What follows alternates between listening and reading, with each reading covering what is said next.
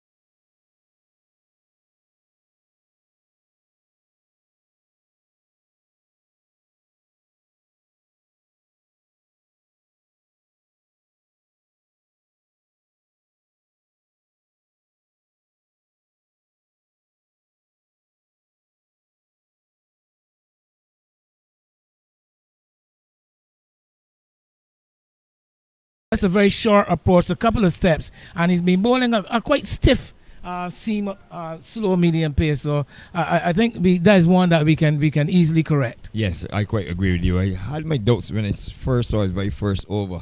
So at a very wide angle and gives the impression it's off spin. But I thought the pace he was really bowling at was really going down too quick. 8 for 1, ball number 2 over number 5. There's a drive, lovely shot by Shafiq. Ian Drakes is after it. He pulls it back just inside of the long off boundary. And they're going to turn to come back for 2. So Shafiq opens his account. It's actually Chandapal Singh, the most... No, I couldn't even accuse you of taking a 6 for a 9 because Drakes is 49 and Singh is 69. And even if you had any doubts, the throw came in with the right hand. So you know that it could not be Ian Drakes. Here is a debut which is played forward by Shafiq. There's no run, 10 for the loss of 1. Nice observation there with Drakes on 49 on his back. By the way, because the fielder picked it up with his left hand, they had no idea. Didn't look at the numbers, just went with the left-handedness. Well, yes. As here's another left-hander, and there's a lovely drive by Shafiq through the cover region. And they take 1, they're going to turn and come back for 2. As the return is on its way, so 2 more achieved. Picked up there by Sadio. And that is 14 for loss of 1 over number 5. I'll give you some bowling figures following the completion of this over, which is the 5th of the final. And Zaman Amin, who's gone good all tournament, today matters more most than ever, as he's in and onto the front foot comes Shafiq and plays the ball from the offside. There is no run. The keeper, Sahadeo, is a wrong from behind the stump. Brian Johnson stationed at first slip. Anthony Morse at short third man. William Lashley patrols that backward point. And here is a delivery which is tossed up and driven. And knocked down by the bowler with some help coming there from Farid Hussein. Doesn't have to come into play as he overcomes to end with Zaman Amin eventually stopping the ball. USA Masters as the bat first, 12 for the loss of 1. After 5 overs. 5 overs, and I can tell you that Zaman Amin has set on 3 overs, 1 made and 1 for 5.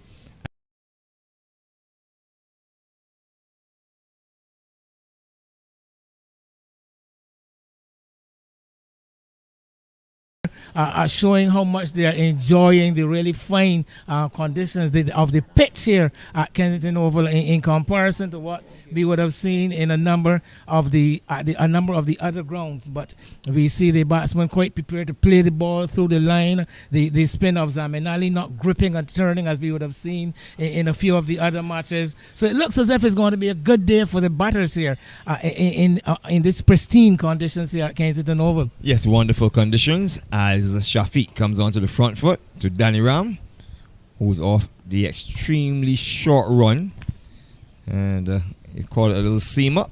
Turns almost stationary to the umpire, who is Tremaine Prescott. Goes past the umpire and bowls. The delivery is short onto the back foot. Goes Shafiq, plays the ball out into the offside, picked up there by Captain Amin. There's no run, so nice start for the West Indies as Danny Ram is in. Onto the front foot comes Shafiq. There's no run, still 12. We're in over number 6 in progress, 5.3 overs to be exact. With the West Indies Masters winning the toss and having asked the USA Masters to take first knock. It was the other way around. Actually, it was the other way around when these two met in Zone A at the Windies ground. Where the West Indies side opted to bat first, and in the end, the USA got home quite easily. So this Danny Ram on the way into bowl to Shafiq, and Shafiq stretches forward, gets the edge along the carpet down to the fielder at that short third man position. And I don't know if you noticed it, Wayne, but Ian Drakes actually threw with his right hand as well. So it is 12 for 1 over number 6 in progress. We're set for 45 as Danny Ram is into bowl to Shafiq Ali, and he's onto the front foot, plays the ball from the offside, and there is no run. So the end of over number 6, 12 for the loss of 1 with Kazi on 9-2 to Shafiq Ali. And no doubt it's going to be Zaman Amin to continue from the southern end or the Malcolm Marshall end, Wayne? Well, it's still a very quiet start. Of course, having lost a very early wicket, the United States would want to ensure that they don't lose any wickets as quickly as that, or any more wickets. Again, want to exploit these very good batting conditions. But good tight stuff by the West Indies opening bowlers, which again is another one of the hallmarks of their tournament. Ever since Suresh Daniram came in to the competition, he has really lifted the standard of both the batting and the bowling of the West Indies team. And there's an appeal for caught behind, and umpire Dave Thompson will not have it. Actually, that is Tremaine Prescott. Tremaine Prescott standing at the southern end. Dave Thompson at square leg as Amin is in again, and then now they're appealing for caught, and he's given. So a very soft dismissal to Ravi Kazi. Delivery which he just tried to play a half-hearted paddle sweep. His knees weren't bent at all. He was in no position to play. In the end, the ball bobbling off the bat, and the catch taken nicely behind by keeper Anthony Sadahio. And the USA are in further trouble from a position of 12 for 1. They're now 12 for 2 off 6.2 overs, Wayne. Well, yes, a fairly carefree looking shot from Kazi. The delivery just about on the leg stump, and a very casual looking dink, as you described it. Just looking to help the ball around, and he didn't even wait for the umpire to make the decision. As soon as the catch was taken, he turned and headed towards the wicket. So the West Indies' very good start continues, getting the first blood, more or less, drawing first blood in this final here at Kensington Oval. The iconic Kensington Oval, Lane Yard. Yes, most definitely, and it definitely must be a privilege and an honor for these two teams to be playing here, especially the USA team to play at an international venue where the outfield is in immaculate conditions. We've seen it better than this before, however, but they'll take this over what they have been playing over, not to cry down or diminish the other teams in what the other clubs and what they have presented. And it is number 14 going to the crease. So Rarasinga, that's Sanjeewa Rarasinga, of a name more familiar in the Sri Lankan area. So they will need to rebuild. So from 12 for 2, I would say, Wayne, definitely must be a privilege for the USA, especially to be playing on this venue in such pristine condition under great sunshine as well, lush green outfield, and a wicket obviously on the hard side. So basically you could say that this is the best condition they've played on for the 9 days that they've been here. Well, without doubt, I'm sure that they all would agree. And Kensington Oval, one of the historic cricket grounds worldwide, regarded as really one of the icons of world cricket. Of course, used to be a bastion for West Indies cricket. The West Indies went for decades without ever even losing a match at Kensington Oval. A lot of that has changed in recent times, but we won't dwell on that right now. We would, as I said, try to enjoy the players the opportunity to be playing here at such a ground, wide expanse of Kensington Oval, bathed in sunshine as we speak. As you said, we've seen, well, of course, it prepared, but for grander occasions. But I'm particularly impressed with what I'm seeing of the surface, the playing surface so far. And a naughty shot first up by Rarasinga as he looks to cut that one that's too close to him from Zamin Amin, who has 2 for 5. And taken cleanly by the keeper, Sahadeo. Zamin Amin is in, and this one beats a groping bat of Rarasinga. Just trying to get back on the ball, so he's played 2 naughty offerings first up. USA 12 for the loss of 2. As we're in over number 7, and now he picks up the line, the correct format of doing that. Just thrusting the left bat outside line of the awesome, allows it to go by to the keeper. There is no run. USA asked to bat first. Can't help but say how well the sun has come out, and what a beautiful day it is at Kensington. Here's a drive up to Ian Drakes, and it goes right. Trent Matthew is the take 1, so about a bit of fielding there, and 1 run achieved. And at the end of over number 7, 13 for loss of 2 win. Just a bit of history, though, at Kensington Oval. Kensington Oval, the venue for the very first test match ever played in the West Indies. That was in January 1930. And well, the last test match, actually that was against England, January 1930. And I think England was also been the team represented in the last test match played here at the Oval sometime earlier this year. So Kensington Oval, as I said, steeped in history. And Barbados, of course, Barbadians, of course, refer to it as the Mecca. The Mecca. As the spiritual headquarters of cricket in the Caribbean. Well, a slipping position, short third man, backward point, cover mid-off, mid-on, mid-wicket, and the field on the short fine leg boundary in Chandapal Singh. And it's going to be Sudish Danny Ram. He will be doing business with Rarasinga. And he's on one. As Danny Ram is into him, and the right-hander is allowing his ball to go outside the off-stump, not taken cleanly by Sahadeo. So Danny Ram has been very tight. He's in his fourth over, 3.1 overs, one maiden, and he's picked up none for 5. He's in. Outside the off-stump, taken cleanly by the keeper, none for 6. As he's in and onto the front foot. Thinks about the single. Can't go for it. The ball goes straight to Farid. As this delivery is played with soft hands. And this time, it goes, instead of going to the field at cover, goes to the field at the cover point position. And there is no run.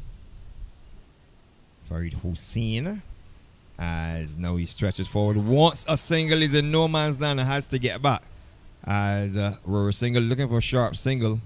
And there's Shafiq Ali, not at all interested at the non-striker's end.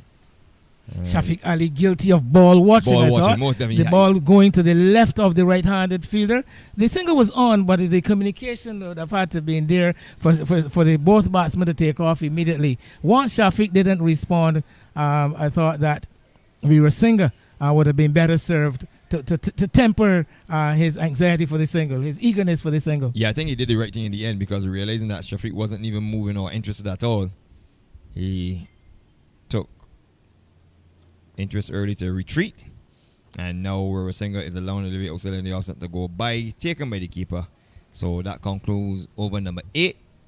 13 for loss of 2. USA answers the bat first in this big final of the Big Man Cricket over 50s Caribbean Cup. That final delivery would have probably been very close to a wide.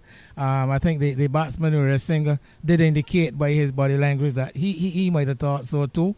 But Danny Ram getting away with it just inside the mark of the line. Helps the umpires with deciding whether they should or should not call the wide. But another quiet over, and the USA not being able to really score freely. Although, as I mentioned, the pitch seems in very good shape, and not a lot of purchase for the bowlers so far. But they have just not been able to penetrate the quite tight fielding of the West Indies, and the good length and line being adhered to by the two opening bowlers. So it's going to be Amen between the umpire and the stumps with his cap on. And this delivery is bringing the batsman Ali onto the front foot, Shafiq Ali. You know, Lyndon, Kensington Oval famous for its fast, bouncy pitches over the years.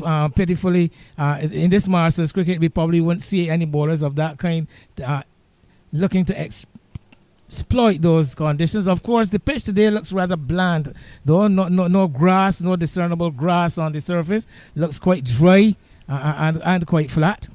I think it is something that batsmen should relish at the moment. The USA side aren't. 13 for 2. As Shafiq is onto the front foot and thinks about a single and goes for a very short, sharp single. And will get it to Farid Hussein. And another run achieved. 14 for the loss of 2. Coming up shortly will be Kirk Strawn and Martin Paris.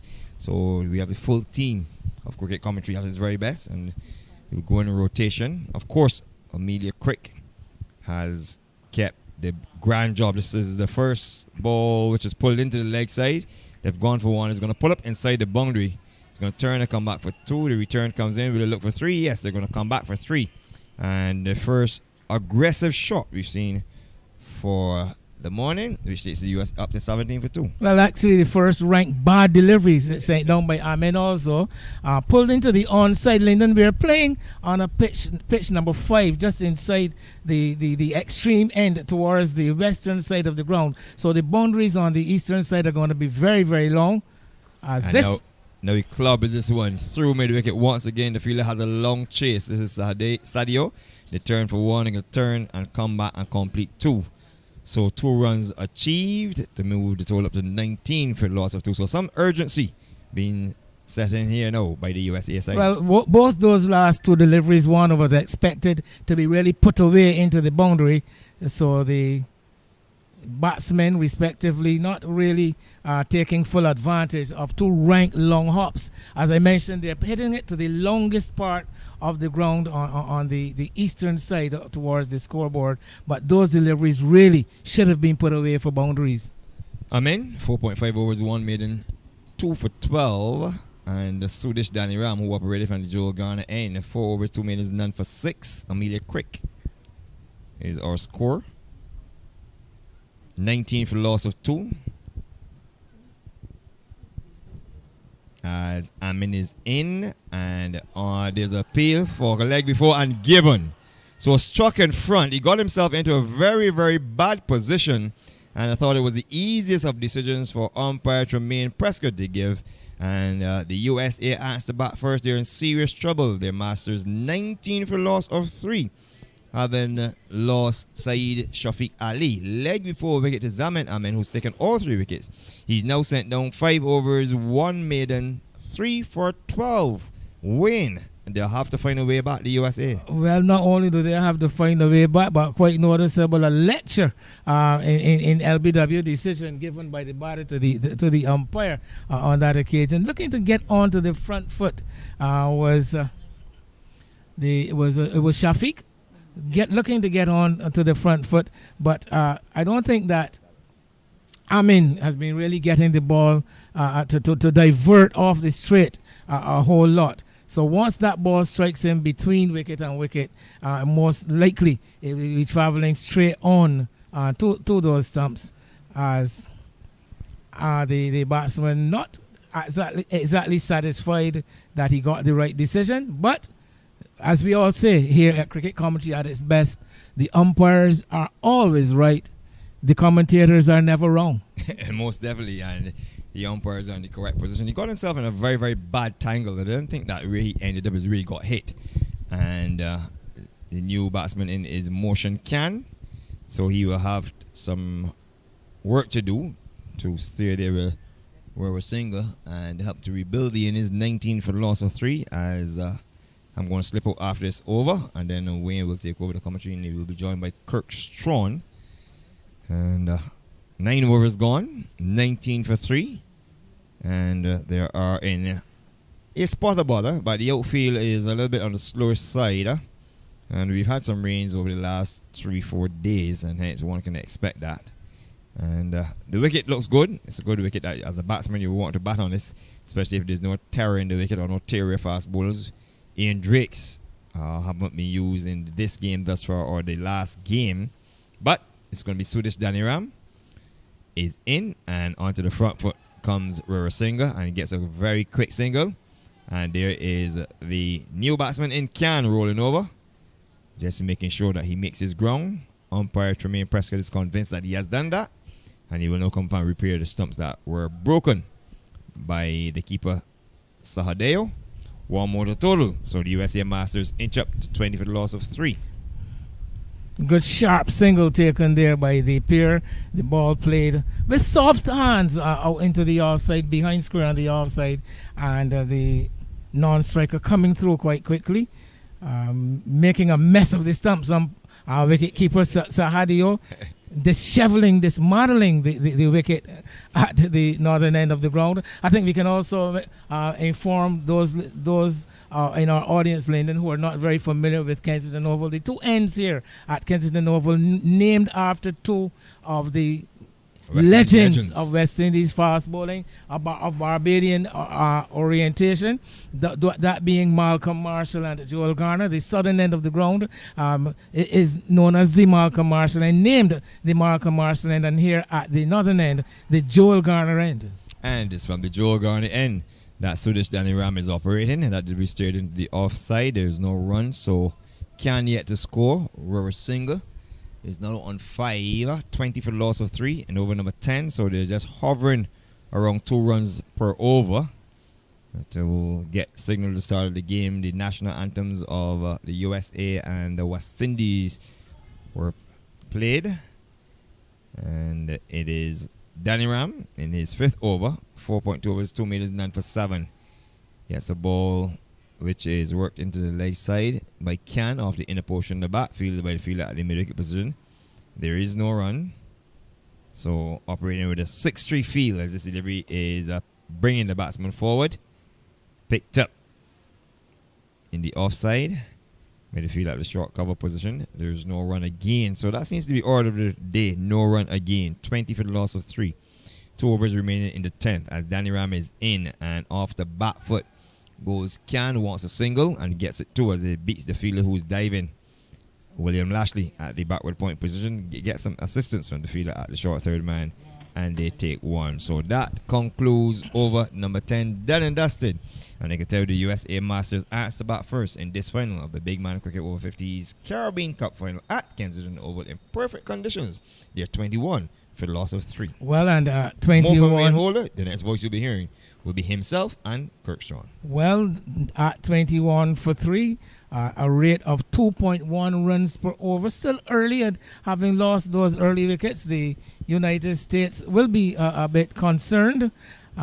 But I say good morning to Kirk Strawn, the one and only. Kirk, West Indies off to a fine start, and led immaculately by Captain Zamin Amin, leading by example.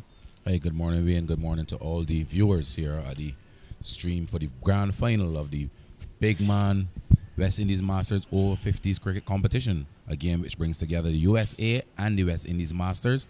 And yet again, Wayne Holder, very, very impressed with the captaincy of Zamin Amin and his impeccable line and length. Here he is with his first delivery on that immaculate length, bringing the batsman onto the front foot.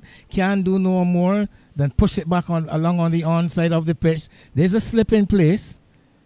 And 6 men altogether on the offside, 3 in the on, as Mohsin Khan faces up and comes long onto the front foot, quite early onto that front foot to one, floated up, given a bit more air on that occasion by Amin.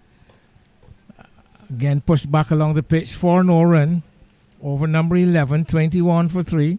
As Amin is around the wicket between the umpire and the stumps, and this time he's more on the leg stump and opening up the right-handed Can. Looking initially, it appears to play that ball into the onside, making a quick adjustment at the last moment to push it, to have the ball off the outer half of the bat into the outside. Amin in again, and this time the trajectory is a lot flatter, and again Can onto the front foot, and we can expect some caution now coming from the US batsman. Amin.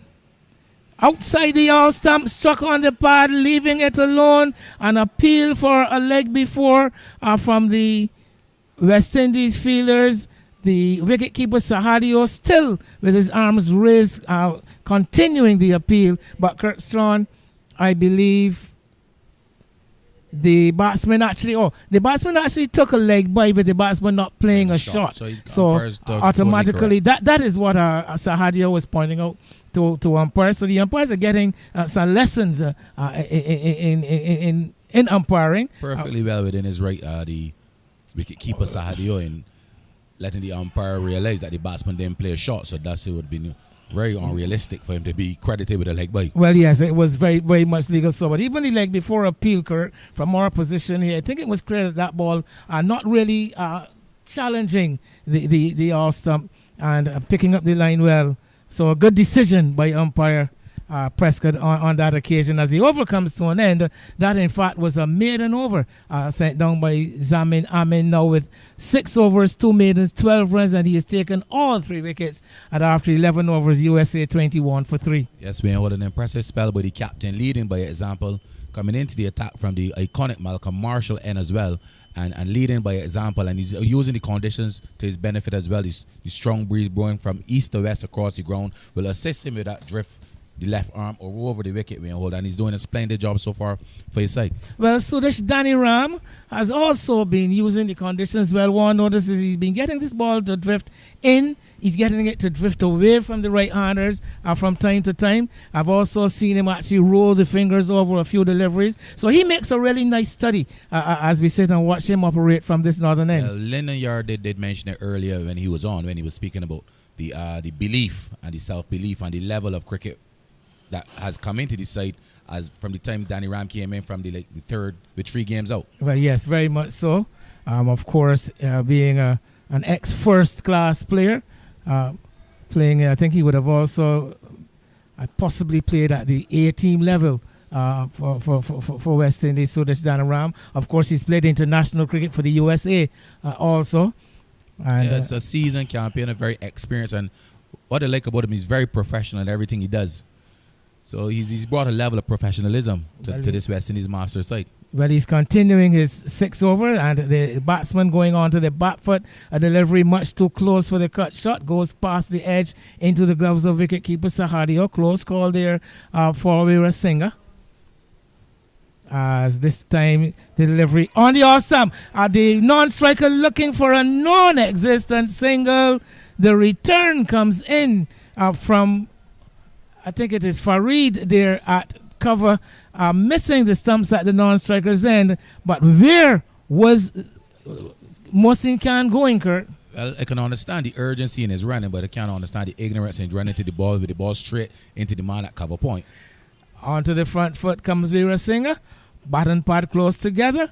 Pushes it back along the pitch. There is no run. Not being able to get many boundaries here. The West Indies bowlers operating very, very tight. They can understand the urgency in trying to pick up a run, Wayne Holder. So it was understandable. A delivery which is swung into and very close and goes over the rope finally, Wayne Holder. Just on cue, Kirk. Sean, you called it. Immediately, the batsman, Weerasinghe, picked up the cue from you, went across the line, dragged this delivery from outside the off stump through the mid-wicket position. A long chase there for, I think that's Ishar Miraj, fielding at mid-wicket, and just being beaten by the ball across the rope in front of the Greenwich and Haynes stand, and the first boundary for the morning coming off the final delivery of the 12th over. And now, after those 12 overs, USA 25 for 3. Weerasinghe on 9, Khan on 1. Well, Weerasinghe, when these two teams met earlier in the preliminary rounds, I don't know if you remember, up at the Windward ground, Weerasinghe was the man not out on 38, where he played a very good innings in a run chase. He settled his side and he got in. And then he started to accelerate brilliantly at the end. Well, yes, USA getting the better of that encounter. And they would have come into this match with the knowledge that they were the only team so far to conquer the West Indies. West Indies went on to win their next 3 matches, the 2 matches in the preliminaries, and also taking the semi-final. As we are going to notice, the first bowling change of the morning occurred. The right-arm off-spinner William Lashley being brought into the attack from the Malcolm Marshall end. And Lashley's job here is to probably just to continue in the same vein as that was started by his captain. Honor about the off stump, staying tight, making the batsman play and keep challenging the defense, keep challenging stumps. Well, we see his field. He's got the extra man in the onside. Amin operating with 3 men in the onside. Lashley with 4, as expected as the off spinner. The first delivery is flighted up on the off stump. Looking to stroke it into the offside is Khan. Ball coming off the bottom of the bat, bubbling up to the fielder at cover. And Lashley right arm off spin is seeing this one guided away through the vacant gully, called through for that quick single is Khan by his partner Weerasinghe, and completing that run successfully. Ishat Mirage coming in from backward point, underarming his throw, but not in time to cause a problem for the batsman. Total now up to 23. Slip short, third man, backward point. Cover mid-off, mid-on, straightish mid-wicket. A man just in front of square to the left of the umpire and a short fine leg. As this delivery angling into the right-hander from over the wicket, and he's coming onto the front foot, dropping it away into the onside. Keeper skips from around the wicket to pick up. There is no run. It remains 26 for 3 here at Kensington Oval, as delivery outside the off stump, looking to play a naughty shot, as it has been described already this morning, looking to nudge this one away somewhere behind point, I believe, looking for that gap between backward point and the short third man, playing over the top of the ball though, and taken cleanly by wicket keeper Sahadio.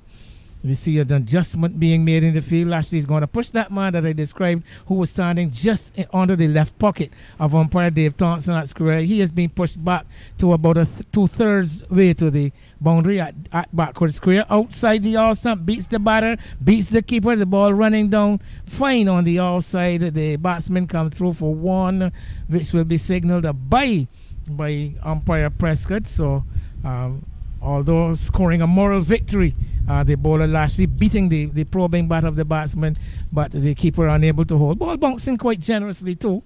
So we've got one bye added to the total, as Lashley is pushing this one through a bit faster. Again onto the front foot is Can, quite early, and dropping it away into the offside. So another over completed. The West Indies have been getting through their overs quite quickly, and at the end of the 13th, it is 27 for 3.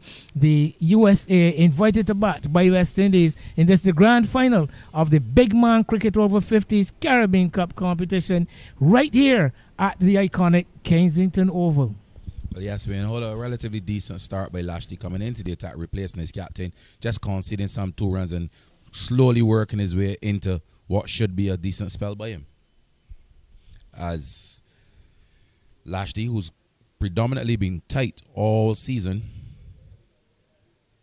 bowling his right arm off spin, he's usually very, very economical, and I'll expect him to continue in the same vein. Well, it looks as if there's going to be a double change, yes, as you pointed out, Kirk. Suresh Daniram, 6 overs, 2 maiden, 12 runs, no wicket, is going to be replaced by Anthony Morris, another one of these off-spin looking bowlers. You know, right arm over the wicket, will run his fingers across the ball occasionally, but looking more to drift. Looking to defeat the batsman more with drift and changes of pace and flight than any real looking to extract any real turn any real spin out of this track. 27 for 3 at the start of over number 14. Winger Singer is on 9. He'll be on strike. And this delivery chopped in the air, wide of Lashley at short third man, beats his right hand, runs down towards the third man boundary, but the batsman coming back for a second run. So a false shot somewhat played by the batsman, but quite safe. Although it travelled in the air, it travelled wide of that fielder at short third man. Luckily for the batsman, the ball evaded Lashley, but you would have spoken about the bounce that was being generated from the other end, but immediately into the attacker Morris, getting an appreciable bounce as well. Well, here he is, down the leg side. Down the leg side, looking for that pull shot. Struck on the pad is Veera Singer. 29 for 3. Anthony Morris, number 55, slows this one down, coming onto the front for this Veera Singer, pushing it into a vacant area to the right of the fielder there at the mid-wicket field. That is Narayan Badeshi. So again, let's have a look at the field for Anthony Morris. He's now going to bring the man who has been placed at the deep backward square position right up to the right hand of umpire Prescott at square leg. There's a short third man, and then there's a deep gully, a fine short third man, and then more or less a wider short third man, as this one pushed into the offside, no run. Then there is Danny Ram there at like a very square point, Mangali in at a straightish cover, and then Captain Amin is deep at mid-off, pushed away square on the outside, straight to Danny Ram, no run possible. Then we've also got Ian Drakes right down on the boundary at long on. There's a short mid-wicket. Now that man at square leg has been brought to the left of umpire Prescott, and of course a short fine leg.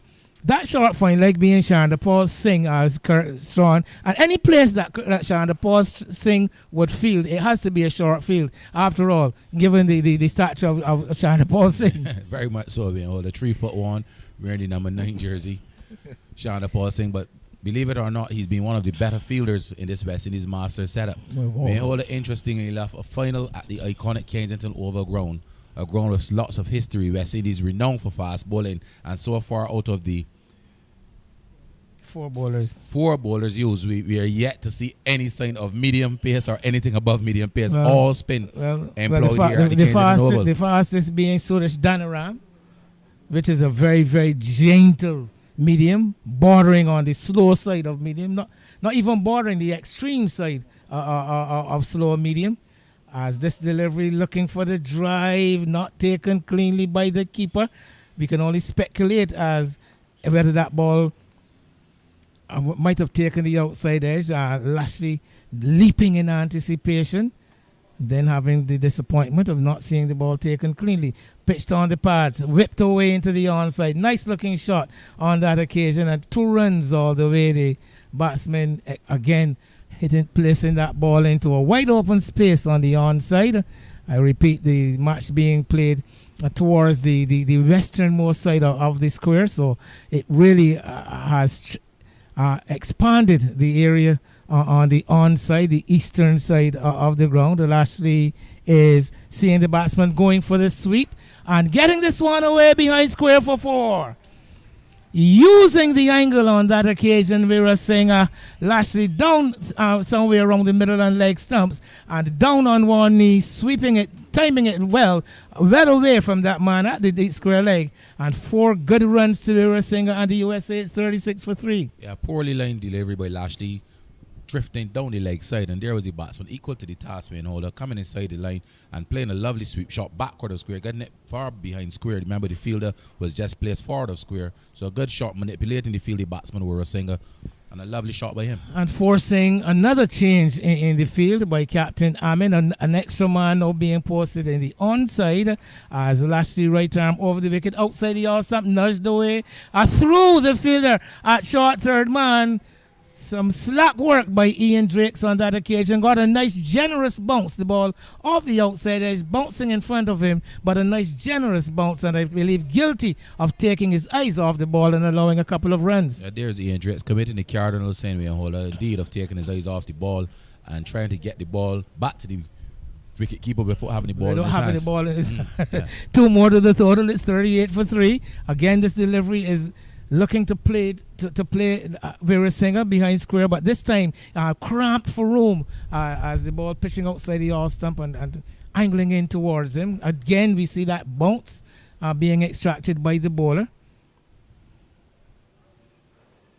As this delivery short into the pull shot is Vera Singer. He's going to get a couple of runs here as Captain Zamin Allen goes scampering after it, pulling it back inside the forward square area, boundary area, and another couple of runs to be had. So one of the more expensive overs of the innings so far. I'll get Mimi to tell us exactly how many runs. 10 runs from that over. Definitely the most expensive over of the innings so far. A bad over by Lashley. Not quite himself. He was down the leg side, angling a delivery down the leg side, and then the final 2 deliveries of the spell were short.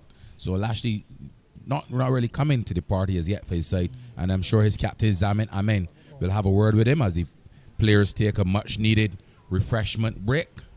And I'm sure you as well, will take a break as well. Well, yes, I will be taking a break. Lyndon Yard will be coming calling shortly. But just let me do my final duty of running through the scorecard of what we have had so far this morning, with West Indies winning the toss, inviting the USA to take first knock. It's 40 for 3 after 15 overs. And the scorecard reads: Rafi Kazi caught by wicketkeeper Sahadio off the bowling of Zamin Amin for 9. Sunny Singh bowled by Amin for no score. Saeed Shafiq Ali leg before wicket to Amin for 5. Sanjay Weerasinghe is not out on 22. Mohsin Khan, he is there not out on 2. We've had some 2 extras made up of 1 by and the 1 leg by, and some bowling figures. Amin 6 overs, 2 maidens, 12 runs, 3 wickets. Clearly the most impressive of the bowlers so far. Sunish Daniram 6 overs, 2 maiden, 12 runs. William Lashley 2 overs for 11, and Anthony Morris 1 over for 3 runs. Kirk Strawn and Lyndon Yard will carry on the commentary. Yes, thanks very much, Wayne. And the players are very much at a much deserved water break, refreshing themselves to get ready for the continuation of this grand final, the 2022 Big Man Cricket Over 50s Caribbean Cup, featuring the West Indies team and the USA team. Both teams will have clashed in the opening fixture at the Windward's ground in St. Philip, where the USA came away convincing winners by 8 wickets on that occasion. But today it's a different ball game. Today it's all to play for, and it's been a wonderful tournament where we had some sunshine, some days where there was all sun, and then there were several days where we battled in between rain, sunshine, and plenty of cloud. There was some breeze, but all in all, Kurt, as we reflect on the tournament, it's been a good tournament, that's far. Yeah, it's been a brilliant tournament, well organized. I like the camaraderie between the teams. Even the semi-final game would have been semi-final game when we had some rainfall at the Foursquare Oval, and both teams were inclined to play in, and both teams had people out on the outfield doing assisting the ground staff. So all in all, the tournament has been good. It's been well laid on, and I think it was a master stroke by the organisers, Lyndon, to get this final being played at the mecca of cricket in the Caribbean. Yes, and it's always a privilege for any individual or any teams that play cricket to play at the main stadium of that particular sports, whether it be basketball, netball, football, cricket, you name it, to play at the grand stage. And this is what it is here at Kensington Oval. And to come here, conditions ideal for cricket. Should we get any rain, it wouldn't stop play unless the rain is falling, but we can actually restart as soon as the rain is finished. So it's that kind of a venue. It's the fastest growing venue in the Caribbean. It's the venue that also hosted the first World Cup final in the Caribbean, 2007. Yeah. The much faulted World Cup final played at the Kensington Oval. I think that game was played between Australia and Sri Lanka, if I'm not mistaken. I think you were spot on there. You called it faulted final. Australia won it quite late in the evening, Lyndon. I don't know if you remember that game well, but Australia won it very late in the evening. That's just to add to the intensity of the game. Lyndon, I am of the view that playing a final at the ground of Kensington, the ground with such history as Kensington Oval, gives the tournament much more additional value, your thoughts? It does. It does lift the tournament up to see that you have a tournament which was played throughout the country, or the upper part of the country, I should say, up the east and the south, particularly. The 1-2 games were played in the city, which is where Kensington is located. And however, but to go at the home of cricket in the Caribbean is a fantastic achievement, and it all speaks well for the continuance of this Big Man Cricket Over 50s Masters tournament. It's a wonderful tournament, as I said, well organized, well executed, and we're going to see more spin as we resume, as it's going to be Chandapal Singh who's going to come into the attack, and Chandapal Singh will be coming in from the Joe Garner end at the end, for which umpire Dave Thompson just signaled the resumption, and 15 overs gone, and we are bathed in sunshine, and you're following the stream. Of course, it's none other than informative question. Chandapal Singh to continue, and of course, coverage today brought to you on Flash Drive Media and Anything Cricket. Let's talk, Kurt. Let's talk. Well, yes, Lyndon, let's talk. 40 for 3. I think when they lost the explosive Sunny Singh quite early in the piece, I think the USA realized that they had to come back down now and try to get some partnerships going, because Sunny Singh was very, very explosive in the first game in the preliminary round. Well, since then he's fallen away. I think I told you that Chandapal Singh was going to come into the attack. He had began to mark out his mark, but then we saw a quick conversation between Captain Zaman Amin and himself and Anthony Morris, who was bowling from this end and has positioned himself at the short fine leg position, has now gone back to his bowling mark. I think you might see Shonda Paul Singh from the other end where William Lashley has not gone well. He's bowled 2 overs and conceded 11 runs. Yes, Morris one over. Morris 1 over, just conceding 3 runs. So I think we might see Morris Lashley being replaced at the Malcolm Marshall end, and hopefully Morris will continue from this end. 1 over, no maidens, just conceding 3 runs in his first over. Some adjustments being made in the field. Captain Zamin Amin looks like he's coming down to the long on region, and the man Bidesi being asked to come into the mid-short mid-wicket area. So 1, 2, 3, 4, 5 men on the offside, Lyndon, and 1, 2, 3, obviously 4 men on the leg side with a mark short mid-wicket, a mark short fine leg, and your friend Shonda Paul Singh. Delivery which is bringing the batsman forward, plays into the cover point region where it's fielded by Danny Ram. No run resulting 40 for 3. We're in over number 16. Remember, it's a 45 overs affair final. As Morris, right arm passes the umpire Thompson, which is turned down to a short fine leg, and the man in the action, son, Shonda Paul Singh, around very quickly, Lyndon, very quickly to his right, and no run resulting. He's light in the weight and light on his feet. Moves across the ground like lightning for his age. I think he's probably one of the older players in the tournament as well. If not a lot of cricket being played at the Kensington Oval, I've been very impressed. 1, with the surface, and 2, with the outfield. Most definitely. And I think the outfield would have been given some slack due to the fact that it took a pounding from the rains that's been falling recently, and hence the reason why it's a little bit on the slow side. But all in all, perfect venue for a grand final. 40 for 3, 15 overs and 2 balls have been completed as a delivery which is punched straight to man Mangali in the cover region. No run resulting. Extra cover region. As Morris passes umpire Thompson, bowling from the Joe Garner end, bowls a flighty delivery which is driven sweetly back up the track by the batsman Kian. He's on 2. He's faced some 21 deliveries for his 2, Lyndon, so yet to really get going. 40 for 3 as Morris bowls a delivery outside the off stump, cut down to short third man where William Lashley is in attendance. Does the fielding cleanly, and no run resulting. Score remain on 40 for 3. 15 overs and 5 balls have been completed. Remember, it's a 45 overs affair encounter as Morris bowls a flighty delivery which is driven down to the man at long off. Coming off the boundary looks like Sahadio. Return is already on its way.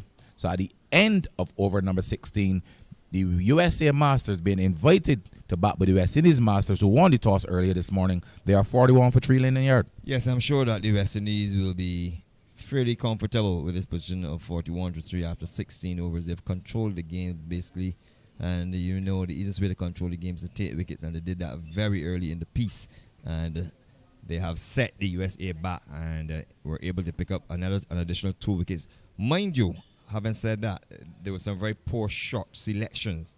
It wasn't the case that they will receive good balls, but you can always take what is an average ball or what is not a good ball and turn it into a good ball by getting the wicket with it. And I would say that the 3 wickets surrendered, making the word surrendered, weren't really earned but just surrendered. Poor shot selection. As we would have rightly predicted here in the commentary box, Lyndon, Shonda Paul Singh will replace William Lashley. 2 overs for 11 runs, a bit expensive under the circumstances, and he's been withdrawn. Captain Zamin Amin, usually very astute in his captaincy, and immediately withdrawing Lashley out of the attack and going to his trump card, the man Shonda Paul Singh, some 8 wickets still in the tournament. Yeah. Well, he stopped taking wickets because I think he had those 8 wickets from the 3rd game, Lyndon.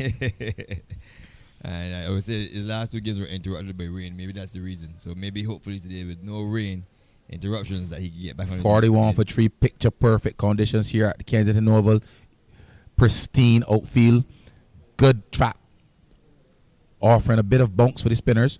There's as we spoke about that bounce, there's a short delivery, a miscommunication, but all is well that ends well as the ball goes past Bidesi to his right at slip, and the man coming from backward point, it looks like Anthony Morris coming around to his left, couldn't complete the field, and the batsman had enough time to complete 1.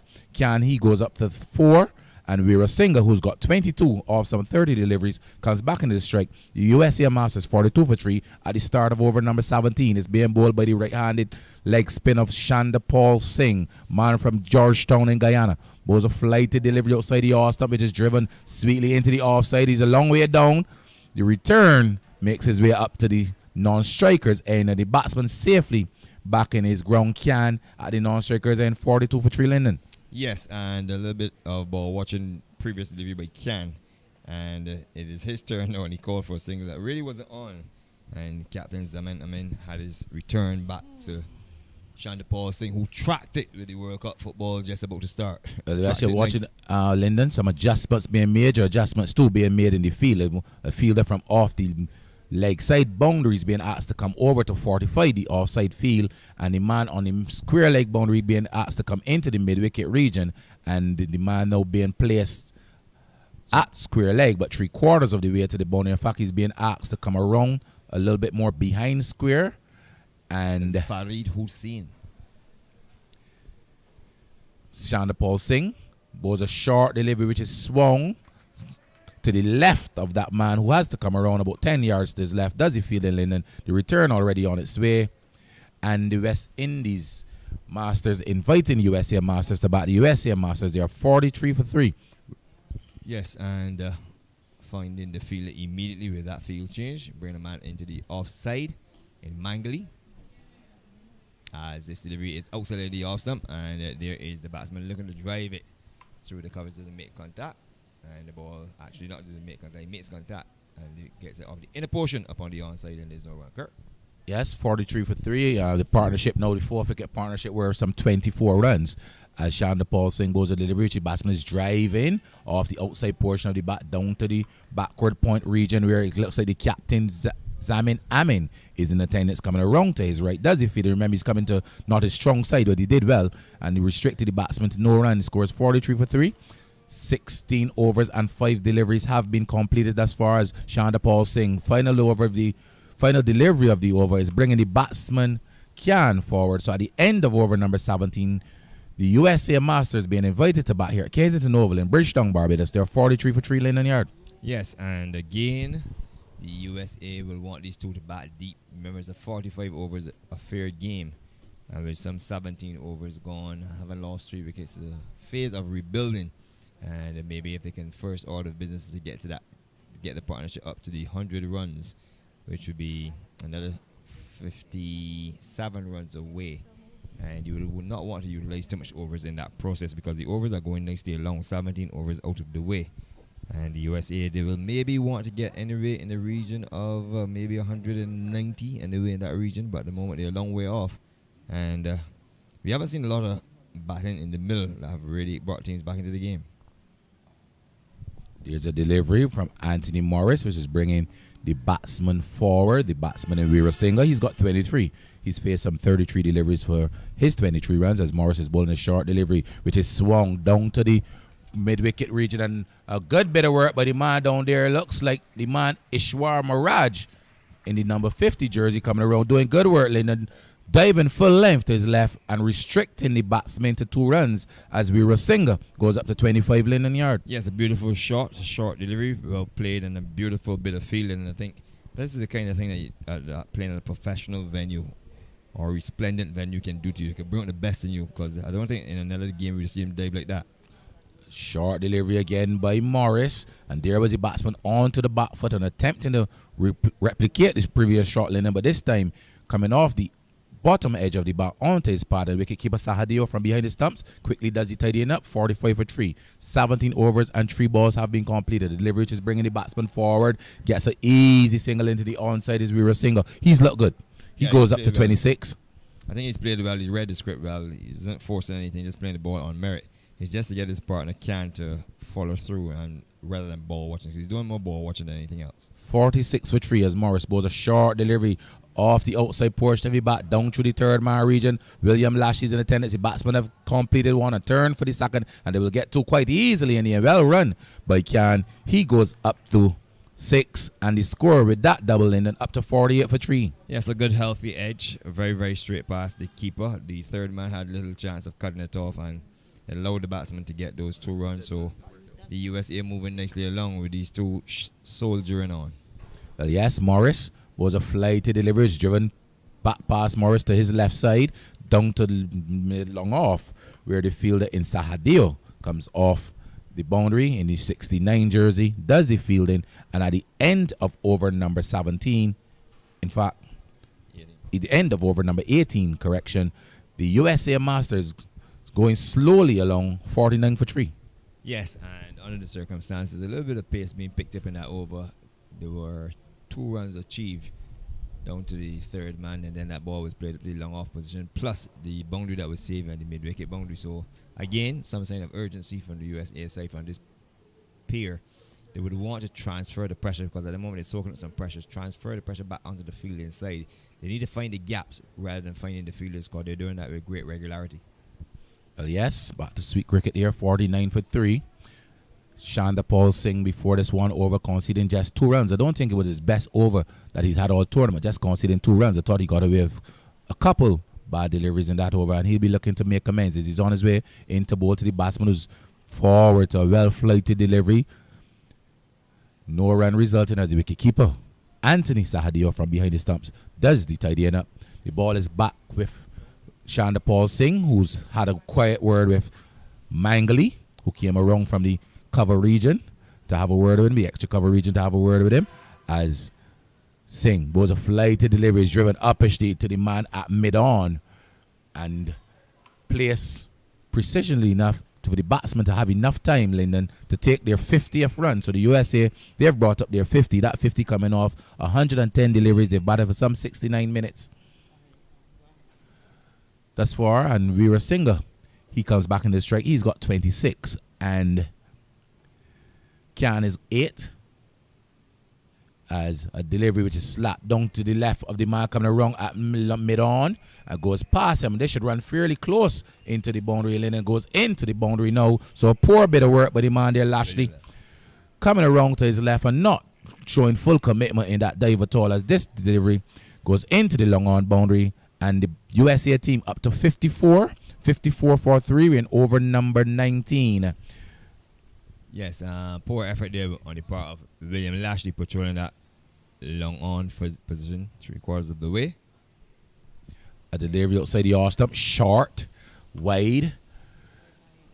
The 50 came up, landing off 110 deliveries, 69 minutes of batting, 2 4s and no 6s yet. So a slow 50 by the USA side. As Shanda Paul Singh is bowling a delivery which is beating the batsman. I'm thinking, Lennon, that looked like the googly. Yeah. From up here. I think I can pick it from up here. He didn't pick it. We picked it. Yeah, we picked it, but we can't help him. 54 for 3. Singh again bowls a delivery which is bringing the batsman forward. So at the end of another Shanda Paul Singh over, 2 overs for 7 runs, yet to pick up a wicket. The USA Masters being invited to bat here in bright sunny conditions here at Kensington Oval in Bridgetown, Barbados, in the final of the Big Man Super West Indies Masters cricket competition. They are 54 for 3. Veera Singh, he's got 30, and with him is Khan, he's on 8. 54 for 3. The USA Masters. Yes, the 50 coming up off 110 deliveries. They'll need to increase on that. At least get the next 50 and say 55 deliveries if they're going to increase their chance of getting a meaningful score. And all in all, they have to take some chances. It seems as though the West Indies, as they did in their last game, are banking on spin. No sign of Ian Drake's the fast bowler. As Wayne quite rightfully said, the closest bowler we've seen to the fast bowler is Sudis Danny Ram. And he bowls at a serene pace from alongside the stumps. But all in all, I think the USA would be happy to get themselves back in the contest. They wouldn't want to lose this partnership anytime soon. And if they can get a further increase, then they'll be happy. Out of the attack comes Morris, 3 overs, no maidens done for 10. And back into the attack comes the captain, the left arm spin of Zamin Amin. Before the 6 overs, 2 maidens, 3 for 12. He's picked up all 3 wickets, Lyndon. And I want your thoughts on this move. It's a very interesting move at this stage with under 20 overs bowled, and to go back to himself, remember there are 9 overs per bowler. So maybe he's just taking a chance to come from the other end, because he started at the Malcolm Marshall end. He's now being switched himself to the northern end. And the Morris's last over went for maybe 6 or 7 runs. It wasn't a bad over, but maybe he just thinks that he needs to get a wicket. So Amin Replacing Morris at the Joel Garner end. Starts with a flighted delivery on or about leg stump and neatly placed by the batsman Kian. He goes up to 9 with that single. A delivery which he turned into the forward square region. The fielder coming off the boundary did the fielding in Mirage, and the batsman had enough time to complete one as the USA Masters go up to 55 for 3. 19 overs and 1 ball have already been completed. We're in the course of the 20th over. It's being bowled by the captain Zamin Amen before the 6 overs, 2 maidens, 3 for 13, 3 for 12. Whereas the delivery which is bringing the batsman forward, looking for a non-existent single as William Lashley is quickly in and around to his left at the short third man region. No run resulting. 55 for 3. We're Singer, he's on 30. Facing up to Captain Zamin Amin, who's marshaled his troops well, leading by example, tosses the ball from hand to hand, passes umpire Thompson now, and to this delivery, the batsman Weera Singer forward, plays it into the offside, where Mangali moves around quite sharply to his left, does the fielding, no run resulting. Operating with a man at third man, a man at short backward point, a man in a cover point, a man at extra cover, a man at long off. As this delivery is turned behind square, they've gone for one. There were some thoughts or speculation about the second run and rightly sent back by the man at the non-strikers, and the batsman get one more as the score goes up by one more to 56 for 3. Kian, who's got 9, is back on strike, and Weera Singer, he goes up to 31. 56 for 3 as Amin bowls a delivery angled in and then straightening with the arm Linden. The batsman long forward in Kian. Kian batted some 33 balls so far for his 9 runs, so some would say a painstaking knock. I think the interesting thing is that he's remaining there and he has to do so for his side's sake. As Amin on his way into bowl a flighty delivery, brilliantly bowled by Amin straight into the block hole, but Kian at the end of the 20th over equal to the task in the yard, keeping out that full delivery, playing it back along the track to the bowler in his follow through, and at the end of over number 20, Linden, with a scoring rate of 2.80, the USA Masters being invited to bat here in bright sunny conditions, 56 for 3. Yes, and at this stage, I would say the USA will be a happy side, having recovered from having lost their first 3 wickets very quickly. And the batsmen that have gotten up would be ruling the fact that they would have wasted a good wicket because they were really victims of their own indiscretion, playing some naughty shots. And hence, the reason why they're in the pavilion is going to be Shanda Paul Singh to continue. William Lashley is going to be sent out in the country. The long on position, also out in the country, is the long off. Square leg is 3/4 of the way out in the country, and the fielder on the cover boundary in the country. Kurt. Well, yes, as Shanda Paul Singh from the Malcolm Marshall end was a flighted delivery. The batsman equal to the task, long on to the front foot, Linden. Some would say a predetermined push forward. 56 for 3. And you spoke about those batsmen who would have been dismissed. I can tell you that there were Rafiq Kazi. He was caught until the stadium of the bowling of Zamin Amin for 9. Sunny Singh was bowled, Zamin hitting across the line without scoring. And there's a delivery which is swung to the right of the man coming around from mid-on. He has a lot of work. It looks like Lashley coming around. The batsman have enough time to complete 2. Lashley does good work in retrieving the ball coming around to his right. And the batsman have enough time to complete 2. Weera Singer, he goes up to 33. And the score up to 58 for 3 Linden. Yeah, it's a good cricket shot. The delivery tossed up, and the batsman opted to go around the delivery and drag it into the leg side. William Lashley had a long run across to his right. He's a little straightish at that long on position. Flighted delivery is strong. This one should run into or very close to the mid-wicket boundary, as it's being pulled up inside the mid-wicket boundary now by the man coming around from backward square. Had a lot of work in the yard to do. That man coming around from backward square looks like Sahadio coming around doing good work as well and allowing the batsman to complete 2 more runs. A full delivery by Shanda Paul Singh, and he's not been his usually tight self. No, I think what is happening is giving it a little bit of ear, and it's good that the batsmen are prepared to take him on rather than just let him give it the ear that he's given. He's gotten away with it in the tournament, in my opinion. Gives the ball a lot of ear. Correction, the batsman would have completed 3 runs as the delivery is bringing the batsman forward. Flighted delivery this time.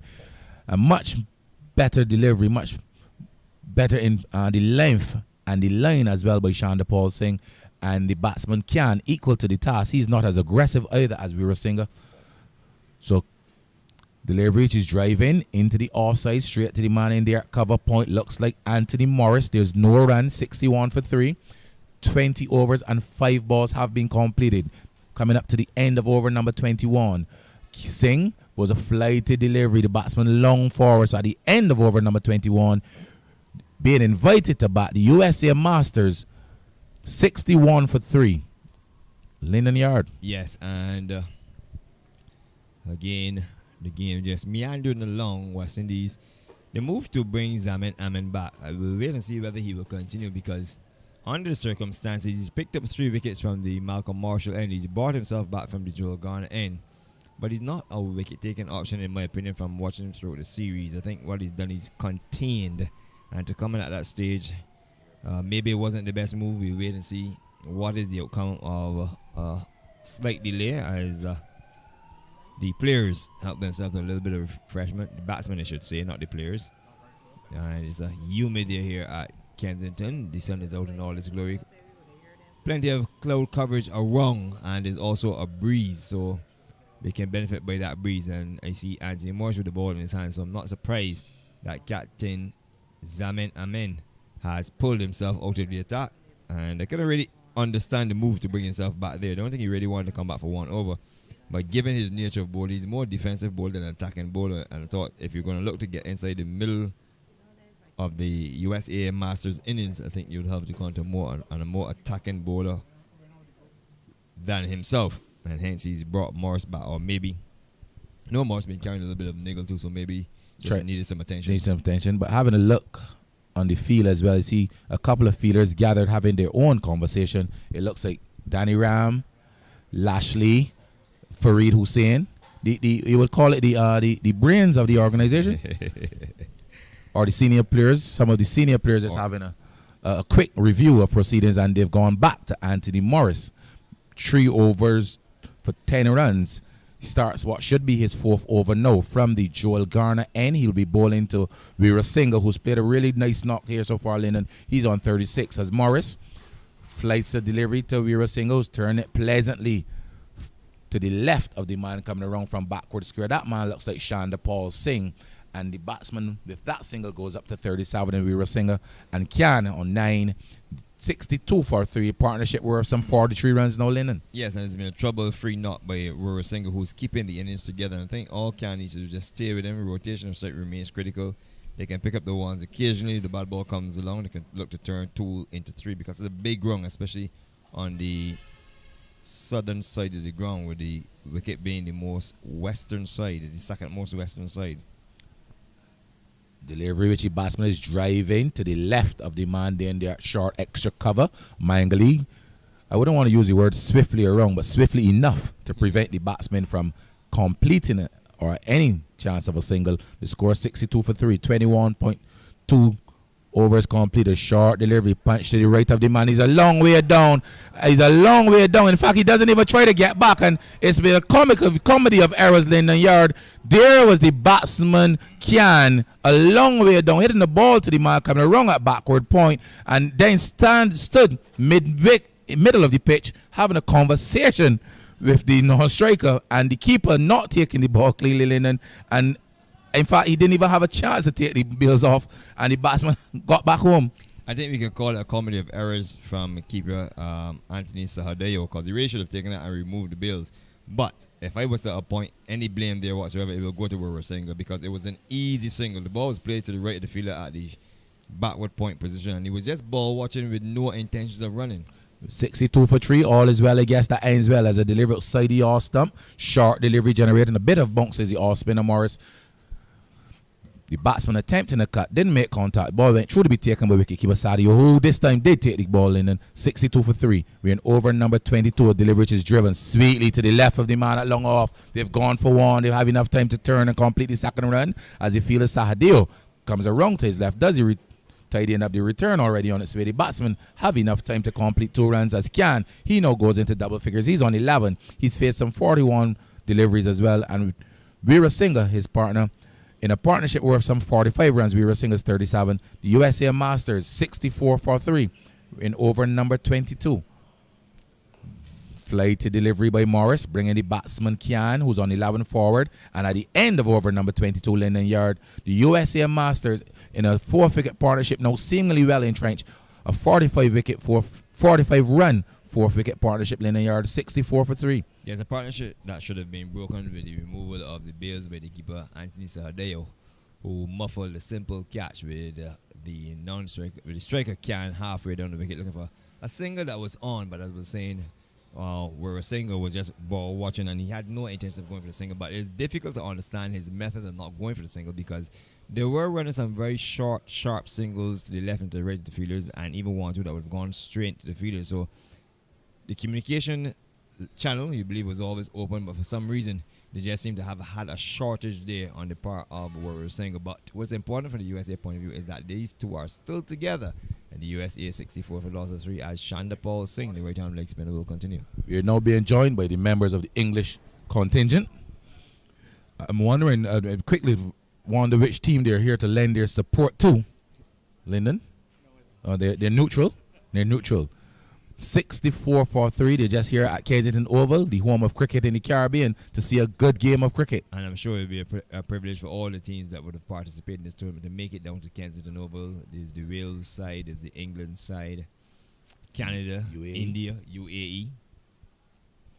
As Shanda Paul Singh starts what should be his fourth over, was a flighty delivery driven pleasantly along the ground to the right of the man. It looks like Farid Hussain at mid-off, and he does the fielding, shot quite firmly, so no chance of a run. As Singh on his way was a short delivery, and this is one is pulled into the onside up to the man coming around to his right at the mid-wicket boundary, and the batsman have enough time, Lyndon, to amble 2 runs. Another short delivery by Shanda Paul Singh.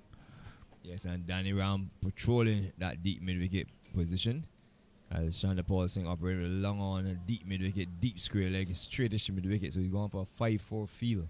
66 for 3 over number 23 is being bowled by Shanda Paul Singh, who's bowling a googly, bringing the batsman onto the front foot. Bat and pad close together is Veera Singh. He's on 39. He's batted well, quite composed. As Singh on his way into Veera Singh again. To this day, Veera Singh driving uppishly to the right of the bowler, down to the long on region where he get a comfortable single as he goes up to 40 and the score up to 67 for 3, Lyndon. Yes, nice easy chip to the right of the bowler, and noticeably for this over that Shanda Paul Singh is gone with pushing through the deliveries rather than giving it that loop. Delivery, another flighted delivery, but a little quicker than what his pace usually is, as his score will remain on 67 for 3, as he's on his way again. Short, flatter trajectory this time. Well bowled by Shanda Paul Singh to close out over number 23. The USA Masters being invited to bat here at Kensington Oval in Bridgetown, Barbados. Bright, sunny conditions, a picture-perfect outfield as well. A nice, gentle breeze blowing from east to west across the ground, Lyndon. Perfect conditions for cricket here at Kensington Oval. USA Masters, 67 for 3 up against the West Indies Masters. And I'm sure there would not have been runs out of that in that region. Anthony Morris is going to continue, and he seems set to go with a 6-3 field, or he's going to have a conversation. Seems as though there's going to be some conversation. It looks as though Brian Morris Johnson has made his way out of the field. yeah, he was stationed at slip for quite some time, but then he went off the field. At the moment, it's 4 in the leg side, so he's going to go with a 5-4 field, and there's a square leg on the boundary. At the moment, there's actually I'm saying 5-4, yes. There's a man behind square, which is now going to be brought in front of square. There's a square leg in position. There's also going to be a deep back with square and a long on. So, yeah, 5-4. Quite interesting, and they're giving away a single. There's a lot of real estate in front of the bat on the onside. And for an off spinner, I think it's a very poorly set field. I don't understand the plot here. As Morris was a flighty delivery, which is turned to the man at backward square, and the man captain Zamin Amin coming around to his left, which is his good side as well, doing the fielding. The score will remain on 67 for 3, as Morris was a flighty delivery, which is bringing the batsman forward. Brian Johnson comes around in at the short extra cover position, does the fielding, and there's no run. Morris once again into ball to the batsman who's driving this one pleasantly down the track to the right of Morris, down to the man coming off the boundary in Bidesi in the number 19 jersey, as the score goes up by 1 more to 68 Weerasinghe, he goes up to 41, and Kian, who's got 11, comes back into strike. 68 for 3, 23 overs, and 3 deliveries have already been completed. As Morris bowls a delivery which is driven uppishly, eerily, down to the marker again. In Bidesi coming off the long on boundary. Another single goes into the scorer's book, and one more to the score. The 50 partnership as well coming up with that single, Lyndon. The 50 partnership, awesome. 88 deliveries. They batted for some 57 minutes, struck 3 fours. Weerasinghe, his contribution has been 37, and Kian, his contribution is 12. Well, they've played well for this 50 partnership. They just need to keep going. 69 for 3. A delivery which is turned in. We just spoke about that real estate, Lyndon. Lots of vacant real estate and an easy single as long as contact is made with bat on ball in the onside. At the end of over number 24, the USA Masters, Lyndon, interestingly poised here now 70 for 3. But I want you to try to explain that giving up of those easy singles in front of the bat on the onside. Well, what I can tell you is that from watching the over, I noticed that the USA, they also read the script as well, because there was at least 2 deliveries on or about the off stump that they were trying to get into the leg side rather than hit the ball through the offside. So I think it's purposely being set to try to get them to force the ball into the leg side. And in the end, the last 3 deliveries accounted for 3 singles in the leg side with plenty of real estate being given. So I think the plan is to bowl the ball on the off stump or just outside the off stump. And the batsman just seemed intent on looking to manipulate the ball rather than play the ball through the offside and look to pierce the field. They're just looking to manipulate the ball and utilizing that mid-wicket, mid-on, and the square leg region and collecting singles. Chandapal Singh will continue from the Malcolm Marshall end. Flighted delivery, which is bringing Weerasinghe, who's on 42. On strike, he's faced some 57 deliveries for his 42 runs. He struck 3 fours. In fact, he struck all the boundaries in the USA Masters innings thus far. 70 for 3. Chandapal Singh before this, 4 overs, no middles, none for 15. Is on his way into bowl to Weerasinghe. Weerasinghe's sweeping behind square, pleasant shot, but there's a fielder placed on the backward square boundary who's in attendance. It looks like the man Sahadio doing some good work as well, and the batsman restricted to 1 run as Weerasinghe goes up to 43. Kian on 12 comes back into strike, and the score 71 for 3. We're in over number 25. Remember, it's a 45 overs a side encounter. Remember, this big man cricket masters, West Indies Masters 5th competition. A competition which started with how many teams again, Lyndon? 8 teams. 8 teams, and we're down to the top 2. Top 2. As a delivery fliven sweetly to the left of the man in at middle off and fairly close to the boundary and into the boundary. Now a lovely shot there by the man Kian. Pleasantly played, Lyndon. He picked the gap with precision, Lyndon, to the left of the man Farid Hussain, and as long as he beat Farid Hussain to his left, we've been speaking about how quick the outfield has been all day, Lyndon. 75 for 3. Kian goes up to 16, but a really brilliant shot there by the man Kian. Yes, excellent cricket shot. I was saying, not a lot of players at the moment use their feet and use his feet there to turn what was intended to be a good delivery, turn it into full toss. As Singh, Chandapal bowls a delivery which is bringing the batsman forward this time. No run resulting. Chandapal Singh, by his standards, Lyndon, has been expensive. 4.4 overs, none for 20 thus far. Yes. And he's yet to put anything in the right-hand column. Here he is, bringing the batsman forward, Lyndon, and pleasantly played again by this man Kian, just wristily turning the delivery, which pitched on or about the off-stump, Lyndon, and there he was going across his stumps and using some wrist work to get it into the onside, up forward of square, and completing an easy single as he goes up to 17, and the score up to 76 for 3. Yeah, single there to Brian Johnson, who's patrolling that mid-wicket position. And as you said, no returns thus far for Chandapal Singh in the far right-hand column, and he'd be disappointed at the moment, but it isn't over as yet. But it's picking them off quite easily. Yes, good batting by these two. Partnership worth now some 57 runs. 4-wicket partnership, which is bringing the batsman forward and steered into that short third man region where the captain, Amin, from backward point is in speedily. And at the end of over number 25, Linden Yard, the USA Masters, remember they were invited to bat by the West Indies Masters, who won the toss early this morning. They are 76 for 3. Well, actually, it's not Lyndon. It's Wayne Holder back in attendance. In your ears, I should say.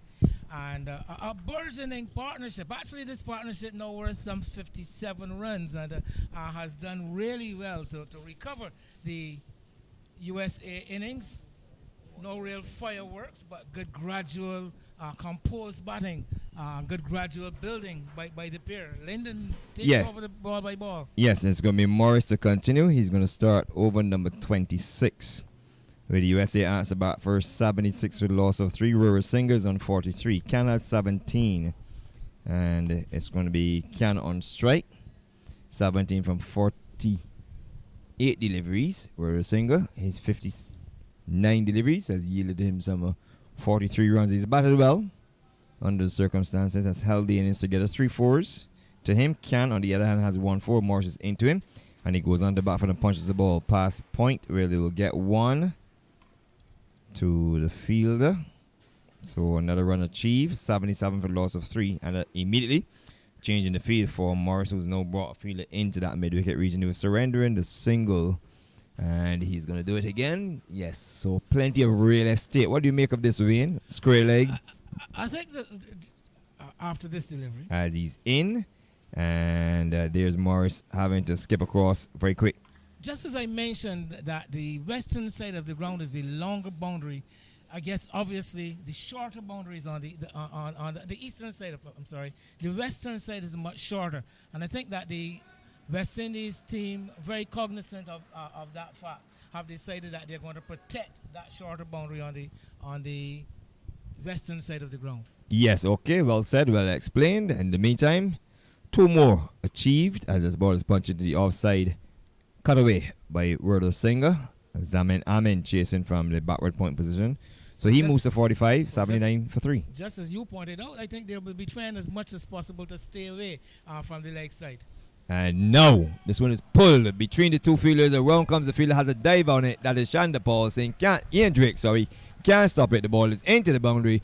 Poor delivery by Morris. And he yields 4 runs. The USA Masters move it to 83. And with that 83, Rural Singer is on 49. And it's 83 for the loss of 3. Well, commentators curse Lyndon, because just as I was describing the tactic of trying to keep the ball away from the onside, on the shorter onside, Morris comes and strays in line, pushes the ball down into the leg stump, and we're Singer, who has been there for a while and now really seeing the ball quite well. He's a set batsman, I would have to say, and exploiting the gap between deep backward square and deep mid-wicket, picking up a boundary. And there was a very big gap as well, because the fielder from backward square had a long way to run across to run to his left, leaving the fielder at the straight mid-wicket boundary with a lot of work to do. Warrior Singer on 49. This delivery he stretches forward, remains on 49 as that ball is played out to Brian Johnson, who's patrolling the short cover position. There's no run. Short third man, backward point cover as Warrior Singer is playing a naughty shot, low percentage shot, and it gets none for it. He survives at 49. Can has 18. USA invited back first, 83 for the loss of 3 off 26. Very grand recovery here by the USA. Remember, Mimi can tell us when that the third wicket fell, the score would have been, I think, somewhere in the 19. The third wicket fell with the total on 19, and this pair have gotten together gradually. They have asserted themselves and has caused some concern now for the West Indies captain, who is about to make another bowling change. He's going to be replacing Shanda Paul Singh. I heard yourself and Kirk in talking about Shanda Paul Singh, but ever since I got here this morning, there was something about Shanda Paul Singh that said it's not his usual self. He didn't look his bubbly self in the outfield, looking a bit weary, actually. He had a couple of blemishes in the outfield, something unheard of before today, and he not exercising the same control and adeptness with his bowling.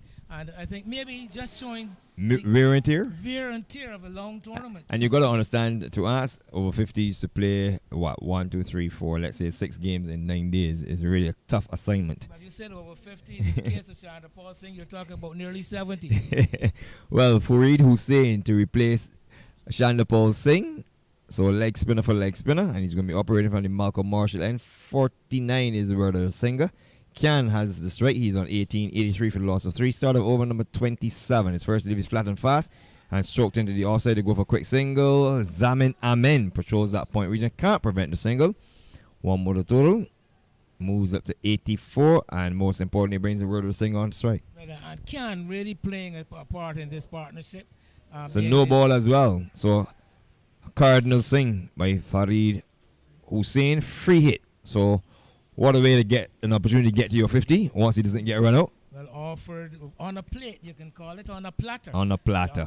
So long off, long on, deep mid wicket, deep square leg, both of them 3/4 of the way short. Mid wicket in Johnson, backward short third man, backward point cover, and that's the field. Aurora Singer actually made a couple of changes to the field because the batsman crossed. So it works in his favor. The long on comes into the mid on position, and the long off stays out. Aurora Singer on 49 as Hussein goes past the umpire, bowls to him. He goes on to the back foot and looks to pull the divvy into the onside. And the way you say, a naughty shot. Well, premeditated, I would have to say. Good comeback by the bowler, but because of the premeditation, not being able to make contact. And here's the divvy tossed up, and it worked for his 50. Well played into the mid-wicket region. Lashley from mid-on is onto it. And that is the 50 for Aurora Singer. 50, coming up off 66 deliveries, 78 minutes, and he has struck 4-4. So well played. Very, very well played. Just what the doctor ordered for the USA innings. 86 for the loss of 3. Let's see what the doctor has ordered for Kian as he nudges this one into the offside, picked up by Zamin Amen. And there's no run. 86 for 3, so you think that the USA side will be feeling pretty comfortable now? Feeling a lot better, I assume. Just past the halfway stage. Of the 27th over as Hussein is into bowl to Kian, and Kian gets inside his line pretty early, and in the end he ended up playing a not shot or nothing shot. A shot for not. Mohsin Khan of Pakistani extraction, I am told. Okay. And one of the main all-rounders in this USA team. Hussein is into him, and there's an on drive up to William Lashley. There's a sharp single. William Lashley, not for the first time today, doesn't field cleanly, and the batsman take one. Run number 87 for loss of 3. The partnership is worth 68, and the current run rate 3.24. Rara Singh on 50 comes back into strike. Can with that single is up to 20 as Hussein is into bowl to Rara Singh. He gets it outside line of the leg stump and sweeps it down to Anthony Sadio. They take one, so run number 51 to Rara Singh. 88 for the loss of 3. 27 overs done and dusted of 45. The West Indies Masters win the toss and asking the USA Masters to take first note. And this is the grand stage, the big dance of the big man cricket over 50s Caribbean Cup final here at Kensington, Wayne. Well, the captain changing one leg spinner for another. Chandapal Singh pulled out of the attack, and Hussein brought in. Leg spin of different variety. I mean, Hussein a bit faster through the air and not likely to toss the ball, but looking to spin, overspin the ball quite a lot. And 5 overs in his first over, I think he will be satisfied with that. So we're going to have a bowling change. William Lashley into the attack. Let me give you some bowling figures. Zamin Amen, he sent no 7 overs, 2 meters, 3 for 14, 7, 2, 14, 2. Sudish Danny Ram, who started at the Joel Garner end. Amin started at the Malcolm Marshall end. 6 overs, 2 meters done for 12, 6, 2, 12, 0. William Lashley back in the attack. 2 overs, tad expensive. 2 overs, no meters done for 11. Anthony Morris, he sent no 6 overs, no meters none for 23. So he's also gone on a fairly good clip. As Lashley will start and he'll be bowling to the man Sanjeev Rudrasinghe, who has 51 against his name from 67 deliveries, 4 fours in his innings. The right arm spinner Lashley's into him, and he's looking to sweep to the P for leg before, and he's given leg before wicket, a half-hearted shot, and Lashley jumped for joy even before that wicket was given, and the wicket goes at the end where umpire Dave Thompson is the umpire, and he has adjudged that, or actually adjudicated that Sanjeev Rudrasinghe, after batting so well, is out. Leg before wicket to Lashley for 51.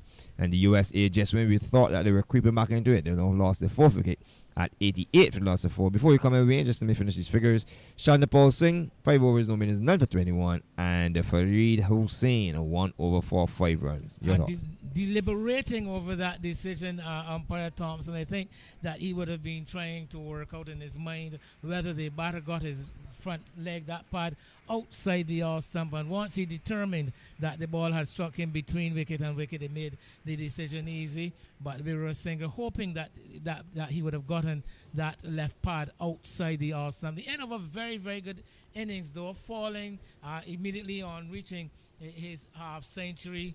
And losing a set batsman, this would be something of a setback for the United States, as now Kian, who has been there for quite a while, will probably take over as the senior partner.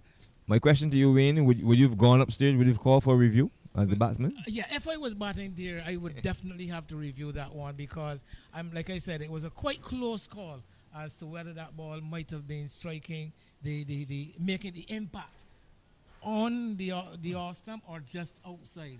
Well, I'll tell you what. When you go to Flash Drive Media and Anything Cricket, you can make your assessment there Yes, when the highlights are posted.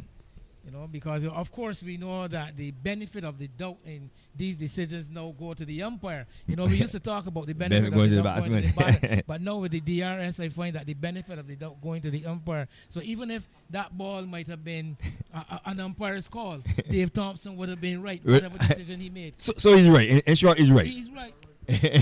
Right or wrong, correct. So Fazal Azam is a new batsman, and immediately he's driving through the covers. Lovely shot, squarish cover. They're gone for 1. I'm sure the turner come back for 2. And the bigger part of the ground, 2 runs achieved. So straight away, he's off the mark. And good intentions. With a big name, Azam. So Fazal Azam on 2. USA Masters 90 for loss of 4. Also sounding Pakistani-ish. Yes. As William Lashley, very much Barbadian-ish, is in, and Bosley Rich, the batsman, is squared up somewhat. Lashley pulled the length back and not giving him the drive, taking the drive away. 90 for the loss of 2. We are number 4, sorry. 90 for 4. We're in over number 28 as Lashley is into Azam. Azam stands up tall, plays the ball through the captain Zamin Amin at slip, and he gets some help from the fielder at the backward point. There is no run. 90 for the loss of 4. You listen to coverage of the grand final, the big man cricket over 50s Caribbean Cup final. Lashley into bowler at Azam, and Azam with a straight bat is onto the back foot, plays it back to Lashley. So good tidy over from Lashley, picked up the wicket early on, and he's kept it tight. Azam on 2. 90 for the loss of 4. 1 delivery shy of completing over number 28. Lashley into Azam, and Azam is beaten with a peach of a delivery. Electing to go onto the back foot. That ball went straight through, playing for the off break, and it might have just hit a quarter paint on the stumps. Well, just missing by a whisker. I would suggest, well, a coat of varnish, one would have to say. If it were paint, he probably would have struck. A coat of varnish, just missing. But an excellent delivery, not handled well by the batsman, because I thought maybe he should have more been on the front foot, looking to nudge that ball down to third man, and getting himself in a very, very poor position. Agree with you 100%, because apart from the drive, which was a full toss, he came onto the front foot. The next 4 deliveries up to go onto the back foot. Although the length was pulled back, but the need to go on the back foot is a little bit surprising. The wicket is good. You can trust the bounce. He's been in the pavilion long enough to see what is going on. It's 90 for the loss of 4. We're about to start over number 29. 17 overs remaining, or 16 after this. So they're going through the overs pretty quick. Or very quick, as I've been reminded. Khan on strike. So there's Khan and there's Azam. And Khan is beaten by the leg break. He's in no man's land. Alright, you can put the name together with Azam Khan. I'm sure you've heard that. I've seen that. Very much so.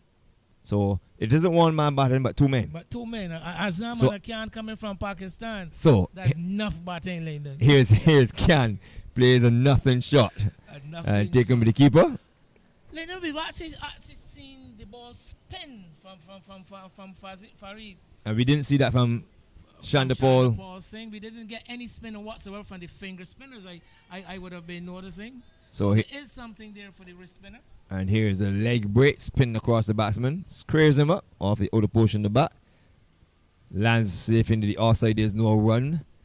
So short third man, backward point cover, sweep on the cover boundary, long off, mid on, straight mid wicket. And there is a delivery, squares up the batsman, Kyan. So Kyan is having this problem with the ball spinning, and noticeably for this over, Hussein is extracting a lot more spin. He seems to be really ringing the ball now for a change. I think he relishes the fact that there's actually some spin on offer. 90 for 4. Very disconcerting to Kyan. I think part of his problem is he isn't picking him because he's going through his revs pretty quickly. He's into bowl to Kyan, and Kyan is stretching forward. This one is a lot closer to him, much more easier to play. And he stretches forward, plays the ball from the offside, and there's no run. So let's see how the bowler will finish. It's been a fantastic over. This over.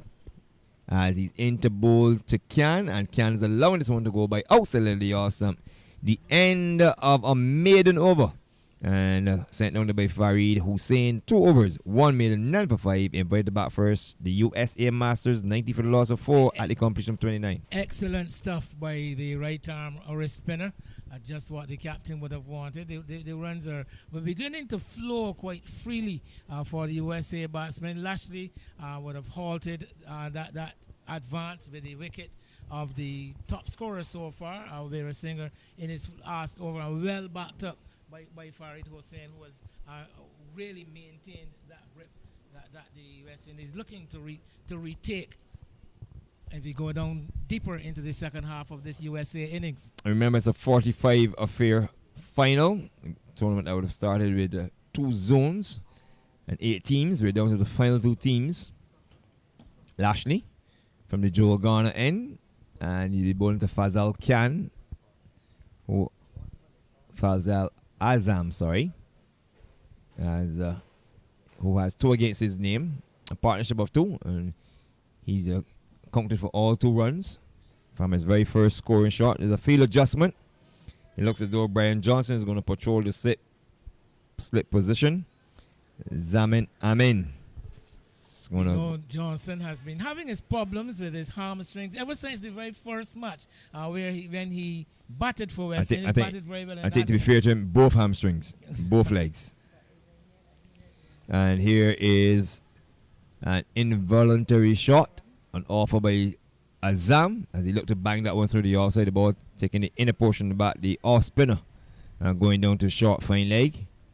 The fielder from the short fine leg position, Anthony Morris, is in attendance. There is no run. Start of over number 30. Lashley on the way into bowl to Azam, and Azam drills it up to the fielder off the long off boundary. That is Sadio. And they take 1. Shouts of 2, but you got to remember the age factor here. Well, not only the age factor. Azam just come into the wicket, fresh legs, but in the case of Kyan, he has been there now for what? Just about 7 minutes. Actually, a short period of time. Kyan has okay. been there. For 60 deliveries. Okay. As that one is played for a single, 92 for a loss of 4. So they're inching towards 100. Scoring at a rate of 3.12 runs per over. Now, if they were to maintain this rate, Linden, it would take them somewhere over 130. Short of in the off stump. And Azam is not interested, as Kyan looks on from the non-striker's end. Lashley, who usually gets through his overs quite quickly, 3.3 overs, I mean, this is 1 for 15. He's into bowl to Azam, who has 3 against his name, goes past umpire Thompson. Azam is coming forward, looking to drive, and then in the end, checking his shot. Plays the ball back up to the bowler. There's no run, so a good passage of play here for the West Indies, having picked up that wicket. Somewhat deceived on that occasion. Lashley honing in on outside that off stump. As this delivery, the batsman stretches long forward. Does Azam. And as he stretched that far forward, it brings us to the end of the 30 over stretch. The players are going to have a refreshment. The umpires are going to help themselves as well. And I can tell you, USA Masters asked to bat first, 94 for loss of 2.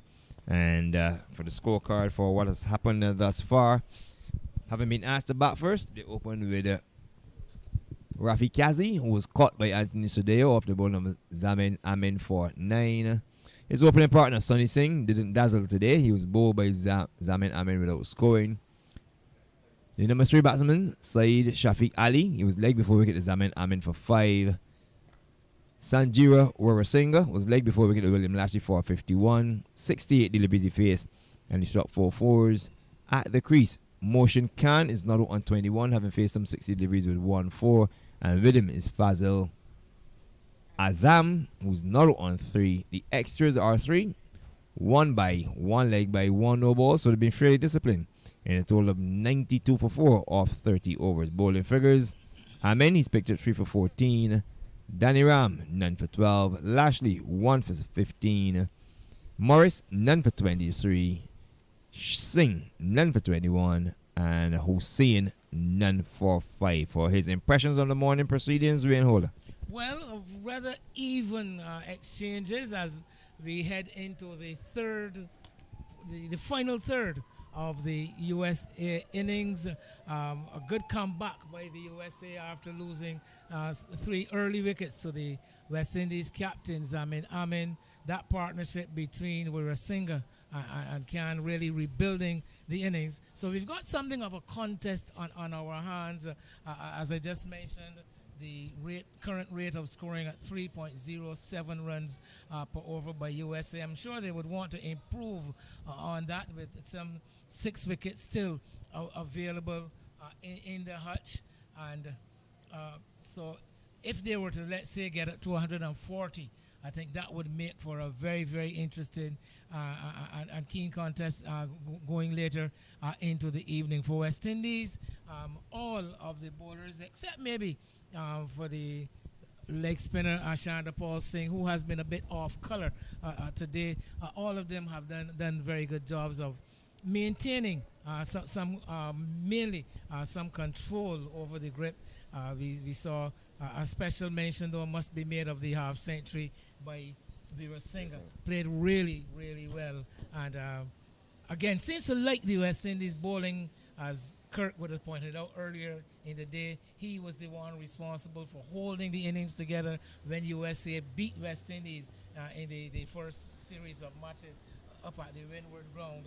The West Indies setting a challenging target, and the USA at one point a bit dicey, but Wirasinga was able to hold the innings together and see them across the line. And today again, coming together to help the cause. Any surprise we haven't seen the pace of Ian Drake's left-hand pacer?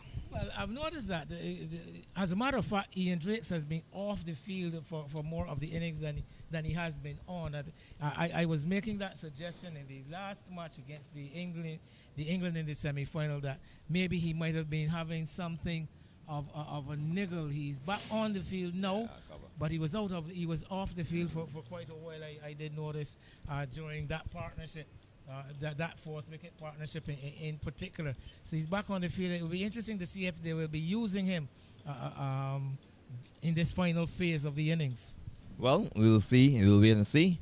92 for the loss of 4, as it's going to be Farid Hussein to continue. And on strike will be Khan, who has 21 against his name. He's batted well, having faced some 60 deliveries. He struck just a solitary 4. And the other umpire now belatedly making his way back onto the playing arena. And the nether umpire, so there's the other umpire and the nether umpire, that's what the Bayesian saying. It's the month of independence.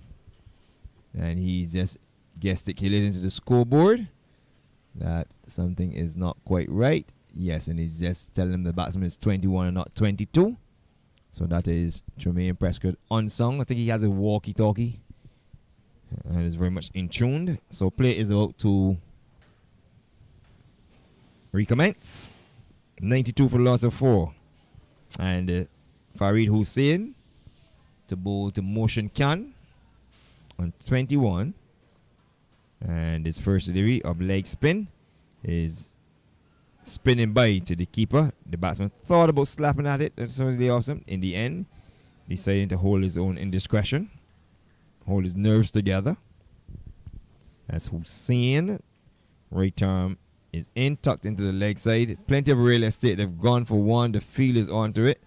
And that is Anthony Sadio. Has his return into Sahadeo. So Sadio and Sahadeo. As in, so Anthony is keeping. So that means Radindra. Sadio is in the field at square leg. I can tell you, Brian Johnson is at a straight mid-wicket. Bidesi is at short third man, deep mid-wicket. That looks to be Danny Ram. Long on is William Lashley, as here is Hussein in. And stretching forward is Azam wants a single to Bidesi, has to get back. No. Shouts by Can. Realize he couldn't get down there. Zamin Amin patrols the backward point. And then we have Ian Drakes in at a short cover. Shandapol Singh at long off, as this delivery is flat and fast, and the leg break turns from everything outside leg back into center stumps, causing a sharp adjustment of shot from the batsman, looking to play it initially into the onside, then having to stab it away back along the track to the bowler. So Hussein extracting quite a bit of turn, tosses his delivery up and beats the bowler, who tried to intercept, coming across to his right. William Lashley comes off the boundary. Another single achieved for the USA, who are 93 for loss of 4. On drive, always a lovely looking shot, although there wasn't a lot of flourish to it. You know, just the fact of closing those wrists on the ball and keeping it along the ground. Can on 22 waits on Hussein, has an almighty heave, looking to hit that one over long on. Doesn't make contact, the ball spins across him through to the keeper. Well taken by Anthony Sodeo behind the stumps. End of over number 31. Done and dusted. This the final of the Big Man Cricket Over 50s Caribbean Cup at Kensington Oval, where West Indies Masters won the toss in perfect cricketing conditions, and that's the USA Masters to take first knock. And after 31 overs, they're 94 for loss of 4. Doing what I've heard described as taking the air out of the ball on that occasion, Farid Hossein and the batsman going for the big swing, but not being able to get under it. The ball a lot flatter and faster outside the yard stump. And again, a good finish to the over by Farouk Hussein, who has done an excellent job ever since he's been brought into the attack by his captain. So it looks like Lashley will continue. 94 for Lyndon. We noticed that ever since the fall of the wicket of Virasinghe, with Lashley picking up that wicket, we've been also noticing a gradual fall in the rate of scoring. At one point, it was 3.25, I believe, at that point. It's now down to 3.03 runs per over. Well, I think they're going to need to get up to at least 4 at some point in time, because they're just being meandering along, and the overs are going down. We have 14 after this. This is start of over number 31. It's going to be bowled by William Lashley, who is asking Danny Ram to go start of over number 32. As William Lashley is just asking Danny Ram to go to a deep extra cover position. So, let's see. It seems as though the short fine leg is going to come to a short third man. That is Shandapal Singh. So, they're making quite some changes. No real urgency about moving around the field here by the West Indies, and kind of taking their time. Remember, it's a Masters tournament. Well, yes, everything is relative, as we've been saying throughout. But I noticed, though, that the players have been really enjoying the opportunity of operating on the lush outfield of the Kensington Oval. We've seen a few players take to the turf, a few dives and rolls in the grass, something that you would not have seen at the other venues. You know, the harsher surfaces at some of the other venues. That's the blessings of appreciating a beautiful setting. Lashley on his way in to bowl to Azam, and Azam plays the ball to Rodinja Sadio, and they take what is run number 95. I chuckle, Lyndon, because immediately on playing the shot, the batsman calling for 2, and the non-striker has his hands up immediately telling me, no way. That non-striker is Motion Khan, who has strike. He has 22 against his name. Been stuck on 22 for a little bit now. Lashley, right arm off spin into him, and Khan is down the wicket. And when he gets there, he drags it out to deep mid wicket. The captain, Zaman Amin, comes in gingerly, and he's done all tournament long. Underarms is returned. Heavy protection in the deep. His hands can only come over when he's bowling at 22 yards. Anything further than 22, he has the underarm. So heavy protection on the boundaries on the onside. 92. Lashley's flattened fast and chipped into the onside for a single. Badesi comes in. They're going to challenge the arm of Badesi. The ball goes to the wrong end and they get back for 2. So I think what happened is that Badesi was running fast but not getting to the ball. And they realized that in the end they come back for 2. So again, some urgency in the USA approach. They're 98 for the loss of 4. There was a lot of hard running there. I'm not so sure fast would have been the word, the appropriate word. Up description. 98 for the loss of 4. Canter 23. Azam is on 7. This delivery goes on the back foot and runs it down to short third man. And they go for very, very short, sharp single, which is achieved. My favorite player, Chandra Paul Singh. Had a lot of work to do. Blemish in the field, he's slipping, Yeah, losing his footing, not feeling clean. The tournament is really taking its toll on him. The longer the tournament has gone on, all 4 feet 9, 101 pounds, soaking wet. he's worse for wear and tear. 99 for 4, the USA. Cannon 23. Lashley just adjusting his captain at cow corner. Wants him to come to a conventional mid-wicket. Long on, mid-wicket, deep square leg as Lashley's in. The batsman is down the wicket, turns a full toss into a Yorker. And can't get the single as the injured Anthony Morris skips across from short fine leg. And gingerly, very bitterly, very belatedly, very timidly. 99 for the loss of 4. Can 23, Lashley with figures of 1 for 20. He's in. The batsman is down the wicket, and when he gets a full toss and hits it high, hard, and all the way over mid-wicket for a 6. So a magnificent use of the feet by Motion Can, and that's 100 have come up for the USA. 105 for the loss of 4 wickets. And they could tell you the 100 has come up off 193 deliveries, 124 minutes with 5 fours and 1 6. 100 off 193 deliveries, 124 minutes, 5 fours and 1 6. USA 104 we 5 talk for about 4. the historic Kensington Oval. We just saw history made. That was the very first 6 hit by any player in this tournament, and that one will go down. No, not in the tournament. I mean in the final here today. Okay, bro. That was history where the batsman can claim to be the first of the Masters to hit a 6 at the Mecca. 6 at Kensington Oval in this particular tournament. But well struck, I must say. A full toss served up by Lashley, and he really got hold of it and hit it into the Greenwich and the Haynes stand at a deep mid-wicket position, Lyndon. I think we can... So, we're going to have a bowling change. Zaman Amin is going to come back. And if I think correct, I think I would have overstayed my welcome. At 32, I have 3 left. Okay. So, it's going to be Zaman Amin. And more than likely, he's going to come between the umpire and the stumps around the wicket. And he'll be doing business with Fazil Azam, who has 8. I think we can take our audience, Lyndon, at some point for a tour around the ground. The names of most definitely of the stands. And well, verbally, let's say. Let's do. Here is Amin into bowl to Azam, and the ball put into the leg side. They go for 1. Thinking of the second, as Sadio has it under his control. So the difference between the spelling of the surname here, Wayne, was the I and the A, separating the I and the A. So Amin to Azam, and AM to AZ.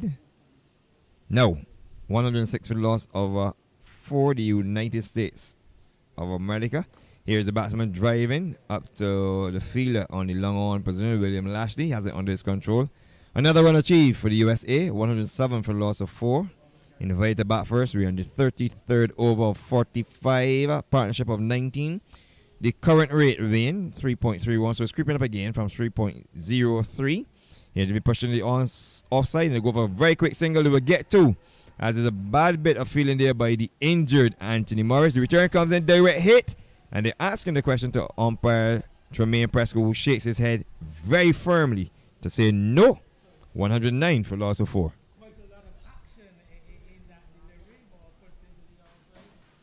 Morris definitely laboring under an injury. He came into the tournament under an injury cloud. He looked a lot freer in the semi-final and earlier today, but now we can see he's definitely in some distress. And then we also saw a direct hit by the captain at the Northsiders end. Here is a high full toss. A high full toss. It would have slipped out of the hands of Amin. No ball called by umpire Jermaine Prescott. The ball slipping out of the hand, and there was Azam. He was looking to hit it into the minibus stand. He was trying to hit that for the maximum distance that he could. I think that may be accounted for him missing the ball because he went for more power than any control and missed it completely. Well, he's won a free hit. Just about to say that. Long off, long on. Straight mid wicket is Amin is in. And there's a debut hit high in the air. The fielder at long off watches as the fielder at short mid off. Or short mid off goes for it. And they take 2. Very well aware that catching it was not going to get the wicket. And Morris just preserving himself from injury. 102 for the loss of 4. This is the 33rd over in progress. 32.4 with Azam on 13. Amin to bowl to Azam. This is Zamin Amin and Fazal Azam. At the non-striker's end is Motion Khan, who is down on his knees. Think he needs a water break. Here's Amin to bowl to Azam, and Azam stretches forward. And I think he just decided to play forward just to give his partner the no-strikers and time to catch him. Well, give everyone a chance to have a tape, catch a breather. Yeah, the action has intensified somewhat within the last few minutes. Amin into bowl. The outside of the off run down to Badesi, who's at field at short third man, goes down on his knees in the approved fashion at his age, and they take 1. So that's the completion of over number 33. Done and dusted. 113 for loss of 4. The USA Masters as the bat first. Another 8-run over for the USA, so there definitely has been an upsurge in the impetus. There have been some urgency in the scoring for the USA as we go down now with some 12 overs remaining. Still having 4 wickets to play with, so they've got wickets in hand. So the stage is set for a grand finish as we head down to what is commonly regarded as happy hour. Well, you call it the happy hour. Call in some parts the depth of the innings. Still some 12 overs to go, so I don't think we're really actually in that depth areas yet. We're talking about anything to do with the last 8 overs or so. 5 to 8 overs is when you really would expect the explosion to come. Don't know a lot about the remaining batsmen for the USA, but normally one would expect the all-rounders to be coming in the lower middle order, and we're looking for those players who could be a bit more explosive to really up the scoring. So the captain is going to make a crucial bowling change here now, Lyndon. He's going to bring what has been his main bowler. Although the captain himself today has had the better figures, but soon as Danny Ram, I don't think we can go far wrong in saying he has been the main bowler for the West Indies team ever since he's come into the tournament, and he's going to come back for a second spell. Yes, so as we look, Khan just doing some, I think he's just trying to dry his hands. He's down on all 2 knees. It's been, we've had some good weather. Sunshine is giving away, it's going behind the clouds. We have a nice cool breeze. And it's going to be Danny Ram to continue. He's going to come back from the Joe Garner end. And for those of you not here or not familiar with how the stadium is laid out, it's the northern end of the ground. And he'll be bowling to Azam, who has 14, 113 for the loss of 4. Start of over number 34. And here is Danny Ram in at the outside of the leg stump. Wide signal by umpire Dave Thompson, not taken by Anthony Sahadeo behind the stumps. 114 for the loss of 4. 14 is Azam, who has a strike. 30 is Can. This delivery is a full toss and hit straight back to Danny Ram. I think Can would be disappointed. Azam would be disappointed that he didn't hit it a lot harder. Danny Ram, who gets through his overs in, I would say, 2 minutes at most. Here is a delivery and a missed stumping. The ball ricochets in the offside. They go for a single. The return comes in and they take 1. So return from Hussein. So another run achieved. Run number 15 for Azam. 30 is Can. He comes into strike. 115 for the loss of 4. The United States Masters. For all of us, the keeper himself, the ball actually coming off the bat. Seemed to be heading down the leg side. No signal coming from umpire Thompson. So Can on 30 waits on Danny Ram and gets a Yorker. It defeats the bat. It defeats the keeper. The short third man has a long run down. That is Shanda Paul Singh, and they're going to turn the comeback for 2. Look at umpire Dave Thompson, who signals by. So I said it defeated the batsman, it defeated the keeper, and the short fine leg had a long run down. 117 for the loss of 4. Ball too good for all concerned. Yeah, and too fast probably. 29 the partnership. The current rate 3.49. Here's Danny Ram in. The batsman is down the wicket, gets a Yorker and is stumped. Swiftly stumped. Beautiful. Tremendous work, Lyndon.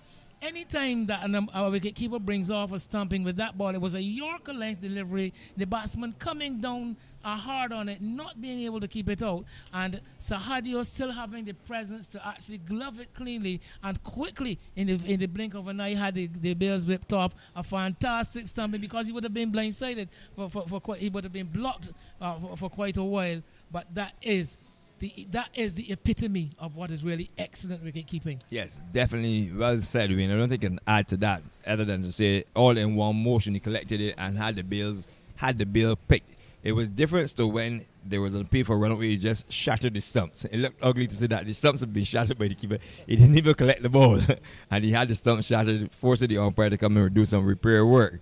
And in this instance, a different scenario, only the bill was taken off, the leg bill. Fantastic. Well, yeah, that's beautiful work. I mean, you yourself would have been something of a keeper. I think you can say you can feel free to use the word piece of a keeper. And I myself used to think myself a keeper, but I would have been extremely proud if I were able to bring off that stumping the way Sahadio did. Yeah, I think I would fancy myself as an offside keeper. Most things down the leg side. Once you're blindsided, it's always difficult. It's more luck when you're blindsided. If you get yourself into the position, then the ball goes in the gloves. If you are not in position, then the ball simply goes by. Well, I always thought that the most, I can't even describe the feeling when you bring off a leg side stumping, Lyndon, particularly off a quicker bowler.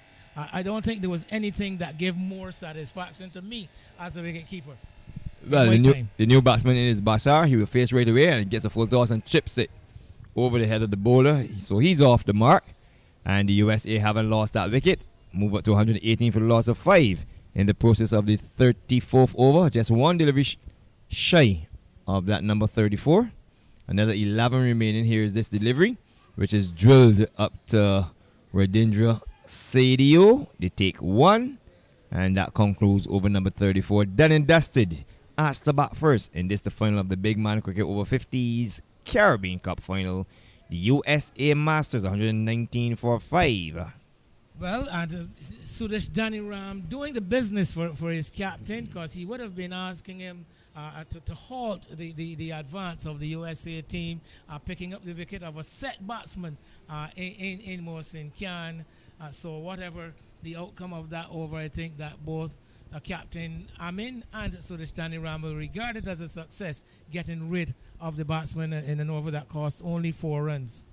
So, 119 for 5, and we're going to have a bowling change. So again, it looks as though Farid Hussein is going to come back, and Zaman Amin just use himself for 1 over from the northern end, and then 1 over from the south. He would have started at the southern end, the Malcolm Marshall end, and he continues to set the field. So there's going to be a short third man in Sudesh Danny Ram. But Desi is going to be at backward point. There is Mangley at cover. Lashley is at the long on position. Yes. Zamin is going to go to the long off. It looks as though Shandapal Singh is going to go to deep mid wicket. Sadeo is at square leg. And Brian Johnson is patrolling the straightish mid wicket position, saving one. So the batsman on strike will be Zamin, who has 18 from 26. And the USA 119 for the loss of 5. Start of over number 35. Start of my final stint for this session, or this half of the final. And it's going to be Farid Hussain. 3 overs, 1 minute, none for 7. He's in. First delivery of leg spin. Tossed up and driven involuntarily by Azam. Brings Lashley off the long on boundary into play. 1 run achieved, 120 for the loss of 4. Ahead of us is the Coppin Cozier Short Media Center, with the Malcolm Marshall name branded underneath it to distinguish the Malcolm Marshall end, the end for which Hussain is in. And onto the front foot comes the batsman, wants a single as the Bashwar has to get back, and does that in time. Bashir. The return coming from Badesi, so a lot of B's. Bashir and Badesi. As this delivery from Hussain brings the batsman forward again off the edge down to Danny Ram, who's down on his knees. To the right is the Hewitt in his stand. Then we come around to the famous Greenwich and Haynes stand, formerly known as the Kensington stand. As Hussain is into bowl, at the which the batsman is chipping into the offside. Will get 1 to the fielder off the boundary. Think about 2. As onto it comes Mirage, patrolling the Kensington stand boundary. Another run achieved, 121 for loss of 5. We're coming up to the end of over number 35, 34.4 to be exact. Azam on strike, he has 17, and he's looking to swing this one down behind square. Beautiful shot. It seems to have gone all the way. Yes, it has. So he got more meat than he actually anticipated. And 6 that carries the USA up to 127 for the loss of 5 of 34.5 overs. And once, maybe 3 overs ago, the current rate was labouring at 3.03. Is now up to 3.65. Wayne, what say you? Tremendous shot though by Azam down on one knee, and he hit that one well to clear the longest part of the field. And he has 23 against his name, and he's cutting to the left of Mirage, who has a long run across in front of the Kensington stand or the Greenwich and Haynes stand.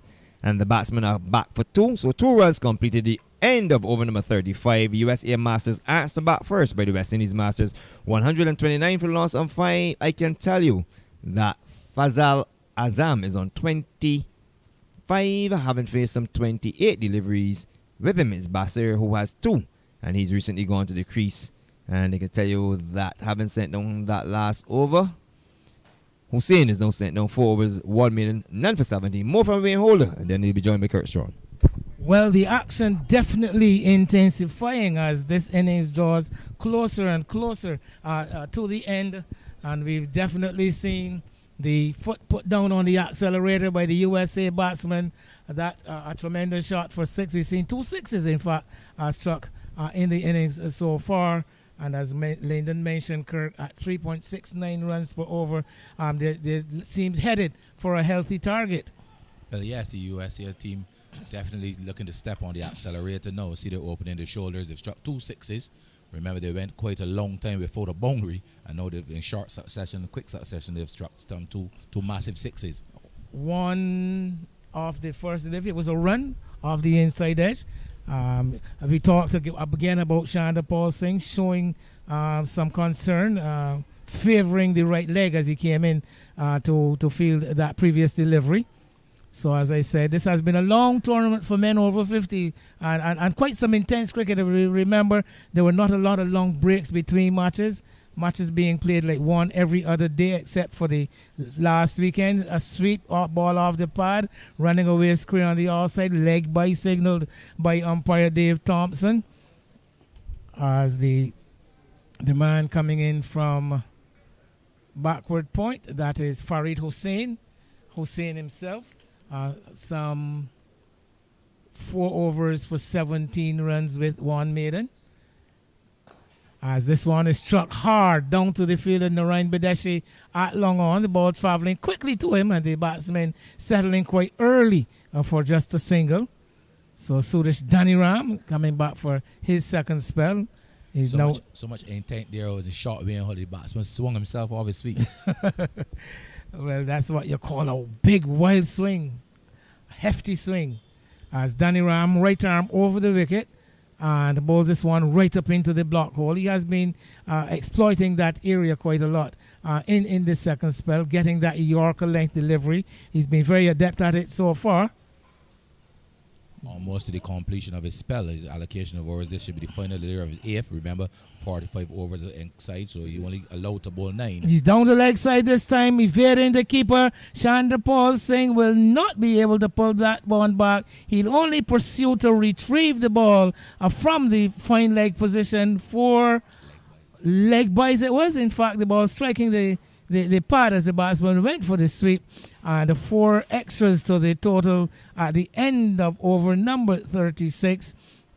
It's 136 for 5, and extras go to 12 with those 4 leg buys. Azam is on 25. Bashir, who will have the strike at the start of the over, is on 4. And the United States, after some problems at the start of the innings, Kurt, very healthily placed now at 136 for 5. I think that 4-wicket partnership between Urasinghe and Kyan, that's very, very crucial to what we are seeing now, because they spent some time at the wicket.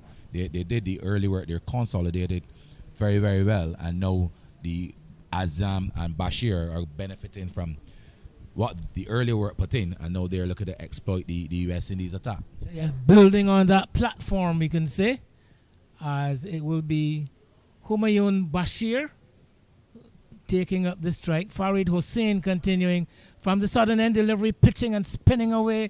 Following the ball is the batsman. Not even good enough to get an edge as the ball spins into the gloves of the wicketkeeper Sahadio. Hussain, for the most part, has bowled well 4 overs before this. He bowled, I think, a maiden as well, conceding just 17 runs. Well, here he is pitching up, swung into the onside. The fielder coming from way out in the deep, Chandrapal Singh. Actually, Kurt, the ploy of using the deep mid-wicket and the long on right back on the rope, with the length of these boundaries, I would suggest that these fielders could be even brought in somewhat a good 10-15 meters off the rope to be more effective. Short delivery, slapped away out towards the fielder on the cover boundary. That's Ishwar Miraj. Just a single. One more to the total. It's 139 for 5. And Hussain is pitching this one up again, swung into the onside. Now Chandrapal Singh, as if he's been hearing me, Kurt, would have brought himself off the line by about some 10-15 meters, and this time the batsman only able to get a single. Yeah, Chandrapal Singh, you're showing all of his experience. He's a long way off the boundary, about 10-15 yards off the boundary, so he's cutting the distance between himself and the wicket and the pitch. It's going to take a really strong hit to get a ball over his head and across that rope. Chase here for the keeper as the ball is running down towards a fine leg position. He pulls it back, senses returning. The batsman complete 2. Those are 2 runs. The delivery outside the leg stump. So a bit rattled here. We've gotten a bit untidy bowling. Some play here from the West Indies. I was just about to mention that to you. The last couple of overs, they've seen them go some balls down the leg side, some poor bit of work in the outfield. So looking a bit ragged now, the West Indies Masters, as the USA Masters continue to step on the accelerator. At 142 for 5, this one hit in the air and put down. Put down by Badeshi, it looks like, is it? No, it is. No, it's experienced Danny Ram. Danny Ram, Suresh Danny Ram in there at short third man. The ball looking to chop it away, the ball traveling in the air. He had to dive forward. He did manage to do that, got both hands under it, but I think he would have lost the catch once his elbows hit the ground.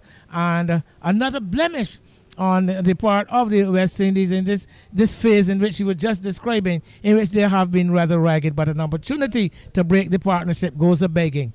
Yes, a drop catch now by Danny Ram. So the West Indies team, they really will need to regroup and get back focus and continue to do the things well in the outfield. We hold 142 with some 8 overs remaining after this now being holder, and they wouldn't want the USA team to, let's say, get in the region of 190, 200. Well, you're reading my mind, Kurt, because it was just about to ask you what you would have thought would have been a reasonable or gettable final total for the USA, given that there are 5 wickets in hand with 8 overs left. But you've already said it. 190 would be your take. And I think that would be very, very challenging for West Indies. The conditions are very good, though, I must say. The batting conditions. And a bigger outfield as well. Bigger outfield. Lots of opportunities for twos for and threes. For exploiting the gaps in the field. So we're heading for what could be a very good climax. So this the big man over 50s, big man cricket over 50s, Caribbean Cup, this being the grand final, brought to you from Kensington Oval, as going for a big swing, struck on the pad, the ball heading down the leg side. Just a stifled appeal, just a quiet inquiry by Danny Ram of umpire Thompson. No real conviction in that appeal. Start of the 38th over. There he goes for another big swing, gets it out to deep mid-wicket. Maharaj, the man right back on the rope there, coming from under the shadow of the Greenwich Antillean stand, keeping the scoring down to 1. It's 143 for 5. No change in the field. Short third man, backward point, extra cover, deep cover, long off, long on, deep mid-wicket, deep backward square, and a very fine leg. Tickled off the toes. The batsmen go quickly for 1. Are they going to come back for a second? Well, only one batsman is actually interested in coming back for the second run, that being Bashir. Azam quite early settling for just the run. So it's 144 for 5. As Suresh Daniram is into bowl to Azam, and he's swinging this one up to deep mid-wicket. Chase around the boundary for Mirage. Does well to get down behind it. Fields cleanly and then has his return, a pinpoint accuracy over the stumps to the bowler Danny Ram. Yeah, good bit of work by Mirage, coming a long way around to his left and still having the ability to get down and get behind the ball and getting the return in as quickly as possible as well. Good Worked into the onside once again by Bashir for just a single, ball traveling straight to the... Is that the captain? Yes, right back on that deep square leg boundary. So willing to concede the singles here, West Indies, as Danny Ram is on the stumps, driven up toward extra cover.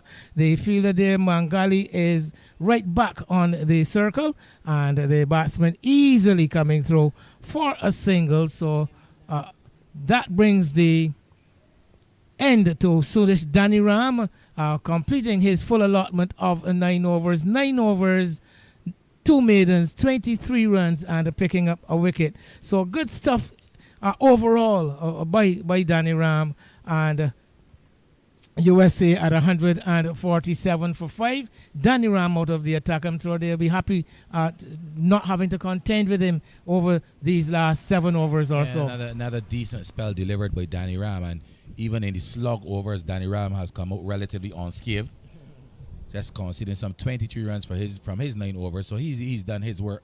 So now all that's left for him to do now is assist the other bowlers in the field. Remember, we just saw him put down a catch, so he'll be looking to improve on that. But good work from him with the ball in hand. He takes his position at short third man as the field turns around and waits for Farid Hussain to start his 6th over. 8 overs, 2 maidens, 22 runs, 3 wickets. Zamin Amin. We've already given you Danny Ram's figures. William Lashley, 5 overs, 26 runs, 1 wicket. Anthony Morris, 6 overs for 23 runs. Shanda Paul Singh, 5 overs for 21. And Farid about to start his 6th over, 5 overs, 1 maiden, 23 runs. Right arm leg spin from the Malcolm Marshall and short delivery, pitching, spinning out of the pitch into the gloves of the keeper as the batsman Azam goes onto the back foot. Looks for that big cut. Shot he's played quite successfully so far in his innings. He is outside the off stump, hitting this one through the extra cover area, bringing the long off fielder who is quite wide again, Zamin Amin, coming around to his left and keeping the scoring down to 1, underarming his return to the bowler's end. Azam goes to 30. Bashir on the 11 comes into strike as this one is flighted up, driven hard through the mid-on position, through the vacant mid-on position. But William Lashley from long on just ambles in and picks up So the batsman trot through for another single, 149 for 5 over number 39 in progress. Shifting in the field, asking his deep cover to go around to his right is Farid Hussain, and he is past umpire Prescott. A delivery outside the off stump, choosing to go onto the back foot, looking to punch it away, square on the offside, hits it hard into the ground. Bashir is quite keen to come through for a single, almost reaching the point of no return, having to scamper back into his ground. This is the second time in succession we end up Bashir keen on looking for that extra run, and as I'm not at all interested. As I'm not much of a runner, I think he wants to hit boundaries. Here he is, chopping this one away. He's really played that shot well so far to bring up the 150 for the USA. 150 coming up in the 39th over, a total of some 236 deliveries, 5 fours and 2 sixes, the main decorations, as Farid is in, flighting this one up again. The batsman gets a good delivery, comes onto the front foot respectfully and pushes it into the offside. There is no run. So 150 for 5 with some 6 overs to go. USA, I am sure, a very happy team at the moment. Yeah, 150 for 5, sitting pretty. Remember, they were in some early trouble at some 43 for 3. 19 for 3, 19 for 3, in fact, early in the proceedings. So they've come back well into this game. And some may argue that with the scores that would have been posted in the competition by the West Indies Masters earlier on, this is going to be a telling chase. Well, it should be, but of course we've got to take into the account the conditions. Scoring has been a lot easier. The track itself has not been as helpful to the bowlers as most of we have seen. The outfield here at Kensington much bigger, a lot more open spaces. The ball traveling across the ground a lot better. So there are a lot of contingencies to be taken into mind. As we try to determine what really is a challenging or what is a gettable or overwhelming target.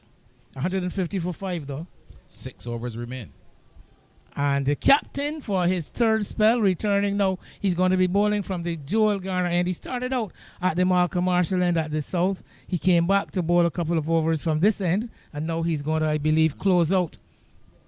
I'm sure that when he started at the Malcolm Marshall end, and that is the end he got all of his success from. So I would have thought that he would have been inclined to finish his spell. He had one unsuccessful over in the middle of the innings from this deep Joel Garner, and he didn't pick up a wicket. And I would have thought that he would have been inclined to go back to the end where he would have been successful from. Well, it might be a case of the numbers because he has 3 overs left. Well, no, he only has the 1 over left. I was going to say that there are going to be 3 overs to be bowled from this end of the ground if they are going to complete the full allotment of 45. 8 overs, 2 maidens, 3 for 22. Remember, he was the man that caused the early problems for the USA, picking up those 3 early wickets in his first spell. He's going to bowl to a short third man, a backward point, cover point, extra cover. There's a man deep at the sweeper position at cover, a straight cover. Then there's a long off, a long on, a deep mid wicket, and a deep square leg. So no one saving one on the onside, Kurt. So he's quite prepared to give the single on the onside as this one is swung away out to that fielder at deep mid wicket. Coming from under the shadow of the Gordon Greenwich stand is Ishar Miraj. The Greenwich and Haynes stand, I should have said. A lot of shot, a lot of effort into getting that single when he could have just dropped the ball and the vacant on field and got the same single. He might have even pushed it past the umpire and looked for 2. Look for 2, exactly. Well, he got 1. He's off strike now. Azam and Bashir is into strike. This one striking him on the pad, and the umpire says, "Yes, you are out." Gone is Bashir.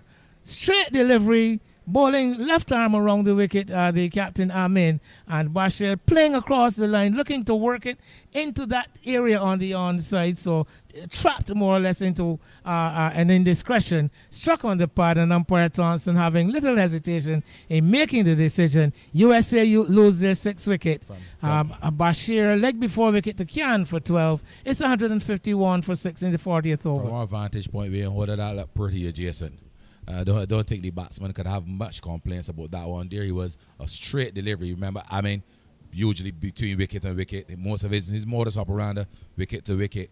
And as long as the batsman going around across the line and missing that one, umpire Thompson in full agreement with the appeal, and the wicket of Bashir gone LBW to the captain, who again picks up another wicket. Well, Amin gets his 4th wicket. So on the threshold of a major milestone, if he can pick up that 5th wicket. And we said again, captain's example, trying to keep his side together in the face of some determined opposition from the USA, whom we are now seeing for the first time the full armory of their batting lineup. And, well, yes, he's made early inroads, and that is always a good thing. Anytime you want to put a batting team under pressure, the best way to do that is to take early wickets. Well, Shintan Patel is the new man, and he is immediately driving this one, bringing Lashley around from deep cover. The batsmen are going to come back for a second run. Lashley throws it into the ground. The ball goes scooting up to the bowler at the non-striker's end, and the 2 runs easily taken. Patel immediately off the mark. Is 153 for 6. Well, yes, a well-run, well-weighted shot, well-run by the 2 batsmen. In outside the leg stump, looking to tickle it. The ball, I believe, coming off the thigh pad, running down to a very short, but a leg slip position. Yes, umpire Thompson confirming my suspicion and signaling a leg by. Very stylish signal of leg by umpire Thompson. Umpires Dave Thompson and Tremaine Lashley. Tremaine Prescott, 2 of the young upcoming officials on the island. And one expect, well, young as far as umpires are concerned, as this delivery outside the all stump, played down to Shanda Paul at short third man, coming in, not able to pick up cleanly. Under pressure, I would have to say. And Patel scooting through for the single. Another well-run, well-judged single by the USA batsman, Wayne Holder. There was the batsman, a deft touch, and the batsman at the non-strikers and keen and equal to the coming through for that single. Final delivery of the 40th over, worked off the toes, down towards the man coming off the boundary at long on. A single taken by the batsman. It is Azam who gets that single. He moves to 33. Patel is on 3. 5 overs remaining at the end of the 40th. 156 for 6.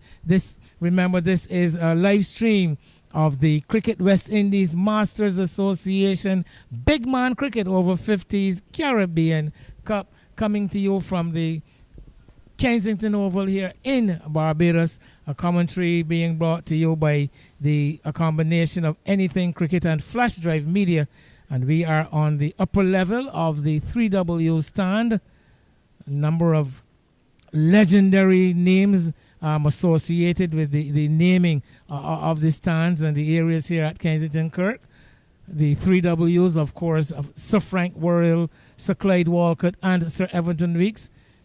Three icons of West Indies cricket. And also of Barbadian cricket as well. All of Barbadian extraction. The 3 knights, we can call them. All now deceased, as Farid Hussain, continuing from the Malcolm Marshall end, another one of those great names of Barbados and West Indies cricket. And his first delivery is met on the full by Azam and driven down to a wideish long off position. The batsman take the easy single. If anyone was to say to Malcolm Marshall win that a cricket game with the West Indies Masters team was played at Kensington Oval and not an over of medium pace or pace was bowled in the game, I'm sure he would chuckle in his grave. Well, he chuckle, he'd be rolling all over. Malcolm Marshall. I remember the first time I saw Malcolm Marshall playing for Barbados at Kensington Oval. It comes right back to me now as this delivery is outside the all stump. He would have been playing in a slightly depleted Barbados side. I think it was the effects of that tour to South Africa by a number of the main players. And this one hit high, hard, handsome, and gone for 6 runs. A mighty hit by Azam, floated up by Hussain, and he really got into it. Down the track he went, got under it, lifted it wide of the man at long on over the legendary cow corner area. Magnificent shot. That's a brilliant shot by the batsman there, Azam. Flighted delivery and into a big shot over mid-wicket. 163 for 6. He's swinging again. This time the ball is heading in the complete opposite direction of the outside edge. Down to third man. It goes across the rope for 4.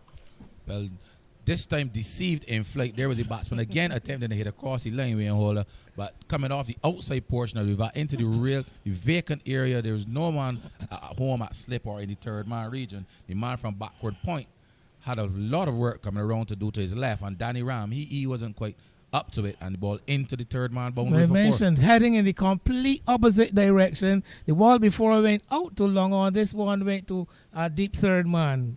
10 runs off those 2 deliveries. Swinging and a missing this time is Azam. He's 43. It's 167 for 6, and that over again completed. So one thing you can say about Masters cricket, Kirk, the overs go through very, very quickly. Yes, they get you ready to get through the overs rather quickly. But one thing I will also tell you about Masters cricket is that either dot balls, 6s, or 4s. Not a lot of running. A lot of running involved. 167 it is for 6. Azam on 43. He will be off strike when the 42nd over starts, though. Chintan Patel is on 4. Fazal Azam, 43. His 43. Well, I'll give you some details on that innings momentarily as we await to see who will be picking up the bowling. So, Captain Amin, 9 overs, 2 maiden, 27 runs, 4 wickets in his full allotment. And we're going to see for the first time Rajendra, Rajendra Mangali, himself a bit of a medium fastish bowler in his day. I think he still has the action, no longer has the pace. I think he has the action and the desire, but the pace has deserted him a long time ago. In number 57, so he's going to have his first ball in the and he comes on for the 42nd over, the 2, 4, 6, 7th bowler employed by Captain Amin. And his first delivery is outside the all stump. I think that one took the outside edge and not held by keeper Sahadio. One of the few mistakes he has made. Well, we've spoken about the blemishes being made by the West Indies Masters as they got further into this innings, and they. Well, I guess it tells us that he's only human. As this delivery outside the all stump and driven into cover, easy single taken. Chandapal Singh coming around from his position at cover point. Short third man, backward point, cover point, deep cover, long off, long on, deep mid wicket, deep backward square, short fine leg. A key cog in the wheel of this West Indies bowling attack and holder, and from the time Chandapal Singh couldn't extract the kind of economy that he usually keeps early in the piece today, we knew that the West Indies team were going to be on a bit of pressure. Well, yes, for the first time, he did not deliver. Chandapal Singh has been the main bowler in the side until today, where Captain Amin really took over. As he goes for a big swing, does Azam. Only hits ear. And the ball is into the gloves. This time, wicketkeeper Zahadio takes it cleanly and whips the bails off. A good bit of work by him this time around. This time, it didn't matter. So, waiting for an adjustment to be made by the bowler, asking his short third man to come a bit wider as he is on the off stump, off the back foot, making some room for himself, the batsman Azam, and looking to force it away through the offside. Gets it as far as Chandapal Singh at cover and gets a single. Mangali quickly in again. And this time this ball is worked into the onside. Let's see if they're going to come back for the second run. Yes, they're going to come back for the second run. And Ishar Miraj from deep mid-wicket can't stop it. As a matter of fact, there's an extra run on offer. The return not taken cleanly by the bowler. And the batsman coming back for the overthrow. Well, I was watching quite a bit of this cricket Wayne Holder, and one of the things that I realized about the West Indies Masters bowlers, after they deliver the ball, they take a long time to get back behind the stumps. In fact, some of them don't even bother to get back behind the stumps. And as I thought that was what was lacking there. There was Mangley standing in mid-pitch and the throw coming in from the man at off the deep mid-wicket boundary. So 3 runs to take it to 172. Add 1.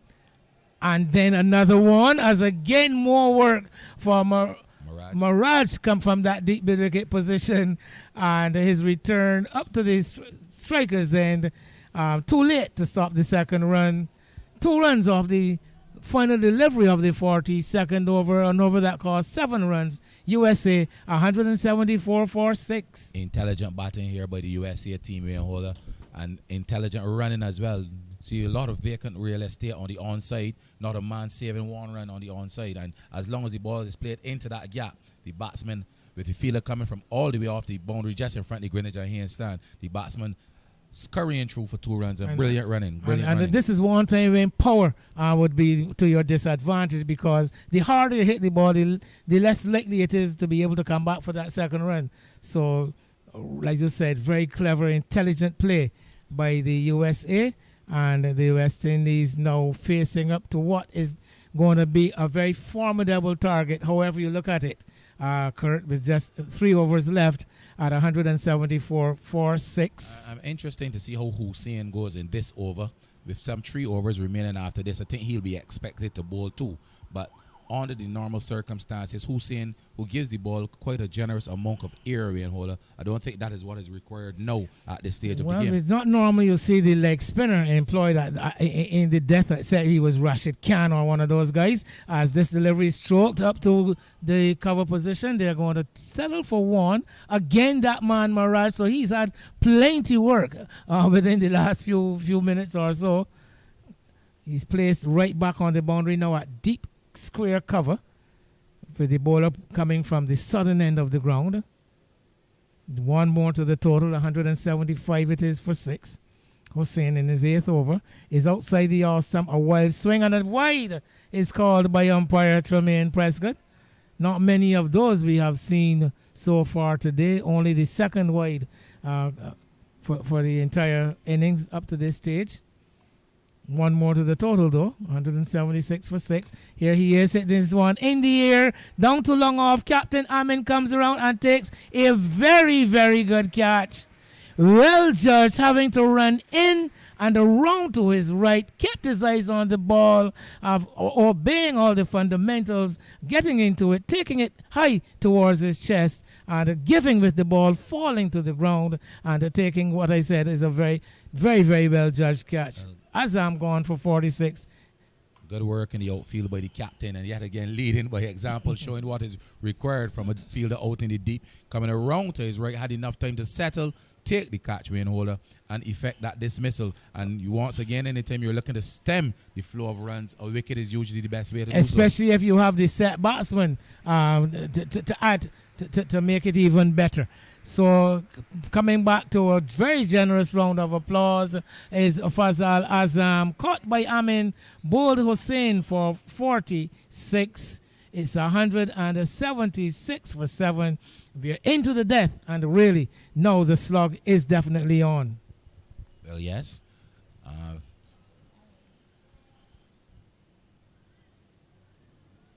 Saeed Shahanawaz, the new player coming to the middle, coming at number 9. And I guess it's all go here now for whoever comes to the wicket. All go. It's all action here now. You're in the death, and batsmen usually very intent on scoring at this stage of the innings. Well, he will not be on strike. That new regulation, that new rule implemented by the ICC that says that the incoming batsman is immediately on strike despite the batsman crossing or the ball into the air. Definitely not employed here. Yeah, not employed in this tournament. I think they said it will start take effect in next year's tournament. 177 for 7. And no, Shahanawaz comes on strike and gets the delivery on the leg stump, getting a run in the dark because he's looking to play that ball away through square leg, and the ball coming off the leading edge, almost the back of the bat, and running out to backward point. So as I said, in the dark, his eyes were turned, his head was turned to the direction the ball was traveling while he picked up the single. As this delivery chopped hard into the ground to that fielder at backward point, Narain Badeshi. turning down the offer of a single is Shahanawaz. And Patel having a word with him, a long distance communication. And waits, does Patel on Hussein and pushes this one straight up to Mangali, fielding there at the short cover. So he can't score the end of what turned out to be a very good over by Hussein. Especially at this stage of the innings, conceding just 4 runs, picking up a wicket. And picking up a wicket as well. So a good over there by Hussein in these circumstances, and he's doing the job for his team, and he will need some assistance from the other end. It'll be interesting to see. Yes, I was thinking that they would have gone back to Mangali, who, despite 2 deliveries costing some 5 runs, I think the additional third run was a bit of poor work on the part of himself and the fielder coming off the deep mid-wicket boundary. But other than that, I thought that he bowled a reasonably good over under the circumstances. Well, bowling in his cap, right arm, slow. Making sure he has his fielders exactly where he wants them in the deep. The captain is way out on the deep forward square boundary. I think he's been shouting some instructions himself from that distance. As now we're going to see the short fine leg. Now they're going to pull the short fine leg that looks like Danny Ram away from that position. He's going to plug a gap in front of the bat on the onside at a mid-wicket position. So quite interesting move as this ball is having a swing and given leg before wicket. That one I thought swerving in somewhat with the breeze, on the breeze, and the batsman head in the air having a wild swing. It was Shahanawaz, was it? Shahana was having a wild swing, but then you can excuse him. We're down into the penultimate over of the innings. He goes back for 1, leg before wicket to Mangali. It's 178 for 8. Well, you said you can excuse him, but I don't think that I would be willing to excuse him. With Patel on 10 at the non-strikers end, I think he would have been better served trying to get some bat on ball and get Patel on strike. Well, that may have been the ploy, but going for glory, I would have to say, but going for gold, but he got brass. Well, I've got an interesting story to tell you about a batsman going for glory. Remember Carlo Morris playing in the T20, the Stanford cricket for the Barbados side, and with Barbados needing some 4 runs to win, he tried to hit a 6, and he was caught. And I remember one man in the shop saying he went for glory and made him throw away all of his preferred drink of choice. And he didn't say it in those kind words either. Some very choice words, I would imagine. But in the meantime, Anand to the new batter has made his way to the crease, and his first delivery is chopped away to Shine the ball, Singh picking up cleanly, underarming. So Singh back to his usual good self. Well, yes, they were Singh doing some good work coming in from the point area and getting a good bounce and underarming it to the keeper, but the batsman safely home. Yeah, but Patel very quick between the wickets, and adds to your point about Shahanawaz looking for the single of the previous delivery. So Patel comes on strike, facing up to Mangali, and this one on the off stump, driven up through extra cover. Let's see if they're going to come back for the second. Yes, they are. William Lashley having to come all the way in from deep extra cover, and I think Kirk Swanee can tell you once again, Lashley in that way distance at deep extra cover, total waste, should definitely be placed somewhere 2/3 of the way to that boundary. There's no way that any of these batsmen are going to be able to play a ball inside out over his head at deep cover. After this delivery, I'll get back to that. But there's a delivery, batsman is looking for a quick single. They've gone on 1. But what I can tell you is that I don't know if last year has changed residence, but for the last 15 minutes or so, everything that's went to him has been 2. So I don't know if he's moved to 2 Mile Hill. That is a district in Barbados, ladies and gentlemen, called 2 Mile Hill. There's also a musical group called 2 Mile Hill. Well, I'm now told they used to be, so I'm out of the know, Kirk. Dating myself now. As he scored with that single, goes up to 183. Another well-run single brings back Patel, who's on 13 into strike.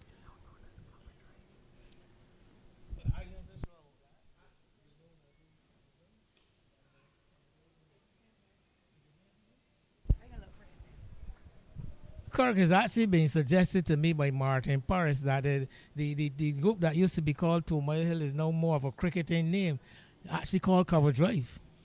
Well, we'll have to get some credible information. Get confirmation on that. 184 for 8. And we have one more over left. United States, Kirk, I would want to suggest in a very good position. I'm sure that they could not have asked for more when the West Indies invited them to bat this morning at 19 9:30. for 3 win holder and getting up to 184 thus far. And I'm sure, I still think that they've got a few runs left in the final over for the taking, as it looks like Fareed Hussain will bowl the final over of the innings. Yes, his 8 overs so far going for 41 runs. He's picked up 1 wicket. And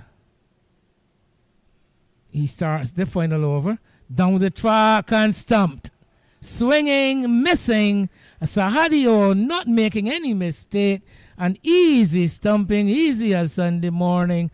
And the 9th wicket goes down as a heave-ho from Shintan Patel sees him go for 14, stumped by Sahadio off Fareed Hussain's bowling. Is 184 for 9 now with 5 legal deliveries left in the innings. Well, yes, there was a batsman having a almighty hit, and down the track to he left home. He had no bus fairway and holder, and down the track and wicketkeeper Sahadio, who's been brilliant all tournament, of just a couple blemishes today, but he's done excellent work all tournament, and he was not going to miss that stumping. I think it's his second stumping of the day's proceeding thus far as well. So good work by the keeper, and Hussain keeping his nerve and being tight in what should be the final over of this innings. And the last man comes to the wicket as we have Mimi, our scorer, Miss Crick, making some adjustments to her monitor. But the last man in is Zubair Hussain. He's on strike. 184 for 9. Lovely conditions here at Kensington Oval. Nice clear weather. Outside the off stump, playing and missing is the batsman. Not taken cleanly by keeper Sahadio, but no damage done. Dot ball. Which is priceless at this stage of the innings. Well, yes, it says dots are diamonds at this stage of the innings. As playing a dainty looking lap sweep. But believe it or not, a lap sweep that ends up at mid-wicket doesn't look a very becoming sight. I think he did what he really intended to do, which is to get off strike. Well, he got this. Well, I he guess would have that been is successful in that I part guess of that the is endeavor. that is more important than anything else. Substance over style. Here he is looking for a reverse sweep. Is Ananta, and he actually gets it off. Ball runs down to the short third man, and they get a single. So Hussain keeping the runs down, not being able to pick up any boundaries in this final over. Just looking to close out this over now is Hussain. Runs There's 2 deliveries remaining. Drips and drizzles the runs in this final over as he's in to bowl to Hussain, and Hussain is hitting this one up to Mangali on the edge of the circle at extra cover. Simply bends down, picks it up, underarms it back, the ball back to the bowler. And now the final delivery of the innings is on the stumps, looking for the on drive. Eludes the bowler. They're going to come back for the second run. Lashley's return is on the first bounce, but Hussain is well into his ground. And Nanta picks up a couple to finish on 5. Hussain is on 2. That final over costing some 5 runs.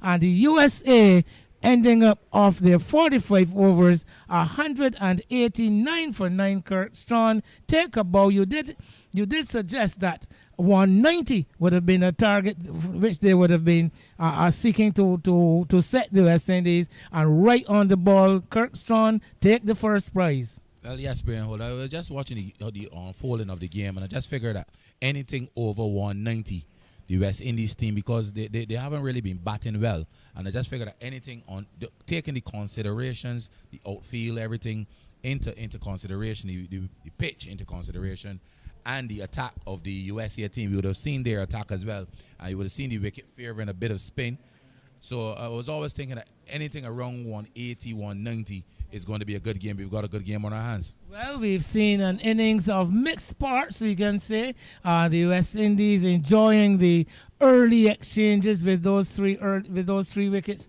to the captain Zamin Amin. We saw the United States making a rebound through the likes of Mohsin Khan and Sanjeev Veerasinghe in that handy fourth wicket partnership. And then we had some very good contributions down the line through the middle order. So we saw Veerasinghe getting 51, 30 to Mohsin Khan, Fazam Alam coming back and get Fazal Azam, in fact, making 46, 12 to Hamiyun Bashir, Shintan Patel getting 14. So a number of really telling and important contributions through the middle order for the Americans. The West Indies strong at the top, strong at the bottom, but showing some vulnerability during the middle overs. Yes, totally correct. How do you read the script correctly? Because the West Indies early on in the proceedings, they had the USA team definitely on the spot of border in some early trouble. And then during the middle overs, it was only when Hussein came into the attack somewhere in the 32nd or 33rd over of the innings when he and William Lashley came into the attack, and Lashley coming back into the attack because prior to that he would have had two expensive overs conceding some 12 runs. But during those middle overs, Hussein and Lashley, they put together a bowling partnership, and they managed to restrict, and not only restrict, but they managed to break the four-wicket partnership between Khan and Veerasinghe, and they got some inroads into the middle order. But then, as you said, some useful contributions coming from the middle to lower order batters, and I thought that those guys would have batted very well in Fazal Azam and Chintan Patel and Hasum Bashir. Those guys would have put together some useful partnerships in the bottom of the innings way and holder. And 189 suggests some sort of a big, massive recovery from the USA side. And I think this 189 with 190 target way and holder is going to take some getting. And the run rate, I mean, okay, I recall when the rate of scoring would have been, I think they were 21 off 10 overs. I definitely can recall that. And then they gradually got it up to about 3.3 runs per over. Then it started to slip again. But now we see them finishing with a run rate of 4.20 runs per over, which is going to present something of a challenge to the West Indies, I suggest. Well, yes, but the West Indies, remember, Danny Ram, first-class player in the side. The informed William Lashley, lots will be dependent on him. Brian Johnson as well, lots will be dependent on him. And Fareed Hussein is yet to come good with the bat, and he needs an innings of substance. And the man of the match, the opening batsman Mirage. So yes, those guys, I think if the West Indies team are going to get up to this 189, to 190 to win holder, those five guys are going to have to come to the fore. Well, and maybe more. There are some players who have not made their presence felt with the bat up to this stage, but I think it's going to be a case of all hands on deck for the West Indies if they are going to get up to what I suggest is a very challenging ask. Yeah, so quickly before we go away and hold, I'll ask you to let's run through the scorecard of the USA team and then the bowling figures for the West Indies side. I shall oblige, Kurt.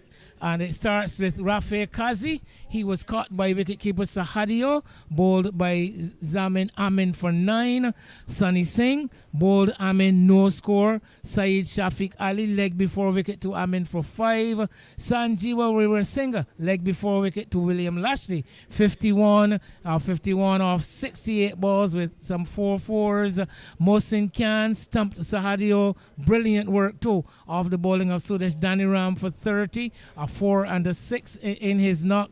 Fazal Azam caught by Amin, well caught too at long off Farid Hussein for 46 at a strike rate of 88.46, 52 balls, 1 4 2 6s. Hamiyun Bashir leg before wicket to Amin for 12. Shintan Patel stumped Sahadio off Hussein for 14. Saeed Shahanawaz leg before wicket to Ranjendra Mangali for 1.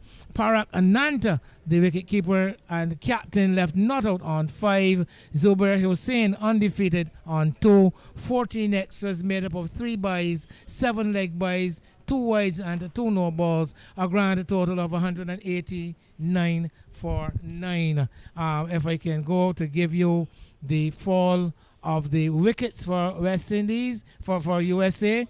First wicket going at 3, second at 12, third at 19. The fourth wicket going at 88, a partnership of some 69. Then we saw 117, 151, 176, 178, and the ninth wicket going at 184. And the bowling figures for West Indies: Zamin Amin, 9 overs, 2 maidens, 4 wickets for 27 runs. Suresh Danaram, also 9 overs and 2 maidens, but 1 wicket for 23 runs. William Lashley, 5 overs for 26 runs and 1 wicket. Anthony Morris didn't take a wicket in his 6 overs, conceded 23.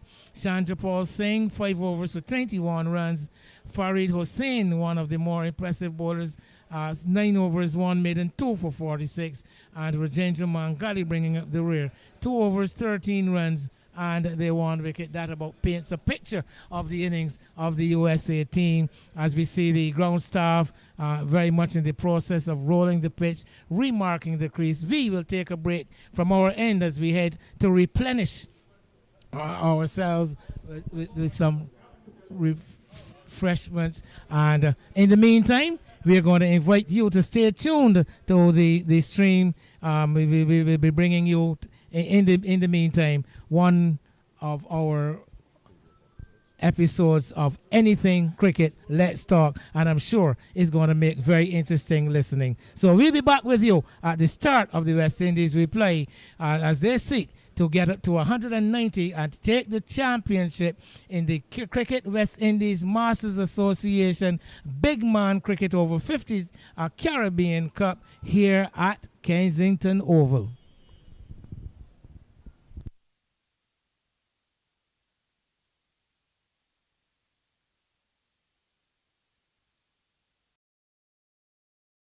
Welcome to Anything Cricket, Let's Talk.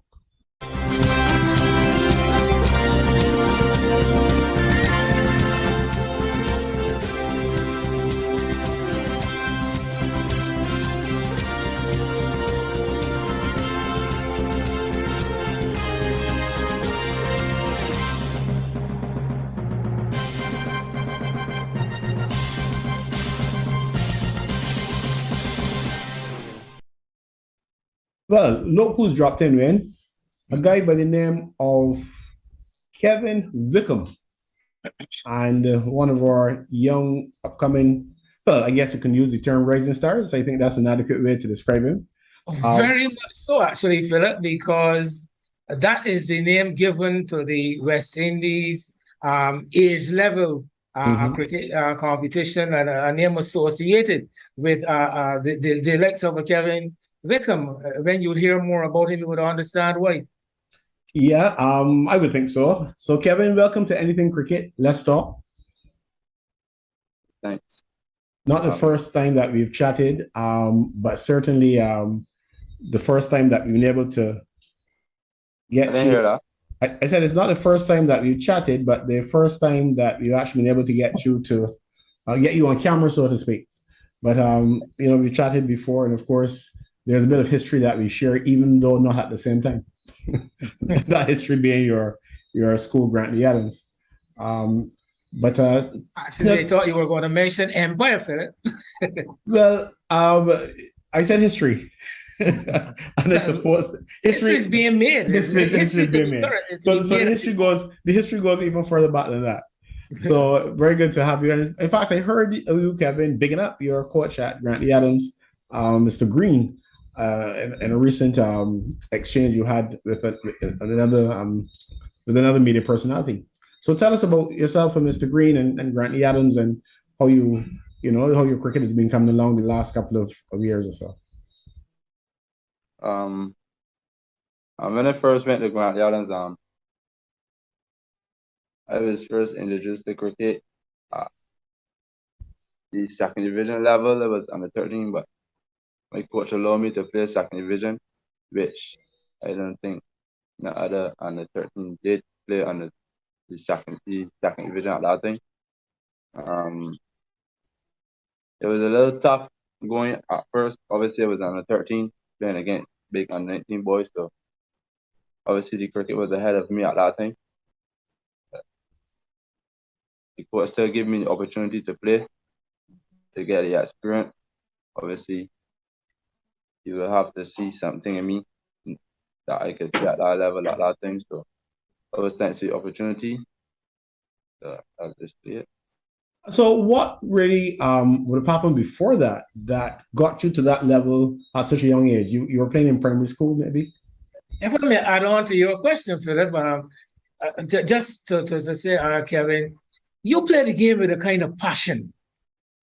I'm asking you to follow up on Philip's question. Where did that passion and that affinity for the game come? Or when did it come? I would say it came from primary school. I always used to see the boys playing. I obviously they like football at the time. I always just see the boys playing, so I just used to go and play. One day, my coach, Mr. Barnett, Barry Barnett, saw me playing on the hard court, and then I think they had a game like 2 days after, and then he asked me why he didn't used to play cricket for his primary school. So I said obviously I did like football at that time. So he said why not try both, and then from there he kept playing cricket, and obviously cricket worked in the better favor than football. Which primary school was this? Stafford Moore, primary. So I then advanced to the Grant Allen Morris School. It was given, as soon as I went there, was given the opportunity to play, obviously, as I just said, at the highest school division, which is second division. So it was basically the experience. I thought that growing up around, let's say, the Sean boys and Kamari boys who played at higher level at that time. And they both see something in me too. They always encourage me to play at that time. So it was only a matter of time for me to go and play and back my skills. So this is in your neighborhood? Because are these guys were at school with you as well? In my neighborhood. Okay, you said Kamari boys, who you know, and who's the other person? Tashawn boys. Okay, all right. So what neighborhood is this, if you ask? What district is this that we're speaking about? Which parish? St. George. Mm-hmm. St. George North. My house is located in Roseland, but I mainly be outside in Bel Air, St. George. So that's where I really learned cricket. And I can tell Philip and the public that I also came across you in a very important responsible role playing some tape ball cricket and that big Rose Village tournament where you were captain of the village side. Yeah. That village team, the village team was just Sheriff, obviously, who the host of the tournament. He asked me if I could field a team. So I was like, yeah, got a few fellas. I asked Kamar to play. He did play a few when he could. The team like Nakirika Dagan, the Saint Tashawn boys, the Tremaine boys, Ty, Kyrie, Amar, Azario Wave. So there are a lot of boys who are not advanced as me or Kamar, but they could play. They play at different levels, various levels in reaching second division, intermediate. They were not for Harper too. Mm-hmm. So it seems as though you have a real support team then. People who have your interests at heart and encourage you to play and so on, and monitor your development. I think we placed third in that from second. You went to the final? No, you didn't. I think we played second. No, you didn't go to the final. You went to the semis. No, we went semis because we lost in semis. Right, I think I remember that. Talking about semis and losing and finals and all that. Your most recent outing, let's say, that has attracted attention was last weekend when you represented the Empire Club against who were you playing against? Wildy. And you defeated them in the semi-final. Unfortunately, I was assigned to another game, so I didn't get to see. But from listening to the commentary, I got the impression that you were totally in command at Bearfield and had everyone in awe of your performance. Yeah, I would say that when I first started batting, it was a little tough. I wasn't scoring or getting as much singles. I batted a lot of dot balls in the first period. Obviously, my partner Jabbar Yard, he called me midway in the pitch and talked to me. Said if I'm struggling from that end, get a single, and he would try to do the scoring from that end. That I did. And he took a lot. Honestly, he took a lot of pressure off of me from the quarterfinals where we both score hundreds. He took a lot of pressure off me where he obviously his game is he played freely. So he back normal. So it was like he playing his normal role and that was taking a lot of pressure off of me so I could play my normal role. And I think that worked well for us in the quarterfinals and semifinals. What's your normal role? How would you describe your normal role? I every boy that know me know is a stroke player. I'm not the one to hit the biggest hit. I mainly take around ones and twos. I could hit it odd boundary. I could muscle the ball if needed. But my main role is to just work around bat as deep as possible. I mean, you saw the innings on Sunday, so I'm sure that you could appreciate even more what Kevin is saying. Well, yes, Kevin talks about not muscling the ball and hitting the biggest sixes. Well, I can tell you, he hit some big sixes. Look at him. You don't see a lot of muscle. So you know what it was. It was exquisite timing. So he was correct. He wasn't muscling the ball. He was timing it and knocking it over the boundary magnificently, and the ball was going far. The sixes were not baby sixes that just dribbled over the line. I remember the other fielders and the spectators having to fetch the ball out of a few properties. I remember one went straight into a gallery where I had just left a guy sitting on the wall looking at the cricket, and I was worried about him, and then there was another one subsequently. There was also a reverse sweep, Kevin. I think with 6 runs required, after you were really flowing, you will call it like the engine was purring, and he played a reverse sweep with 6 runs required. I remember listening to that on commentary. No, what made me that shot special, Kevin? Is this something that you practice? Because a reverse sweep is something that I never played. It didn't exist at the time when I played cricket. But seeing you guys play, is this something you practice, or is this something that you just happened naturally? Yeah, obviously preparing for the past World Cup and for our senior team trials, obviously a lot of drills being done in the net. Even the reverse sweep, as you mentioned just now. The reverse sweep is something I really look at a lot, the reverse sweep and the normal sweep. So I do a lot of drills on those 2 shots because they're two of the hardest shots for me to play, although I like playing the normal sweep.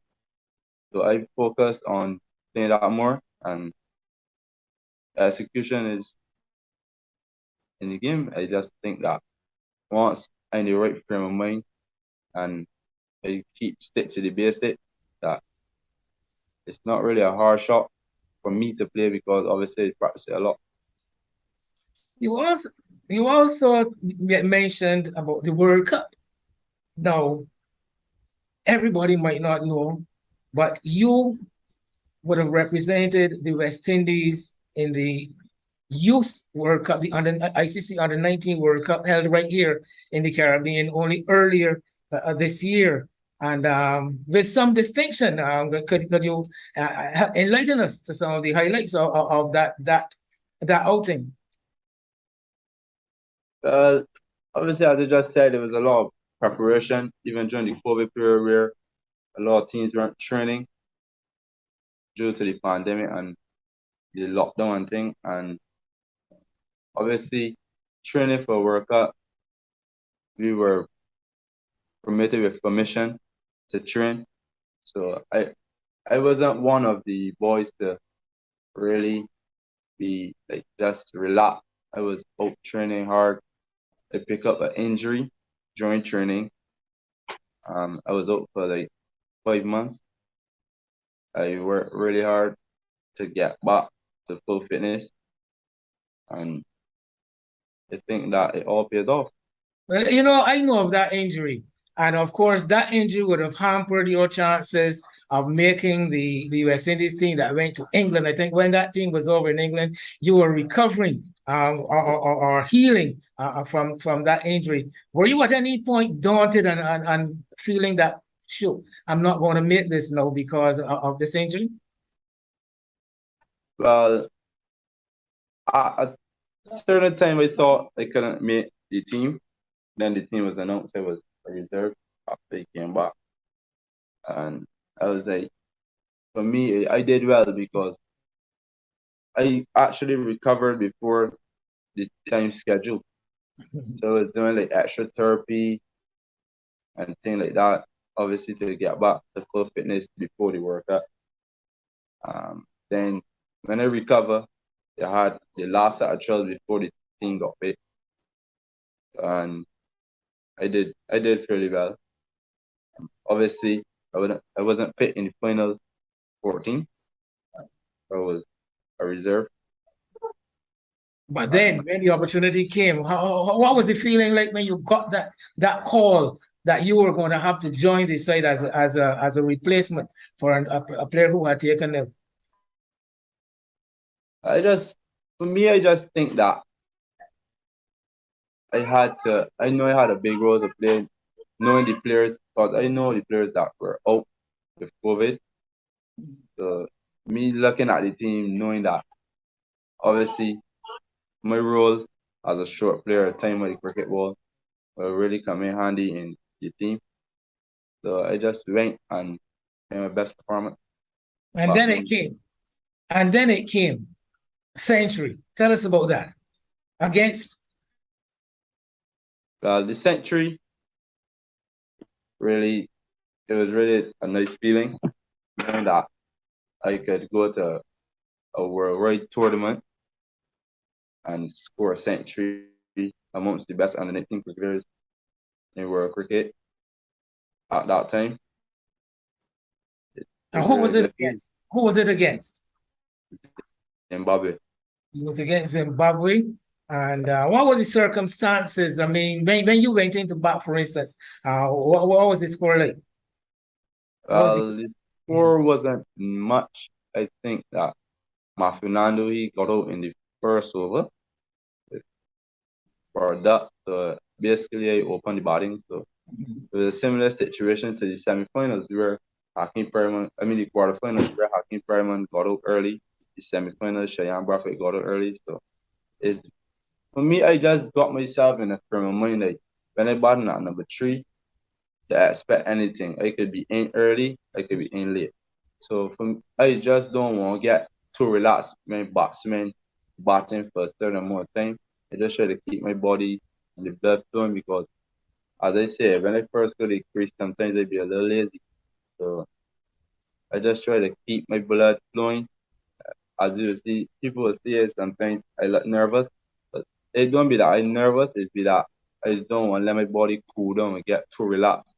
Then when I go to bat, I know got to get back warm and things.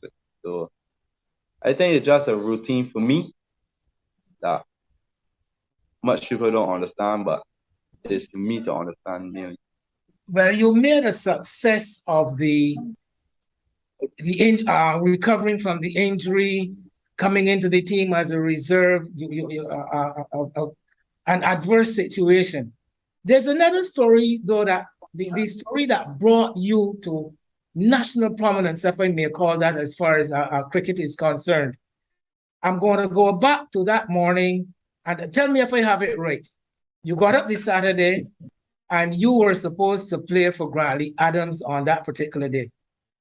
No, I wasn't supposed to play for Grantley Adams. I was supposed to play for division for Barbados Super Law School. So you had gotten the call. So you had gotten the call ahead of time that you were drafted into the first division team. Yes. Oh, first division, not elite. Not elite. Oh, first right. division. So you were supposed to play in the first division for Barbados youth. Yes, please. So I'm telling you the story as I heard it now. You left home to go to play for the first division team. Yes, it's on my way to Lodge. Right. You got a call not to go to Lodge, go to Empire to play with the elite team, a last minute reserve again. That's it. That is the story. You Yes. got to Empire to play for the Barbados Youth and the Elite versus the prestigious Empire Club. That's it. Well, at that time, you were also known as a bit of a leg spin bowler, but would I take it for granted that you were a batsman who bowled something, who bowled some? Yes, I was a batsman who bowled like Who bowled some leg spin. So, what led to you being sent at number 8? Your very first innings in the elite competition, you were sent to bat at number 7 or number 8. You confirm for me. Was it 7, 8? 8, number 8. You were sent to bat at number 8. Of Yes. course, you're not accustomed to batting that low. No, please. Right. So tell Philip and the rest of the audience what happened from that number 8 position. Well, obviously, it was my first game at that level, at highest level in Barbados. So I wasn't really fretting about where about that. Obviously, I wasn't expecting to go into a team and just bat at number 3, straight off the head like that. So I just waited my turn. Obviously, it worked in my favor. I have Romero Braffett who scored 40 odd. He batted at 9, I think. He batted really well, supported me really well. And So you it got was your a fantastic moment when I you got spent your 100. audience in suspense because you haven't told them how many you scored. I scored 109. 109. 109. And how old were you then? 6. Yes, 15. 15. You're That was 15 it. years old. And would you consider that though as the platform from where your cricket career has taken off to the point that you have gained national attention? Now you are now a known senior cricketer in Barbados. Yes, please. Yes, please. I really Philip, think you that. were about to ask. Yeah. Because he played is interesting because he made that start, if you will, at the elite level against Empire. And I don't know if the Empire players at that time decided, look, this is not gonna happen to us again. We got to get him on our side. But it's interesting that he's now representing Empire. So I just wanted to find out how that came about, one, and two, what is it like playing for a club like Empire that has so much that word of game in history? And not only history, but if you look at Empire as it exists now, still a number of players of national prominence, if you will. You've got Rustin Chase, Jamel Workin, Justin Graves, Kevin Stout. I can go on. Of course, Jason Haynes, the former Barbados captain, is the manager coach of the team. What is it like? First of all, how did you come about? How did it come about that you were playing for Empire, Kevin? And what is your response to the whole idea of playing among all these iconic players, if you will, at the local level? From the first time I played at Empire, I always got a good feedback from the club members and the supporters. Obviously, I played for Empire before I played against Empire in that elite game. I played on the 15 there. I was training there. Jason Hill was my personal coach. And the club, I feel like the environment, people say that it's a small ground and thing, but it's not. I don't look at the size of the ground. I look at the environment that I be in. So the environment is very good. So I would encourage, I wouldn't say that I would want to pour down on people, other clubs or not, but I think that I had a very good opportunity playing at the Empire Cricket Club. That is why I went there. Okay. So when you say the environment is good, though, any specifics really? You mean the players encourage you a lot? What do you mean by the environment? I mean, like, during the season, when they first started, during the T20, early in the 50th over, I wasn't getting the scores that I was looking for. And there weren't no bad remarks, no comments, no bad comments. Obviously, spectators will be spectators as usual. you will get a couple odd things. Well, some people consider spectators for rather hailers. When you're good, they're happy, and when you're not good, they don't want to know you. That's sadly that often happens. But but people know your spectators know the expectations of you. Well, in prayer, I never really had no bad feedback from the spectators, even when I was doing bad. Like, as for instance, early in the season, I wasn't getting That's scores. good. So, and they were still behind me. They were just telling me to keep my head up, keep training, that scores will come. Obviously, I was getting out soft. And as I just said, there were no bad remarks, no bad comments or nothing like that. So If you're getting support from the dressing room and from the spectators, they don't think you can want any more than that. Dressing room, spectators, just the environment alone is very nice. But you talked about some of the players though. I mean, you talked about the players who in your vicinity, if you will, your neighborhood, who and your friends who've been supportive. But beyond that, at the national level or above, out of the recognized players that said you interact with, who are some of the players who you tend to take the cue from? Not necessarily or not only in terms of advice that they may give you, but in terms of watching them and maybe learning something about how they play that could be useful to you. I usually have conversations with Shivo. Obviously, he's my idol, my favorite cricketer. Okay. Even Craig Bradford, who's my captain now in this Legends Cup. I mean, he normally have conversations too. So I look up to those. Any iconic players from the past though that would have captured your imagination, who you might try to emulate? Not really. Not really. There's a player from the club who I've heard a comment and I think I see the justification in it that some people think that you tend to look something like him in your stroke play. Have you heard that a lot, or it's just one or two people who may have mentioned that to me? Yeah, I hear a lot of people tell me every time they see me played, I just felt like Roston Chase batting. So I wouldn't deny, if everyone could say that, I wouldn't deny that it's true. So is that by chance? I mean, do you watch him a lot, or is just happens that way? Not really watch him a lot, but I mean, like, playing alongside him. Obviously, he's an international cricketer, so there's a lot of feedback from me, Jamal Warrican, Justin Grave, who's always on me. Wolfie Hurdle, he's the captain right now. As much as I may think that he'd be hard on me, I still believe that Wolfie is trying to better my ability to score runs, and he's always like on to me. So even if I do something wrong, he's on to me all the time. So I won't say. When you say on to you mean when you say that these guys are on to you, Kofi, and I think you mentioned Justin. You mean that they try to keep you in check and try to make sure that you do the right thing. Yes, please. That's what you mean. Yes, please. Okay.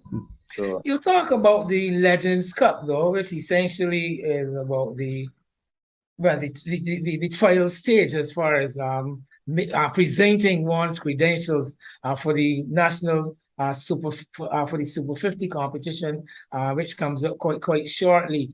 Are you seeing yourself though as a prospective player going all the way to play for the Barbados the Barbados Pride in the regional Super 50 Cup this season? You think you're ready for that for that move? Yes, please. I think I'm ready.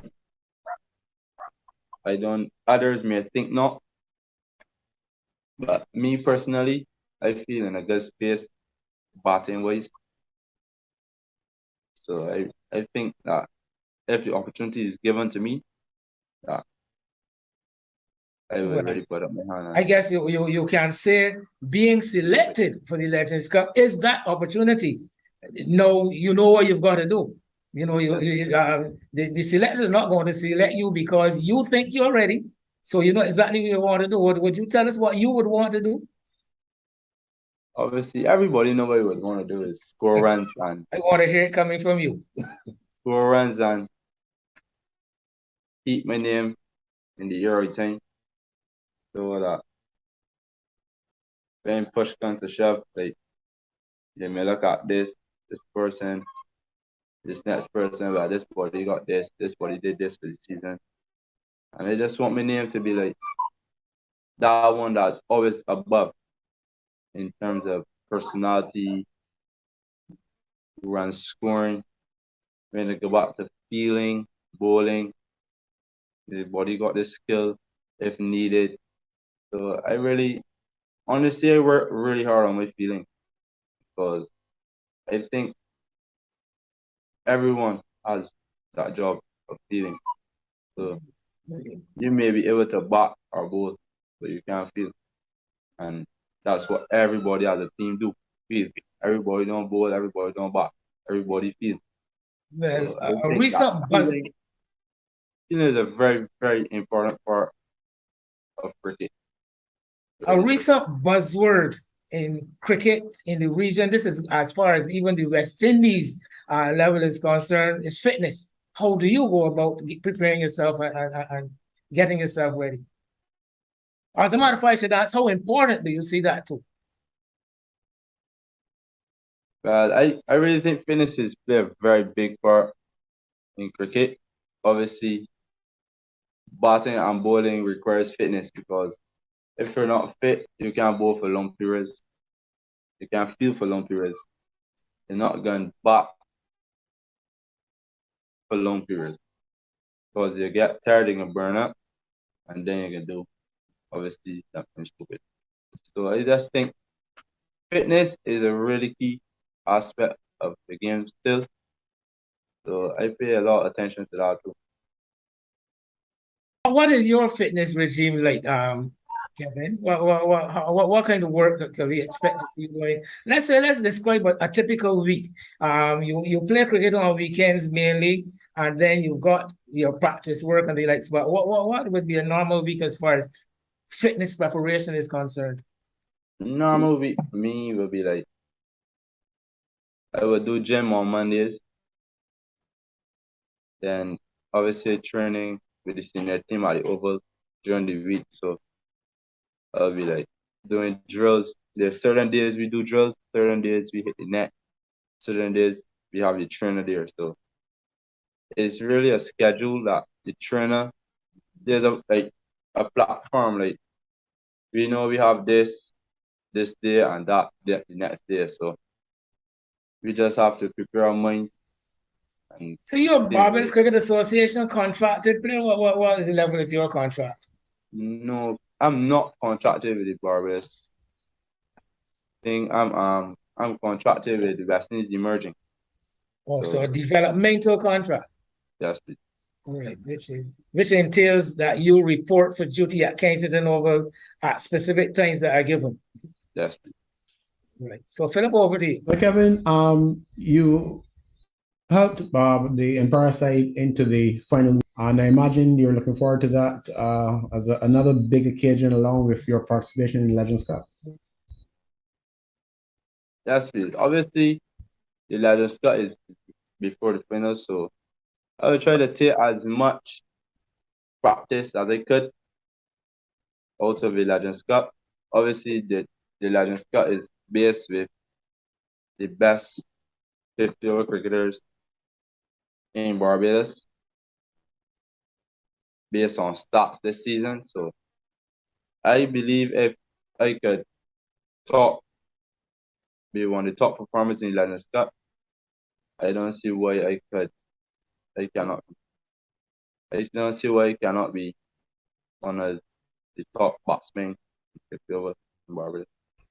Okay, well, that's certainly a good goal to set yourself, and here is wishing you all the best, Kevin, in the Legends Cup and also in the final of the local 50 over competition. Of course, I think Wayne is probably thinking to himself that my wishing you well is also wishing Empire well, because I think he has his own views on my association with that outstanding club. Well, Bob Marley had a sign that had a line that went, "Guiltiness rests on their conscience." I say, Well, nothing to be guilty about. Maybe there's a lot to be proud about. Anyhow, thanks, Kevin. And as I said, all the best to you moving forward. Legends Cup, final of the 50 over, and beyond that as well. Nice having you on the show. best of luck, clap.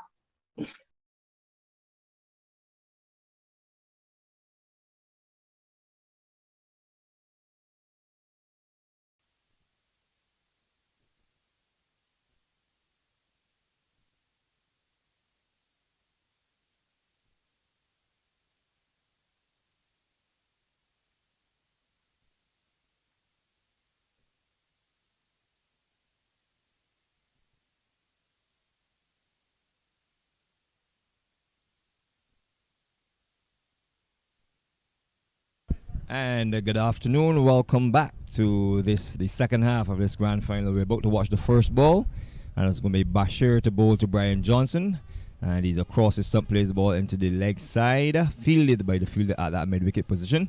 There is no run, so the target is 190 of 44 overs and 5 deliveries. Having seen the first delivery of this half, and here's ball number 2, and Johnson is stylishly across the stump, plays the ball back to the bowler. There is no run at the non-striker's end. This is opening partner in Ishwar Maraj, who had a 45 not out last innings to lead his side to this stage, the grand final of the big man cricket over 50s Caribbean Cup, with the West Indies win the toss and asking the England Masters to take first knock.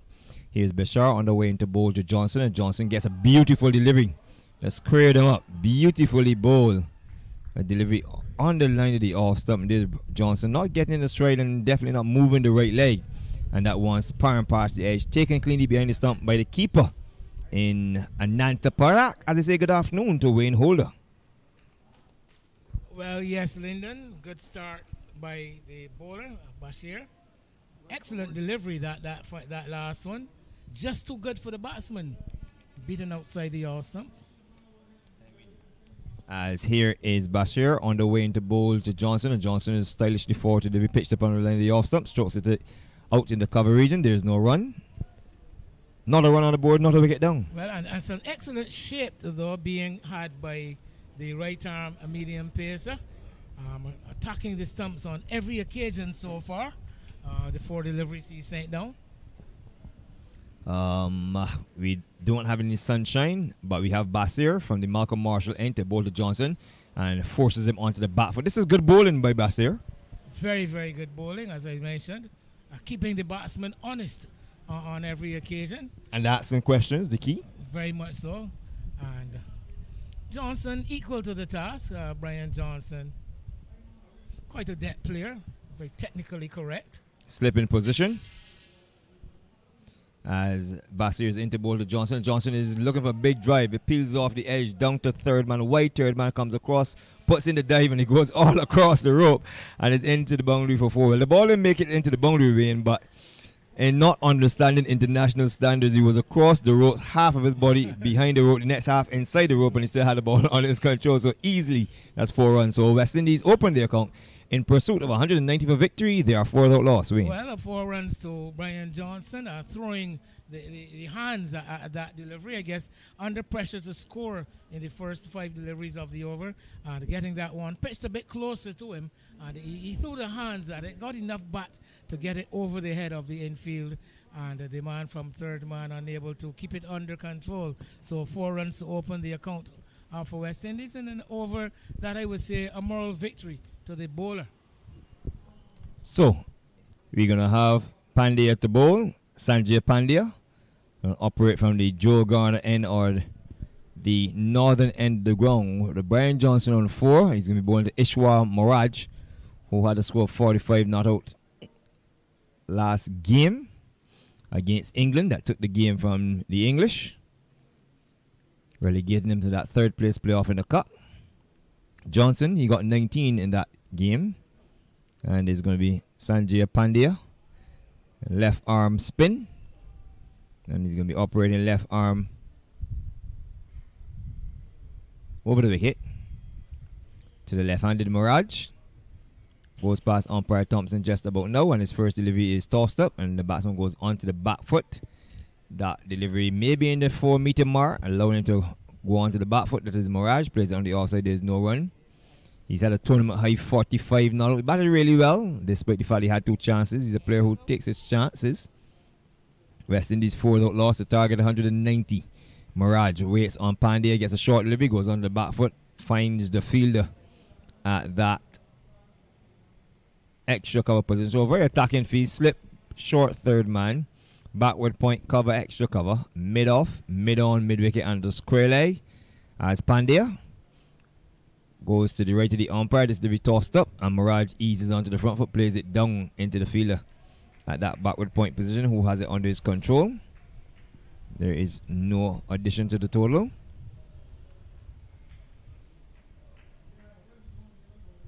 As West Indies in search of 190, Pandya brings Mirage forward. So he's sent down legally. 5 well bowled deliveries, 4 without loss. Johnson on 4. Bashar 1 over for 4 runs. The target 190. Conditions, if you were wondering, the sun has left us. A little overcast, no sign of rain, no visible sign of rain, but there's a little chill in the air. As Pandya is into Mirage, who goes on the back foot and tucks it through mid wicket. Finds the fielder at the 45 behind square, and there is no run. And speaking of 45, Bashar is the fielder with 45 in his back. Open the bowling. Here is Pandya with his final delivery. And Mirage is dragging it to the field at the mid-wicket region. Can't score. The end of over number 2. And the West Indies seeking a target of 190 for victory to win the West Indies Cricket Masters competition. They are 4 without loss. Well, nice, solid start by the bowler Pandya. And a maiden over, in fact. And the West Indies off to a quiet start. Like the USA when they batted likewise, they quite slow going in the early part of the innings. We all know what was to come later. What we don't know about this West Indies innings is where it goes from here. But no real advantage to either team up to this stage. So it's going to be Johnson and Basir to do business. And he starts into bowl to Johnson, and Johnson is forward. The ball bowl. There is no run. The ball played back along the wicket. So Captain Parat behind the stumps. Ananta Parat, captain and keeper, have been rejoined by Kirk Strawn, who's having an extended lunch. And here's Basir, who had a good lunch. Moves into bowl to Johnson, 4 without loss in over number 3. And Johnson is taking on the pad of the P for leg before. It's given leg before wicket. Johnson reacts in dismay, but he's been given out leg before wicket by umpire Tremaine Prescott. And Strawn, as you rejoin me, West Indies in trouble. 4 for loss of 1. Brian Johnson leg before wicket to Tremaine Prescott. And I'm going to use my experience where I can tell you there are times when I would have played cricket, and there are times when you believe that you are in some sort of trouble and you don't look at the umpires. That was the case there with Brian Johnson. But I followed the entire play, and I told you, and I can say to you, that he acknowledged that he was given out by seeing the players congratulating one another. Only to look up then eventually at the umpire to realize the finger was raised. Well, yes, there was Brian Johnson playing around a pitched up delivery, and umpire Tremaine Prescott, with no doubt in his mind, raising that dreaded index finger. Johnson not a happy camper, but the index finger doesn't mean it is time for lunch. The index finger means it's time to vacate the wicket linden yard. And he was being given out LBW by Tremaine Prescott. So the West Indies in immediate trouble and early trouble in the yard, and the important wicket of Johnson goes. Yes, he's had a good tournament. Started with 58 in the very first game against the USA. Got 19 last game. Also picked up an injury in between there. And the new batsman going out is Sadeo. And Sadeo. With number 69 on his back. And not the keeper, but have a lot of work fielding in the offside. This is Redindra Sadeo has gone to the crease. And Basir has strike right away. Yes, Basir striking in his Second over. over. His first over was a very good one. Just He one is fault on shot. the way into bowl to Sadeo. Sadeo's beating with a beautiful delivery. So this is a magnificent bowling. Sean, you reckon it has anything to do with the condition? A little bit of outswing Yes, there? outside a bit overcast, Lyndon. The sunshine, the bright sunshine that we had earlier in the day, now being replaced by some hazy skies and perfect conditions for seam bowling. Remember, this is still Kensington Oval, although the West Indies utilize a lot of spin. This is still Kensington Oval, and usually a place where a good seam bowler will extract something out of the trap. Well, here's Basir on the way into bowl to Sadeo. Sadeo is across his stump again. The outswinger squaring him up. But he has it in front of him, which is most important. I think it was a bold call by the selectors of the West Indies team to go back to Sadeo. He hasn't scored a lot of runs in the tournament linear yard, and coming into the final, batting at the pivotal position, the pivotal number 3 position. Yes. Well, they're asking him to deliver. Basir with his tail up, 1 for 4. Moves into bowl to Sadeo. Sadeo is getting a bit down the leg side, tucks it into the leg side. The keeper is after it. That is Captain Parak. From behind the stump, let's wait to see if there's a signal. There's a signal of a leg by umpire Tremaine Prescott. And West Indies inch further ahead. 5 for the loss of 1. With Brian Johnson adjudged leg before wicket to Basir for 4.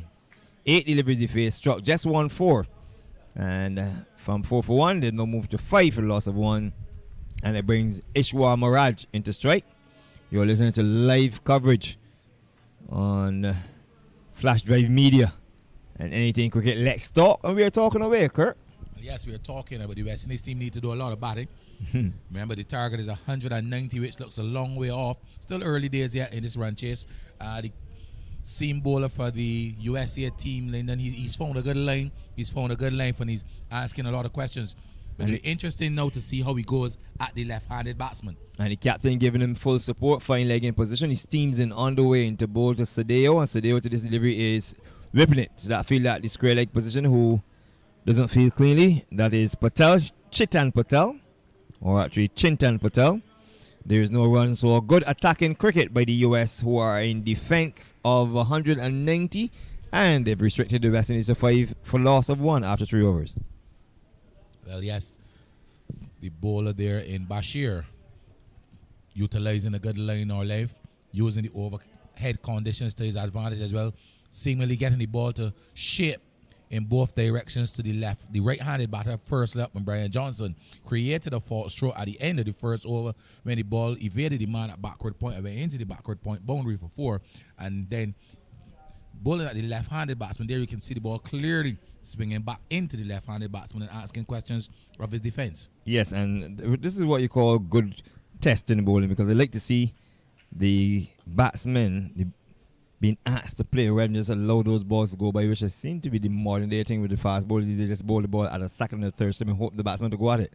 Well, it's going to be Pandya to continue, left arm spinner, between the umpire and the stump to the right-handed Sadeo, and he allows the balls to go by outside of the off stump. So good line, good length, 2 slips in position, actually a slip in the gully. Backward point cover, extra cover, mid off, mid on. The mid off is 3/4 of the way. And Sadio yet to score. Here's Pandya on the way to Sadio. Sadio stretches forward, finds the fielder at that point position, who rifles his return to the keeper. And remember, we were very impressed with the fitness level of the United States of America Masters team. They're exhibiting that good fitness in the field again. Pandya looking for his first wicket. 5 for the loss of 1. West Indies chasing 190. And here's the bowler. The batsman plays an ill-advised shot. He was really in no man's land, Sean. First of all, the ball wasn't short enough. And it was on that line of the off stump. He wanted to pull it. And there was the batsman, neither back nor forward. Like you said, in no man's land, in between, to transition his way onto the front foot or going back on the back foot, and in no position at all to play that shot, Lyndon. No, he just throws the left bat at delivery. Not out, says the umpire, as the question is asked. Umpire Thompson, who is doing duty to umpire Prescott. These two have done a lot of games together. They're in the infancy of their career. Yeah, basically the emphasis here, two very young junior umpires, and they're touted to be among the best on the island. Well, here is Pandya, thought to be the best spinner in the USA, and onto the front foot comes Sadeo.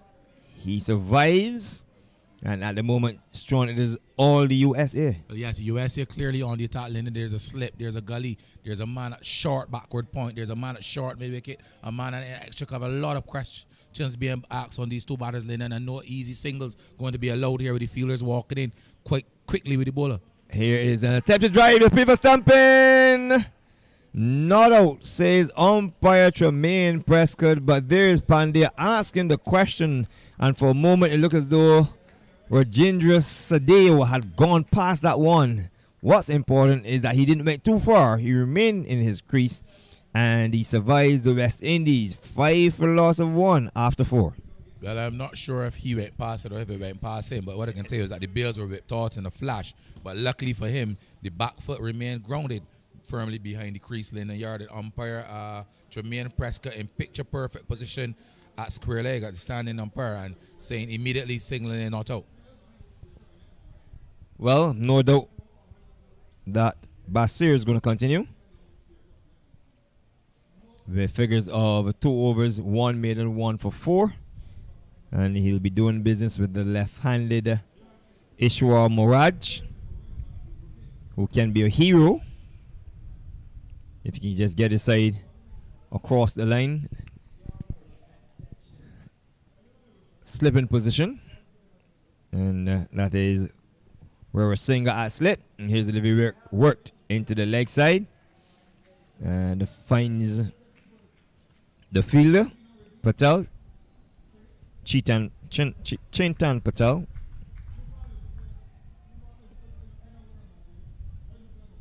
Who's that? Square leg. There's a mid wicket, mid on, mid off, short, extra cover, and a backward point. This is outside in the off stump.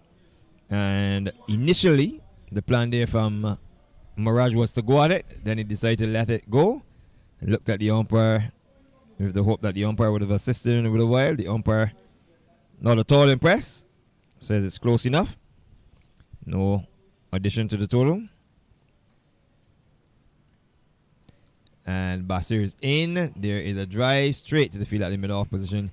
And there is no run. Still 5 for 1 West Indies. So far, give some credit to the West Indies batsman and Mirage. He's looked quite solid. Most of the deliveries hit in the middle of the bat, but he's still yet to open his account. Well, we see if he do that this delivery as Basir is into him and he gets a delivery which is onto the front foot again. As you said, it hits the middle of the bat. But beautiful bowling by Basir, asking the questions every delivery. Typical Mirage starter in his lane, and he usually takes some time. He usually gets in, and this time, hopefully for the West Indies team, he will do what he did in the semi-final game and take them all the way to the end. Well, he also needs to stay in as he's in. And here is Basir, who begins to move in. And to this delivery, he's getting a Yorker, digs it out. Beautiful bowling by Basir. And Humain Basir, spelled Humayaun.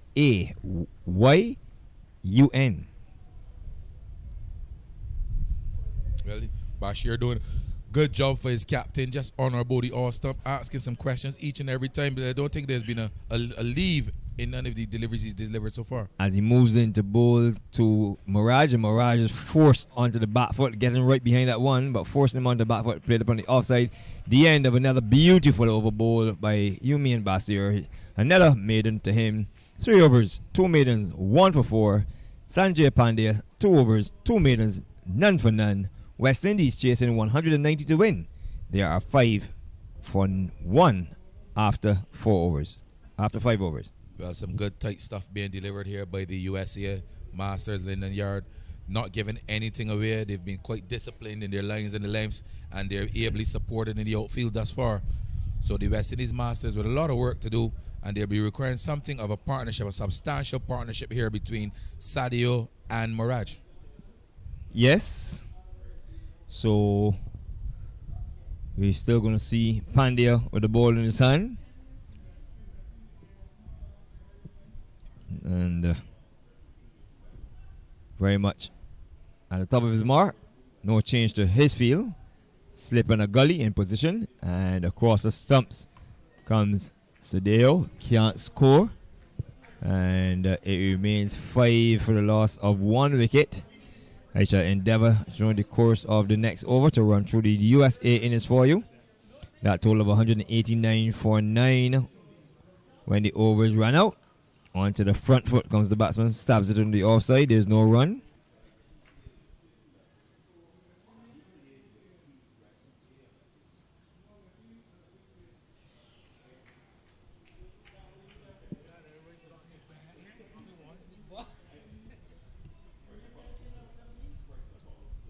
Pandya in between the umpire and stump, flat delivery on the line of the off stump, played out in the offside, and again there is no run. The common team here at the start of this innings, Lyndon, no run. No run.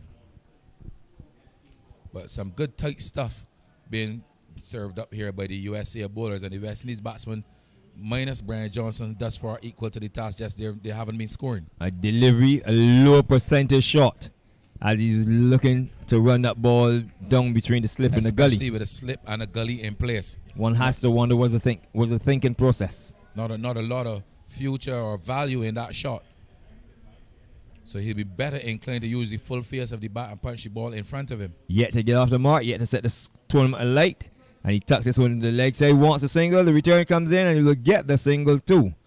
So good call by his partner in Mirage. So he finally gets off the mark, does Sadio and West Indies by 1 off that dreaded 5 for 1, then now 6 for 1. Well, yes, Sadio opening his account, turning delivery into the onside and calling his partner through for a single in Mirage, and Mirage responded and got it quite easily in the end.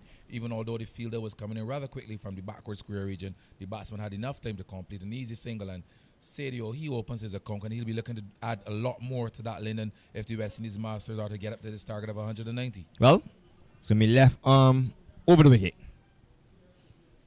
to the left-handed Mirage, who is yet to open his account, and he's in behind it. Behind that delivery wants a single. The fielder from square leg is in attendance. There's no run. The end of over number 6, done and dusted. The West Indies Masters in response to a total of 190 for victory. They are 6 for 1. 6 for 1. Some would say it's relatively slow going here at the Kensington Oval, but it's been some good tight stuff. Consistent line of lengths being served up here by the bowlers from the USA side, not giving anything away at all. And it looks like if the West Indies Masters are going to get anywhere or challenge this total, Linda, they're going to have to do a lot of improvising because these bowlers are not giving anything at all away. Yes, and no doubt one of the bowlers who is definitely not giving anything away will continue. That is Humain Basir, with his tail up, so to speak. And his first delivery is on that immaculate line that he's bowling. And Lyndon, I don't know if you realize, but there's been a strengthening of the slip cordon. There are now 2 slips and a man at gully. So definitely on the attack, the USA team applying some pressure on these West Indies batters. And Bashir continues to bowl impressively from the Malcolm Marshall end. Yes. And here he starts in to bowl to Sadio. Sadio is tucking it into the leg side. Square leg is vacant. They've gone for 1. The keeper, Parak, is after it. They take 1 and Turner come back for 2. So for the first time in this innings, Tron, he's just lost his line. He's just drifting slightly onto the pads, onto the leg stump, and neatly tucked away by Sadio. And he goes up with that double. But well played by Sadio as well, because you've got to capitalize on those not so well-lined deliveries, and he's just done that. Yes, so West Indies up by 1 to 8, up by 2, sorry, to 8. And immediately, in an interesting, the sacket slip immediately pulled away and put into that backward square region. And there you go. And immediately the ball is played to Pandya, who is now patrolling that position. No addition to the total. And it remains 8 for loss of 1. They're getting through the overs quite quickly, especially as a spin and pace attack. Basir, with 1 for 6 against his name, is in at the outside of the awesome, steered into the gully region, knocked down by Hussein. There's no run. So slip gully, backward point, cover, mid off, mid on, mid wicket. And fielder slightly behind square. And the other man missing is the third man on the boundary. And the other man missing is Basir, who's in. And this delivery stuck into the mid wicket region. There's no run. Well fielded there. Quite interesting, Lyndon. Just back of a length again by Bashir, but a hint of the batsman going across the line, Lyndon. He would be better advised to continue to present the full face of the bat to the ball. So it's going to be Basir moves in, and this delivery the batsman to get it down the leg side. Might just clip the pad on the way down to the keeper. And no run attained the end of over number 7. And the West Indies 8 for 1. Kurt. Well, definitely some slow going here. 7 overs completed. That's about 7 by 6 is 42. 42 legal deliveries, Lyndon Yard, and they've only been able to, don't even want to use the word muster, but they've only been able to creep up to 8 runs. 8 for 1, and definitely behind the 8 for 1 and behind the 8 ball already. So, remember, they've been set a target of 190. 190 the target. If I sound a little distracted, it's because I'm just trying to ascertain the player that looks like a bowling change. Yes, so we have a Moshin Khan. It's going to take it up with number 7 on his bat. Yes, Moshin Khan. So Pandya pulled on the attack. It looks as though we can have the fairly long run up. And his first delivery is on the line of the leg stump, worked into the mid-on region, where the fielder is Hussein.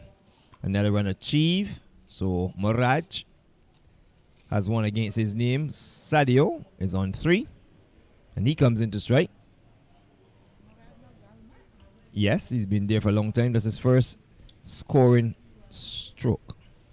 And it took him all of 15 deliveries in which to do so, Lyndon. Brings Sadio into strike. And he's been there too, Lyndon. He's utilized all of 20 deliveries already as well. Well, Motion Khan right on medium pacer. Comes in to bowl to Radindra Sadio, and he's struck on the pad of the people leg before. And not out says the umpire, so I reckon he might have gotten some bat on that, Strong, because from where we are sitting, that was going home. Yes, and there you see the keeper, very, very animated. The keeper and bowler, very, very animated. But I'm sure, Lyndon, I'll have a look at it on the third umpire's replay camera to our immediate right. And I'm sure, Lyndon, that there was an inside edge onto that. And that's what probably saved Sadio there. So 9 for loss of 1. As promised, I can tell you that Khan moves into bowl to Sadio, and Sadio is whipping this one over the field in a short mid-wicket position. He got into a very, very innocuous position. I'll tell you why he got into that position, Lyndon, because the previous delivery where there was that raucous appeal for LBW. So there you saw the batsman Sadio trying to get his bat out in front of his pad and actually nearly falling over in playing the shot as well. Well, a run achieved, 10 for loss of 1. 4 is Sadio, brings Mirage on strike. He has one against his name, and looking to complete over. Number 8 is Khan. Motion Khan on the way into bowl to Mirage, and Mirage is driving outside the outside. People caught behind and caught behind. A loose drive by Ishwar Mirage results in a catch being taken by the wicketkeeper Ananta Parak. West Indies Masters in search of 190 for victory. Kirk, they're 10 for 2 and in trouble.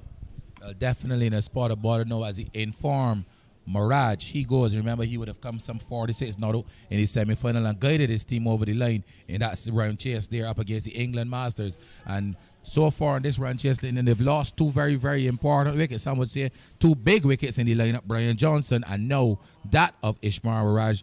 And the new batsman coming to the crease looks like Danny Ram, Lyndon, and lots resting on his very broad shoulders here now. Well, he would have done relatively well when he arrived at the Kensington Oval, always loved in his younger days. 4 List A centuries, stylish batsman, very classy, and he will have to get his team back into the fray. So I can tell you that when the West Indies Masters asked the USA Masters to take first knock, Ravi Kasi, he made 9, Sunny Singh got no score, Shafiq Ali made 5, Shanjira Rarasinga 51 from 68 deliveries with 4 fours, Motion Khan got 30 from 69 deliveries, 1-4-1-6, Fazal Alam got 46 from 52 deliveries, 1-4 and 2 sixes, and the rest of the scorecard, Bashir got 12, Patel got 14, Saeed Shanawaz got 1, Pant Parat, the keeper, not out on 5, and with him was Hussein, not out on 2. 14 extras in a total of 189 for 9. The new batsman in is Danny Ram, and here is Motion Khan, his first debut to Danny Ram. Danny Ram gets a full toss, and by his standard, Kurt, he will reckon he missed out there. Yes, a full toss and angling down the leg side, allowing him to get his arms through the ball in there, but just coming off the inside portion of the bat and not being able to capitalize on a full delivery. But all is well that ends well. He's still at the wicket, and he's got a lot of work to do for this West Indies Masters side. 14 extras, and 3 leg byes, 7 wides, 2 no balls. So 3 byes, 7 leg byes, 2 wides, and 2 no balls, and 14 extras in total of 189 for 9. Here's Khan on the way to bowl to Danny Ram, and Danny Ram is stroking it up to the fielder at the mid-off position, past the fielder actually, and that is Hussein. They will get 1 and turn and come back for 2. So Hussein has his return in mid-pitch, and 2 more to the total. 12 for the loss of 2 to the West Indies. Bowling for the West Indies, Zaman Amin, the captain. 9 overs, 2 minutes, 4 for 27, 9-2, 27-4. Sudish Danny Ram, who's at the crease, 9 overs, 2 minutes, 1 for 23, 9-2, 23-1. William Lashley, the off spinner, 5 overs, 1 minutes, 1 for 26, 5-0, 26-1. Anthony Morris, 6 overs, 1 minutes, none for 23, 6-0, 23-0. Shanda Paul Singh, 5 overs, 1 minutes, none for 21, 5-0, 21-1. Fareed Hussein, 9 overs, 1 minute, 2 for 46. A tad expensive, 9 overs, 1 minute, 2 for 46. And Rajendra Mangali, 2 overs, no minutes, 1 for 13. 2 overs, no minutes, 1 for 13. In reply, the West Indies are in some trouble. Brian Johnson, leg before wicket to Basir for 4. Ishwa Miraj caught Parak off the ball of Motion Khan for 1. Rajendra Sadio is not out on 4. Sudish Daniram is not out on 2. 12 for the loss of 2 after 8 overs. Kurt. Yes, some slow going here for the West Indies Masters, but some tight, very tight stuff being bowled by the USA team, Lyndon, and I can't stop repeating it because it's been a good start by the USA bowlers. They're large and in charge here at Kensington Oval. 22. So it's change of bowler. Pandey has been switched around, and he started at the Joe Garner end, and now he's been switched to the Malcolm Marshall end, left arm between the umpire and the stumps, and he's on his way into bowl to Sadio. Sadio stretches forward, plays the ball out in the offside, where Khan has it under his control. There is no addition to the total. So Khan, the man. Sadio on strike. The target 190. After the USA folded at 189 for 9 off their 45 overs. And there's a drive. Loose drive. No contact made. Not taken by keeper Parak behind the stumps. Coming up a little too early. So Pandya from the Malcolm Marshall end, having started at the Joel Garner end, sent down 3 overs, 2 minutes, conceded only 1 run, and he replaced Basir, who's been pulled out the attack. A cut and a miss by Sadio. Probably reckoned that he missed out there. Lyndon, I'll say something for you and you can decipher what I'm trying to say. Sadio is playing for the West Indies, but he seems to be batting for the USA. Slip and the gully go down. That's my response. Backward point in position as Sadio is driving and finds the field in Bashir, who has been replaced by Sanjay Pandya. Bashir 4 overs, 2 minutes, 1 for 6, bowled very, very well. Pandey has also been on top of his game in this spell, and did be outside on the other paper caught behind. And they're appealing not out, says umpire Tremaine Prescott. There was say they were looking to cut that one pass backward point. And in the opinion of the umpire, he made no contact. In my opinion, he also made no contact. At the end of the over, 12 for loss of 2. The last opinion is with Kurt, not that your opinion matters. Well, my opinion definitely wouldn't matter from this distance. And the man with the opinion that really matters is Tremaine Prescott. And Tremaine Prescott immediately under some pressure from no fewer than at least 5 fielders. And standing steadfast in his decision making. If there's one thing about Tremaine Prescott, he's usually very firm in his decision making, very firm and very astute in his decision making. And don't mind the added pressure and the additional appeals. He stood firm in his saying not out there. And the West Indies batsman Sadio will remain at the crease. He's got 4. It's been a painstaking knock. He's been 4 from off some 28 deliveries, Lyndon. So a lot of work for him to do. And he waits on Can. This is Danny Rama. Pulls this one through mid-wicket. It's going to go close to the boundary. Will have the legs to get in the boundary. It does. So, short delivery. A full delivery, sorry. And Danny Ram will take that any given day of the week to the cleaners. So he helps himself to his first boundary. He has 6 against his name, and the West Indies are 16 for the loss of 2 in the process of the 10th over. Well, yes, Danny Ram getting a full delivery, and a player of his class and his experience, Linda, he wouldn't miss out on that. Just whipping it into the mid-wicket area and into the boundary. Can't bowler Danny Ram, a full toss is chipped over the bowler's head. Bit of a false shot, Lyndon. Ball coming off the leading portion of the bat, almost going back to the bowler and just dropping shortly in front of the man in at mid-off. So Danny Ram, even although he has to score, Lyndon, I think he still needs to be a bit careful, a bit cautious. Yes, he needs to occupy the crease. That's at the moment. That's the key for the West Indies, occupation of the crease for Hussein. So and Danny Ram comes onto the front foot, pulls the right hand off the bat. As he's stretching forward, the ball runs down into that gully region. There is no run. It remains West Indies 16 for the loss of 2 in the 10th over the target, 190. Well, I think Danny Ram and Sadio will have to bat deep into this innings, Leonard. Probably bat to, let's say, the 20th over, and then let's have a recalibration of the target, have a relook again and see where they are, because remember, they've already lost 2 very, very important wickets. Danny Ram gets a really wide outside of the off something, but it darts back. So there's a serious inward movement there for Strawn, and maybe Jesse wanted to bowl that ball on top of the off stump rather than just too wide outside the off stump. It did come back a long way, but I thought, in all fairness, he was been asking too much of that delivery to come back and challenge the stumps from that distance outside the off stump. So maybe better advised to start a little straighter, just on or about the off stump, and see if he can still get that inward movement again. Let's see if the line is adjusted. It is adjusted. The length is also adjusted, and Danny Ram makes the adjustment and stabs it disconcertingly into the mid-wicket region, and there is no run. 16 for loss of 2 in the 10th over. A bit of bounce as well on offer there for the man Kian. So Kian, with his final delivery of his second over, having conceded 8, is into bowl to Danny Ram, and Danny Ram allows the delivery outside of the off stump to go by, taken by the keeper. The end of over number 10. The end of my stint. I will change chairs with you. And I can tell you that the West Indies are 16 for the loss of 2. 16 for the loss of 2. They're seeking to get up to a target of 190. More from Kirk Strawn, and then you'll be joined by Wayne Holder. Kirk?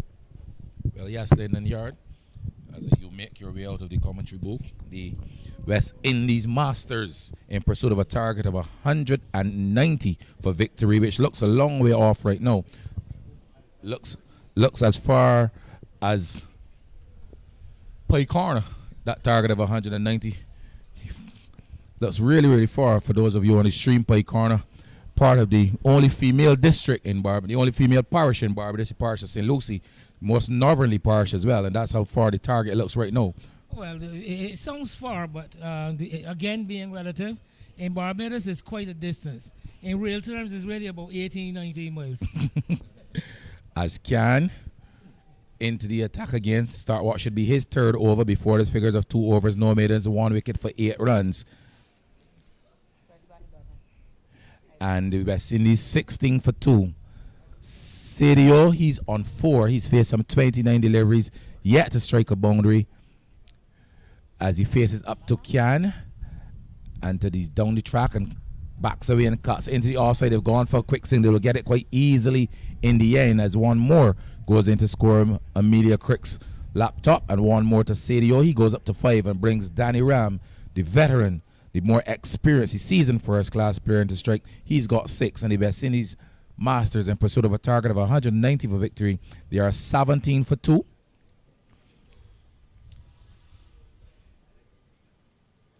As Kian passes umpire Prescott on his way into bowl to Danny Ram, who's forward quite stylishly, doesn't score. Just one extra given away, such has been the discipline and approach being shown by the USA bowlers being holder. Well, yes, looking a very well-drilled unit. I have been observing each and every one of them that we've seen so far. As Kian on his way into bowl to Danny Ram, brings him forward across his stumps. A stifle appeal coming from the keeper, coming from the man himself in Kian, but umpire Prescott once again shakes his head in the negative, and the score will remain on 17 for 2. We're in over number 11. 10 overs and 4 deliveries already being completed. And Kian passes the umpire left arm over the wicket. Bowls delivery, which is driven sweetly into the onside, and this should run fairly close or into the long on boundary. A magnificent shot there by the man Suresh Danny Ram, being hold and such disdainfulness that he played that shot that he didn't even bother to run. Well, it was a full toss, and he knew he hit it in the middle. He got it into the gap, and immediately he knew it was 4. Never even attempted to go for a run. Just watched it all the way down to the boundary at long on. 21 for 2. We're in over number 11. Remember, they have all of 45 overs in which to get up to a target of 190. There's a delivery outside the off stump. The batsman is driving. The keeper whips the bails off and has an appeal. And umpire Dave Thompson at the end of over number 11 is walking in from the square leg position. He's signaled not out. And the West Indies Masters with Sadio on 5. Danny Ram, he's got 10 with 2 boundaries being holder.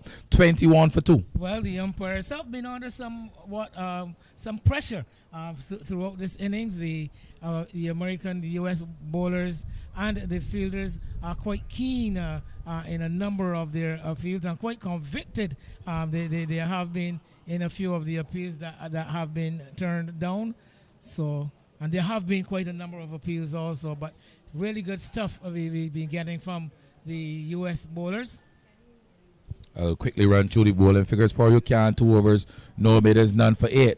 And Pandya 5 overs, 3 maidens, just 6 runs conceded. He's yet to pick up a wicket, and it looks like Kian will continue the attack from the Joel Garner end or the northern end of the ground wing holder. 2 overs, no maidens, 1 for 8. Some quite impressive stuff also, getting the ball to in swing predominantly. Well played by Sadio, coming on to the front foot lane holder quite stylishly in defense. So far he's batted some 30 deliveries for just 5 runs. Hence you're saying he's playing for the West Indies and batting for USA. Well, the good thing about batting is that after he uses up all of this deliveries being holder, he must go deep. There's a full delivery which is driven sweetly into the offside pleasantly by the man Sadio. He goes up by 1 to 6, and Danny Ram, who's on 10 with 2 boundaries, comes into strike with the West Indies score as it inches up to 22. 22 for 2 in the course of the 12th over of the innings. Well, the old adage says that if you're going to score runs, you have to be at the wicket. So he's taking care of the first requirement, ticking the first box. He's there still. 22 for 2 as Kian passes umpire Thompson and bowls a full delivery which is spiked again into the onside and into the square leg boundary over by the Greenwich handstand. A nice wristy shot there played by Danny Ram, and he goes up to 14. His 3rd boundary of the proceedings as well being holder. 26 for 2. All class, Sunil Nadiram. Again, it's a full toss, but the full toss has got to be put away. And not only did he put it away, but he put it away with class and style, really whipping the wrist into that shot. Well, yes, can he keep Danny Ram quiet? He's on his way into bowl to Danny Ram. Danny Ram is driving sweetly over the cover region, going for 1. will come back for the second round as two fielders converge on the ball and pulls it back just inside the cover boundary. Wayne Holder. A nice, pleasant shot. Really easy on the eye is Danny Ram. Reminds me a lot of my favorite player in Carl Hooper as he goes up to 16 and the West Indies team in pursuit of a target of 190, 28 for 2 in over number 12. Just to show you the difference in class, Kirk, this guy Can has been a handful for all the other batsmen who would have faced up to him. But Danny Ram just getting onto that front foot quite early and look with ease as he plays a number of those deliveries. There's the bowler good enough in Can to pull his life back, and there was the batsman coming onto the front foot, adjusting, getting his hands a little bit lower onto that delivery and holding, adjusting. Also looking to get that delivery to straighten. That one didn't swing back like the previous. Yeah, deliveries. crafty campaigner is Can. As he score up to 28 for 2. Taking you around the field as a fielder comes around to mid-off in the man in the number 6 jersey in Hussein. Zibar Hussein comes around to mid-off as some adjustments being made in the field. And there's a delivery. He's a long way down. He will have to hurry at the non-striker's end. And had that shot, the some said it would have been curtains for Sadio Wayne Holder. He was a long way down in the number 69 jersey. And rightfully sent back by Danny Ram as the man from forward square was in a flash, had a shot at the non-strikers, and luckily for Sadio, he didn't hit the stumps. 28 for 2 at the end of over number 12, the West Indies Masters. Well, yes, this is a good contest here, though, between Can and Danny Ram. The Can exercising brilliant control, getting some nice late movement, particularly back into the wicket. He's also shown that he's got some variety. He gets the occasional ball to straighten on, pitching on the all stump. And Danny Ram really have to go deep into his reserves of technique to master, to get the better of the battle so far. Well, yes, 28 for 2, 12 overs. I can tell you that the West Indies Masters would have lost the wickets of Brian Johnson. He was LBW off the bowling of Bashir for 4. And Ishwar Miraj, the man of the match in the semi-final, he was caught by Ananta off the bowling of Can for 1. He faced some 16 deliveries. The West Indies would have lost wickets with the score on 4 and 10. And now an 18 runs third wicket partnership between Sunil Danny Ram. He's done the bulk of the scoring as there's a bowling change from the Malcolm Marshall end. It's Chintan Patel coming into the attack from the Malcolm Marshall end. He's operating with a fielder at slip, a fielder in at gully, a fielder at backward point, a fielder in at cover point, a fielder in at extra cover, a man at mid-off, 3/4 of the way to the boundary, and a man at mid-on, also 3/4 of the way to the boundary. A man in at short mid wicket, a fielder at backward square leg. And I'm checking to see, no, there's no one protecting the boundary on the offside. 28 for 2. We're in over number 13. 12 overs and 2 deliveries have been completed thus far. A delivery which is bringing the batsman Sadio in the number 69 jersey into strike and onto the front foot. And yet again, the common team with when you're bowling to Sadio, he doesn't score. 6 from 35 deliveries. As Patel bowls a short delivery, Sadio is swinging into the backward square leg region, Wayne Holder, and yet again he doesn't score. Well, yes, finding it very difficult to get the ball off the square or past the inner ring so far has been Sadio. Patel bowls a delivery which is bringing the batsman forward, taking the outer portion of the bat, and well fielded by the man there in the number 14 jersey in Veera Singh. So a good tight stuff by the USA bowlers, Wayne Holder, and well backed up in the field. So sterile has been Sadio that the fielders all inside the ring, in off the circle, and still not being able to at least penetrate or even look to get the ball over the top. So but then again, he's playing his role here in the partnership. At the end of a maiden over, Wayne Holder, the West Indies Masters 28 for 2 at the end of over number 13. Sadio, he's got 6. It's been a painstaking 6 as well. 6 from 38 deliveries. So does Danny Ram. He's done the bulk of the scoring. He's 16 off some 16 deliveries. He struck 3 4s, Wayne Holder. And the 3x4 is 12. And he's faced some 16 deliveries, so you can count the number of dot balls that he too would have faced. Such has been the discipline and the tightness of the USA bowlers. USA bowlers, well, yes, at 28 8 for 2. Well, Danny Ram will have a crucial part to play in this chase. One would like to believe that if West Indies are to challenge this total, well, soon as Danny Ram will have to play a major role. So as there's another bowling change at the Joel Garner end, or the northern end of the ground way and holder. It is Zabir Hussain who will come into the attack now with his cap peak turned backwards. It looks like he'll be bowling a bit of off spin. I'll take you around the field for him. He's a man in at slip. There's a man in at the backward point region. There's a man in at a squarish point. There's a man in at extra cover. There's a man 3/4 of the way to the cover boundary way and holder. There's a man at mid-off 3/4 of the way. There's a man in at short mid-wicket. There's a man on the mid-wicket boundary and a man 3/4 of the way on the long-on boundary. As Patel to bowl what should be his first delivery, he'll be bowling to the right-handed Sunil Danny Ram, who's on 16, and he bowls a delivery which is onto the leg stump, and Danny Ram, equal to the task, comes forward and plays it stylishly into the onside. No run, resulting 28 for 2 in over number 14. It's being bowled by Patel, passes umpire, Hussain, passes umpire Thompson, flighted delivery driven pleasantly down the ground, down to the man coming off the long on boundary in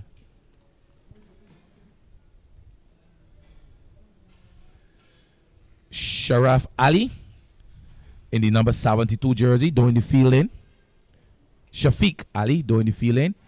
And there's a delivery driven sweetly into the offside. No run for him there, but that was pleasantly played by Sadio down the track, and when he got the drive, opened the face, got it to the man at that square point region way and holder. But yet again, the common team, he doesn't score. Thickly populated offside field. Some 5 fielders bordering the short third man right around to mid-off, all inside the inner ring, all looking to save a single. So Hussain was a flighty delivery played sweetly by Sadio Wayne Holder, but yet again straight to the man in their extra cover, and yet again doesn't score. 6 from 41. Hussain was a flighty delivery, and yet again straight to that man. So only 3 people are playing in this cricket game: the bowler Hussain, the batsman Sadio, and the man in that short extra cover region. It looks like the man Alam in the number 172 jersey. He's fielded 3 consecutive deliveries there in holder as Hussain bowls a delivery. The batsman sweeping and sweeping well, gone behind square. A lot of work for the man coming around from his right off the mid-wicket boundary. The batsman have enough time to complete 2 as the fielder back tracks as well from forward square, and the batsman Sadio had enough time to complete 2 runs in holder. He should go up to 8, and the West Indies Masters, in pursuit of a target of 190, they have all of 45 overs in which to do so. At the end of over number 14, with Sadio on 8 and Sunil Danny Ram on 17. So far, there's been just 1 extra win holder, 31 for 2. Well, pulling out the sweep is the batsman. It is Sadio to a delivery a bit straighter on that occasion. As a matter of fact, a bit too straight by the bowler. So he gets off the 6 that he would have been on for quite a while to add to his total. But the United States still will be very comfortable at this particular stage. One is reminded, though, that the USA, when they batted, also got off to a very slow start, and the West Indies bowlers really applying some early pressure before they were able to break out. And the innings really began to blossom later. Well, yes, 31 for 2. And it looks like Patel will continue from the Malcolm Marshall end.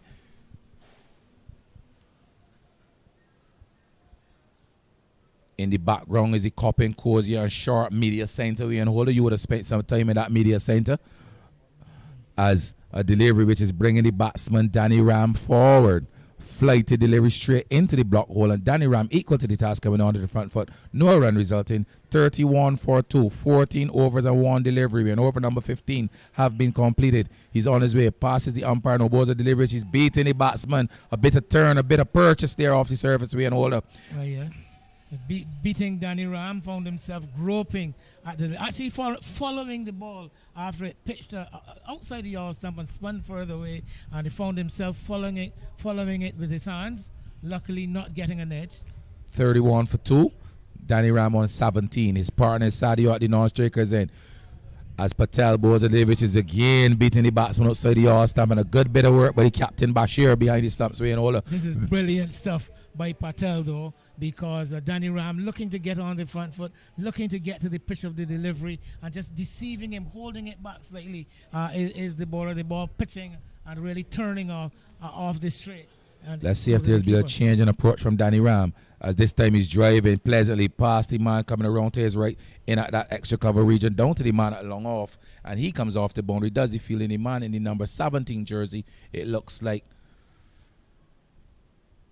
Can doing the fielding down there, and one more to the score takes it up to 32 for 2.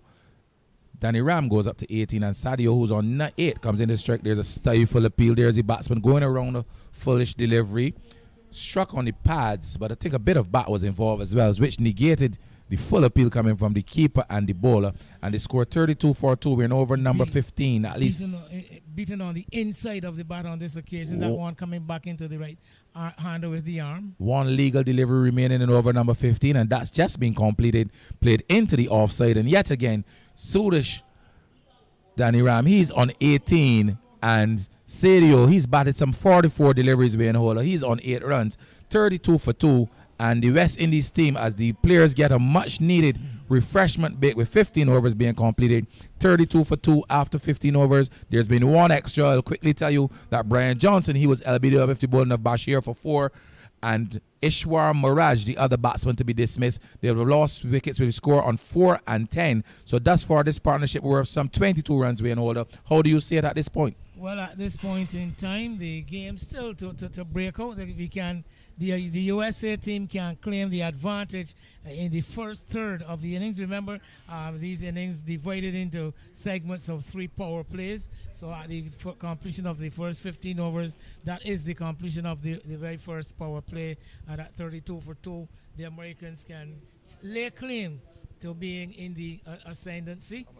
But the West Indies, with as long as Sunil Danny Ram is there in the middle, though, I think that they would consider that they are in with a chance. He's the kind of class player who can take the situation in hand and get on top of the bowling as he looks to power through the middle overs. So a very crucial middle stage of the innings about to commence, and I think that could be the decisive period in the match. At the end of this 15 overs, we will know exactly what direction this game is heading. Interestingly poised, Wayne Holder, and interesting comparison too. At the end of 15 overs, the USA, they were 40 for 3. So the West Indies are 8 runs behind, but 1 wicket to the good. And so some would argue even Stevens, but the game evenly poised here now as we head into the second power play. But I must say, I have been very impressed with the work of these USA bowlers, every one of them. The Bashir who opened the bowling from the southern end. I mean, impeccable line and length, lovely shape with the new ball. I don't think I could be too far wrong if I suggested that. Zoom in on the batters. That he might have been The batters, the batsmen. a Wakar Yunus lookalike. I just wanted to bring something to your attention, Wayne Holder, and for all the viewers as well. If you see on the field, the oldest man on the field is the man taking a message to the West Indies batsmen, and he's done that job all season. I think he's put in a lot of miles. The man Shanda Paul Singh, and holder, a busy campaigner. Even when he's off the field, he's still finding something to get him back onto the field. Well, yeah, very energetic. He has been throughout, and of course, lending. One would like to believe his years of experience to the younger players and the younger masters, if there is such a thing. And once again, coming to the middle with some advice for the peer at the wicket. Thanks very much, David. Perhaps to get our monitor, which was having some problems, up and running again. So the signal for the second power play coming from umpire Thompson. So we're back to start of over number 16. It's going to be bowled by Hussein before this one over, conceding just 3 runs. Bowling with his cap peak turned backwards in modern day cricketer style. Usually the COVID emperor, the umpires, they don't take caps anymore. So it starts with a delivery outside the off stump, which is left well alone by Danny Ram. He's on 18, and with lots resting on his shoulders, he's expected to bat deep into this innings now as the bowler, Boza David batsman, is down the track, and when he gets there, realizes that he's not quite to the pitch of it and holder. And interestingly enough, when he got there, he left the ball alone. Well, he feigned coming down the track because he didn't actually leave the crease. As Hussein on his way into bowl to the batsman, there's a loud appeal, and the dreaded finger of umpire Dave Thompson goes into the air, and Danny Ram goes caught at the wicket holder, searching for a drive. As seeing the drive outside the yard stump, the edge found and the catch taken by the captain and keeper in Bashir, and the West Indies team sink further into trouble holder at 32 for 3. The important wicket, that of Danny Ram, goes for 18, caught at the wicket off the bowling of Hussein. A crucial strike by Hussein. The previous delivery we talked of, Danny Ram looking to get down the track, feigning as if he was going to come down the track, but then realizing that he would have been beaten and holding his ground. But this time the bowler throwing it up a bit more, but even throwing a bit wider. And Danny Ram guilty of reaching outside the off stump where he didn't have the control over the shot, and the umpire Dave Thompson had no hesitation whatsoever in making that decision of caught behind. Good catch taken by the keeper. Well, yes, and the new batsman to the crease looks like Rajendra Mangali. He replaces Danny Ram. I think I can explain him coming ahead of William Lashley in this batting lineup now. And holder with Sadio at the wicket, and he's really yet to get going. In fact, he's been stuck in neutral. I don't even want to say he's been in first gear. He's been stuck in neutral for the better part of his innings, 8 from just 44 deliveries. And the more attacking option in Mangali comes to the crease, trying to get a push on Wayne Holder, and leaving the rest of the batting to be done by Sadio at the other end. The innings definitely in need of an injection of impetus. As Hussein bowls a delivery which is bringing the batsman Mangali forward. His first delivery. So very aggressive field setting, Kirk. You can take a look at it. Yes, and share it with all, a slip and a gully, a man in at short extra cover, a man at backward point, a man in at cover, a man at mid-off, a man at mid-wicket, and two men on the in front of the bat on the onside. Very, very close indeed. And there's a man at long on. Wayne Holder, so a very attacking field here. 1, 2, 3, 4, 5, 6 men on the offside, 3 men on the onside, and 2 of them very, very close to the batter in a short mid-wicket and forward square, and walking in rather quickly as well. As Hussein bowls a delivery to batsman, Mangali coming forward, and to this delivery, Wayne Holder, he wouldn't score as that ball is safely poached by the man in a short mid-wicket. And with the score on 32 for 3, I can tell you, Sadio, a painstaking knock so far, 44 deliveries for his 8 runs. And new at the crease, Rajendra Mangali, a man who's represented Trinidad at the highest level, 32 for 3. The West Indies Masters in pursuit of a target of 190, which seems a long way off, Wayne Holder. A big strike by Zubair Hussain to get rid of Sudesh Danny Ram. And the West Indies now crawling along at 2 runs per over, exactly 2 runs per over. The required rate now up to 5.45 runs per over, a level not yet achieved in either innings so far. As Patel, 2 overs, 1 maiden, 1 run before this over, starts his 3rd over. Bowls a flighty delivery which is driven pleasantly into the offside, and that's 45 deliveries now being faced by Rajendra Sadio, facing up to the bowler Patel, and to this delivery he's playing pleasantly into the offside. He's gone for 1. Will they contemplate the second run? The fielder from cover point tumbles as he retrieves, but he's done well enough to stop the batsman from completing the second run as the score goes up by 1 more to 33, and Sadio up by 1 to 9, and Mangali comes back in his strike. 16 overs and 2 deliveries have been completed. As Patel on his way into bowl to the batsman Mangali, leaving a delivery outside the off stump taken by keeper and captain in Parak Ananta Parak, the wicketkeeper. He's been doing excellent work behind the stumps. He's leading his troops as well as a delivery. The batsman is having a sweep. There's a loud appeal, and he's been given out LBW in holder. There was the batsman Mangali inside of his wicket, attempting a sweep in holder, and he's been struck in front, palpably in front, and the index finger of Tremaine Prescott, the umpire, the man who's has the final say in making those decisions, Wayne Holder. 33 for 4, the West Indies team now, Wayne Holder, and the spot border. You could have added the deadly index finger of that left-hander. But Mangali getting fairly far across his wicket, and I thought that was the arm ball from Patel, not looking to spin it past the outer edge, but darting it back in with the arm. And Patel, the shot might have been on in that he would have been playing with the general angle of the ball, but guilty of missing, struck in front and gone. 33 for 4 as the dependable and ever reliable William Lashley, who's been basically the backbone of this West Indies Masters batting. He trudges out onto the pitch now, Wayne Holder, with his team definitely in a spot of bother. They require a further 157 runs to win, and that's going to take a lot of getting. From all of 28 overs and 2 ball. Lashley has had a relatively good time of it in this tournament, both with bat and ball. But the requirement here now is going to be some proactive batting by the West Indies.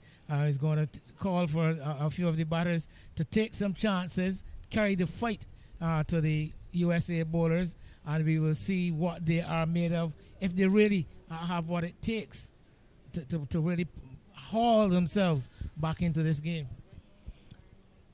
As Patel, 2.4 overs, 1 maiden, 2 runs, and just picked up his first wicket, that of Rajendra Mangali, swinging across the line, attempting a sweep, not making contact, and palpably LBW.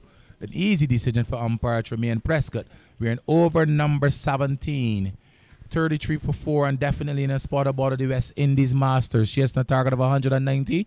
Patel passes the umpire now and bowls to the batsman Lashley, who's driving pleasantly down to mid-off, opening his account. One more to the score. The score goes up to 34. 34 for 4. Lashley, he opens his account. He's on 1. And Sadio in holder now with lots of batting to do. He's been there in the pivotal number 3 position when they lost the early wicket, that of Brian Johnson. He's been there ever since then, and he will have to bat all the way deep, very deep into his innings.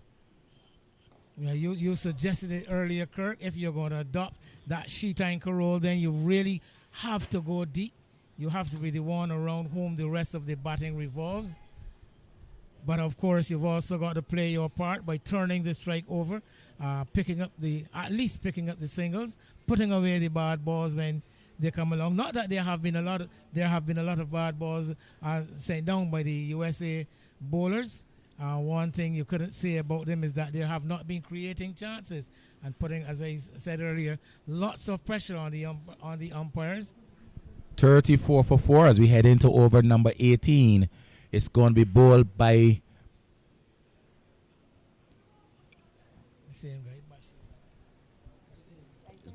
Hussein. 2 overs, 1 maiden, 1 for 3. So some tight stuff being on offer here by all of the bowlers used by the captain in Parak. All of his bowlers have supported him well.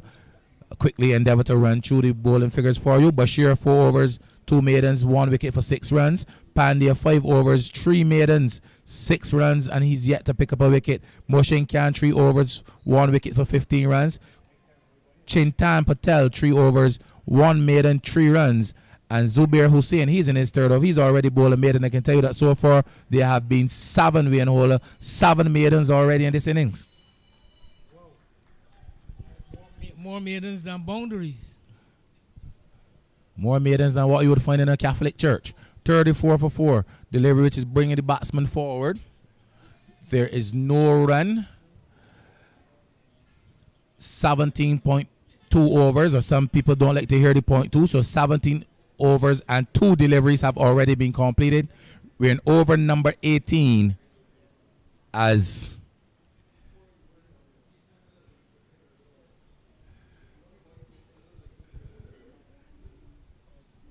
Hussein get some assistance with the towel, which was dropped out of him as he delivery stride. A delivery outside the arse, left alone by Lashley Wayne Holder.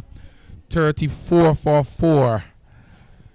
Well, Lashley facing up to his fellow off-spin bowler, Hussein. Hussein passes umpire Thompson. Bowls a flighted delivery. Lashley's leaving the delivery outside the arse stump yet again. And there is yet again no run. The dot balls continuing to mount up. And I'll get that tally for you shortly, Wayne Holder. At the end of this over, I'll get that tally for you, but I can tell you that there have so far been 42 of them because there were 7 maidens, so I can at least speak for 42 of them for sure. A delivery which is punch back down the track, and yet again, no run resulting. So 34 for 4, Wayne Holder. Where will the impetus now in this West Indies chase come from? We await to see. 91. And when I speak about chase, I'm not speaking about Roston. I think he's overseas on West Indies duty. Should be somewhere in Australia practicing. I'm not speaking about Roston Chase, the West Indies middle order batsman and all-rounder. He's from Christchurch as well. 34 for 4 after 18 completed overs with Sadio Wayne Holder. He's on 9 and William Lashley on 1. I can tell you that there's been 1 extra in the innings thus far. Such has been the accuracy and the discipline shown by the USA bowlers. And I can also tell you, Wayne Holder, if you're at all interested, the Barbados team playing in the Super 50 Cup. Remember, they have played 3 games, they lost 2, and they've done just 1. Today they're playing against the emerging players, and they have won the toss and elected to bat, and they are 29 without loss. I can tell you that Kyle Hope, who was drafted into the side, he's on 13, and with him is McCaskey, he's got 15. They'll be pushed into the side. Kirk, I think I've counted almost 90 dot balls in this inning so far. 90 dot balls. Sadio himself has faced some 41 dot balls. He's been responsible for 41 of them. They're sweeping. And not out says the umpires. This one will run down to the third man region wheel holder. They've completed 2. I think Lashley is quite interested in the third run, and they will get it quite easy. As a bit of a fumble by the man in the number 7 jersey, looks like Moshin Khan, and allows the batsman to complete the third run. Wait for the signal from the umpire, leg by signal by umpire Tremaine Prescott.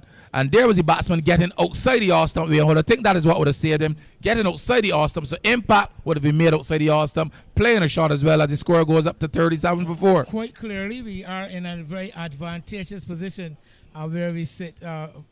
Kirk, definitely hitting him in outside the off stump. The American fielders so taken up in the appeal that nobody chased the ball as it ran down to third man until they realized that the umpire was not going to give the decision. As Patel into Lashley. He's forward onto the front foot.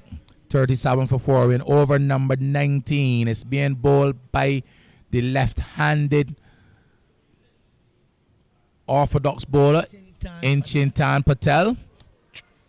Yet again, another dot ball Wayne Holder.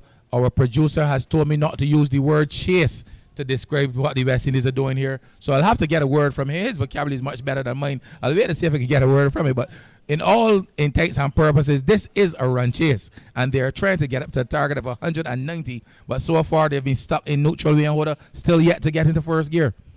Well, there's something called giving up the chase.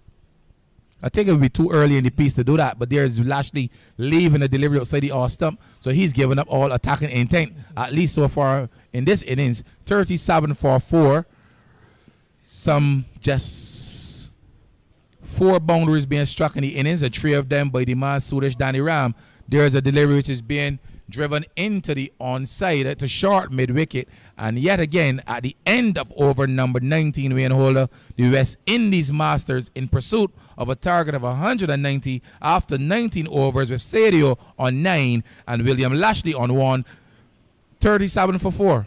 Well, to show you the extent in which to which the West Indies have found themselves really trailing, the current run rate is at 1.95 runs per over. So less than 2 runs per over they have been able to achieve. And to the credit of the USA bowlers, though, these guys have been really, really spot on.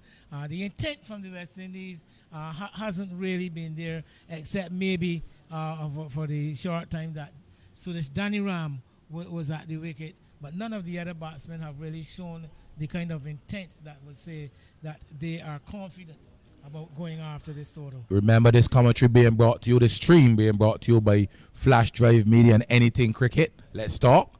As a delivery which the batsman Sadio is punching into the onside. They've gone for one, and painstakingly enough, he goes up to 10 after some 50 deliveries being holders. So scoring a run every 5 deliveries, and they score up by one to 38 for 4.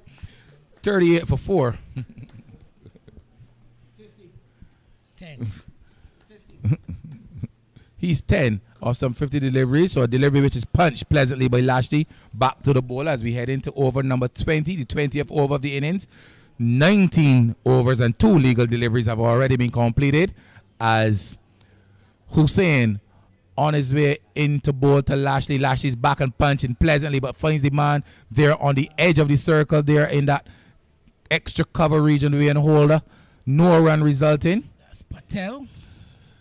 And Hussain passes the umpire now, and Thompson bowls a flighty delivery. Lashley's down the track, and when he gets there, drives back to the bowler.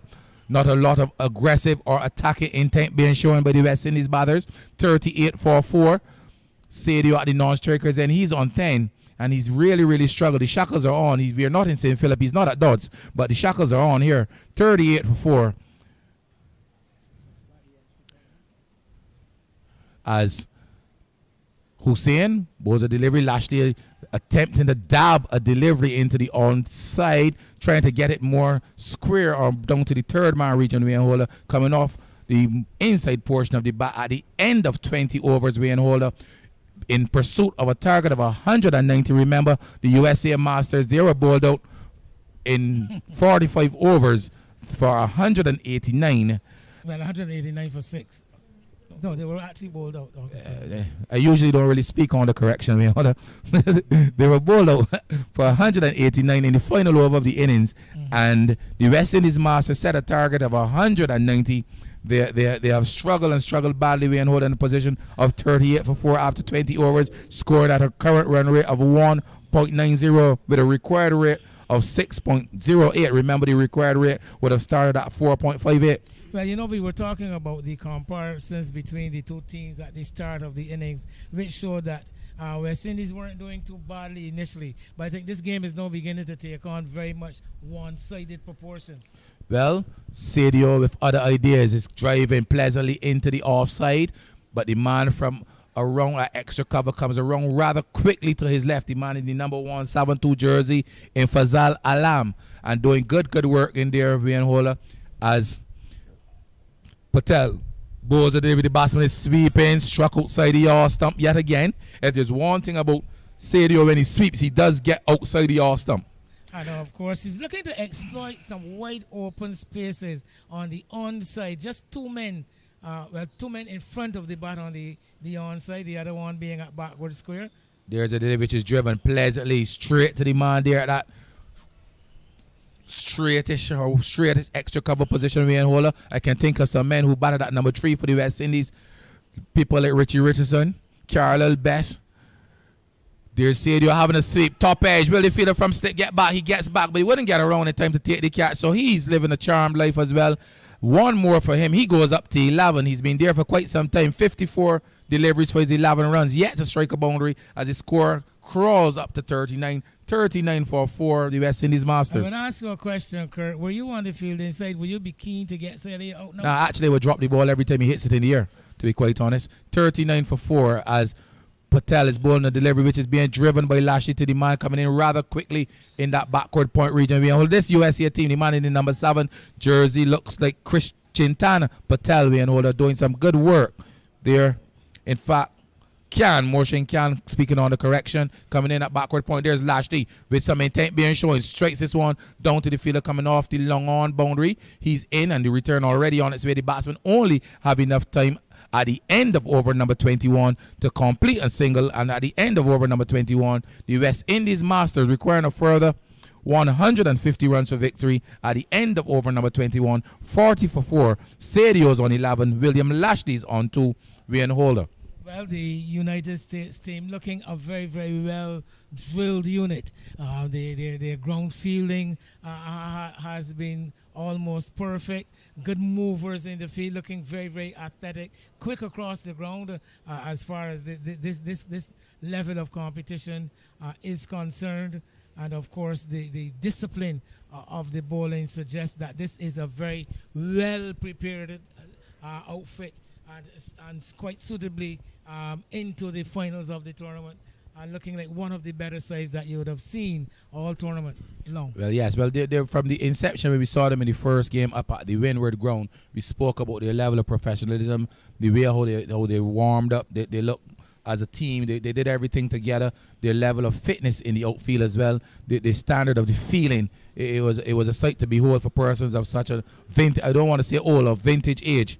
And they look to really drill unit. 40 for 4 as Hussein will continue as we head into over number 22. It's being bowled by Hussein from the Joel Garner end. Bowls a short delivery, Lashley off the back for them punching. Pass a diving fielder in at short. Extra cover. Down to the man coming off the long off boundary, 3/4 of the way of the long off boundary, as the score goes up by 1 to 41. 41 for 4.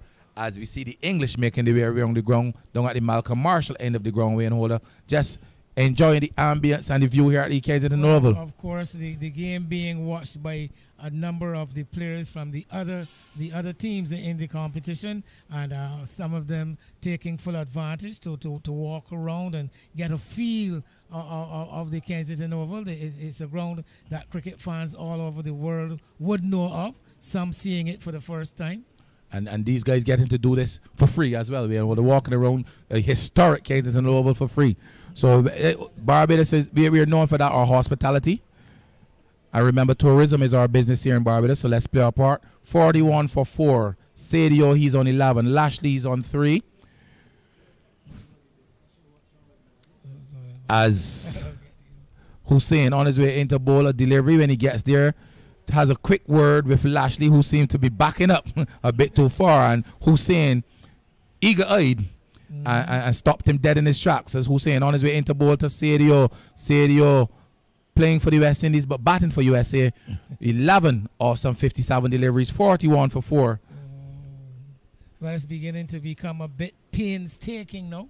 Well, it's gotten painstaking a long ago. I think it's beginning to become a bit painful for supporters of the West Indies. So maybe the charge will come in the final 20 overs. 41 for 4. Sadio is on 11. Lashley with him at the nose checkers on a 3. Here's Sadio on to the front foot when he gets there, drives. Common team, straight to the man in that straightish extra cover region, Wayne Holder, and yet again he doesn't score. 1, 2, 3, 4 fielders saving a single on the onside, on the offside, 1 saving on the onside, and just past that man who's saving a single to his right on the onside. They've gone for 1, and I can guarantee you that that's all they'll be, as the man quickly off the mid-wicket boundary in the man in the number 45 jersey looks like 45 Bashir. Bashir doing the fielding. So at the end of over number 22, I can tell you the West Indies Masters requiring a further 148 runs at a required run rate of 6.43. Their current run rate is 1.91. And if you hear those figures again, the required run rate 6.43, the current run rate 1.91. It is easy to say that the West Indies will need to step on the accelerator. In fact, I think they might need to get into the car first. Well, Paul, probably the single had off the final delivery, it's quite ironic. I'm sure that the United States didn't mind Sadio picking up that single off the final delivery and retaining the strike. Well, 42 for 4 as we head into the 23rd over of the innings. Over number 25, I think our good friend Lyndon Yard will come a-calling. 42 for 4 as Patel bowls a delivery, the batsman down the track, and he's been given out, stumped by umpire Dave Thompson, standing at point on the offside this time. He was not on the leg side in the accustomed position on the onside Wayne Holder, and Sadio, his innings comes to an end, and some whisper to my left, alas, but any wicket that's lost now for the West Indies is another nail in the coffin, and they sink further into trouble. Wayne Holder, 42 for 5. And Sadio goes, Rajendra Sadio, Wayne Holder. He would have used up all of 60 deliveries for his 12 runs. A strike rate of 220. 42 for 5. And definitely in the spot of bottom nowhere. And I'll quickly endeavor to tell you that after 22 overs, the USA team, they were 64 for 3. 64 for 3. So the West Indies team behind Wayne Holland, behind on all two fronts now. That rebuilding partnership going on at the time, but I'm going to commend the work of the keeper though on that occasion. That delivery, the captain Parat, a wide delivery, drawing the batsman forward, and I think he just overbalanced. He actually didn't move out of his crease. It's just that the weight onto the front foot carried him forward and just lifting the back leg. And the keeper gloving and stumping quite quickly to end the long vigil of Rajendra Sadio.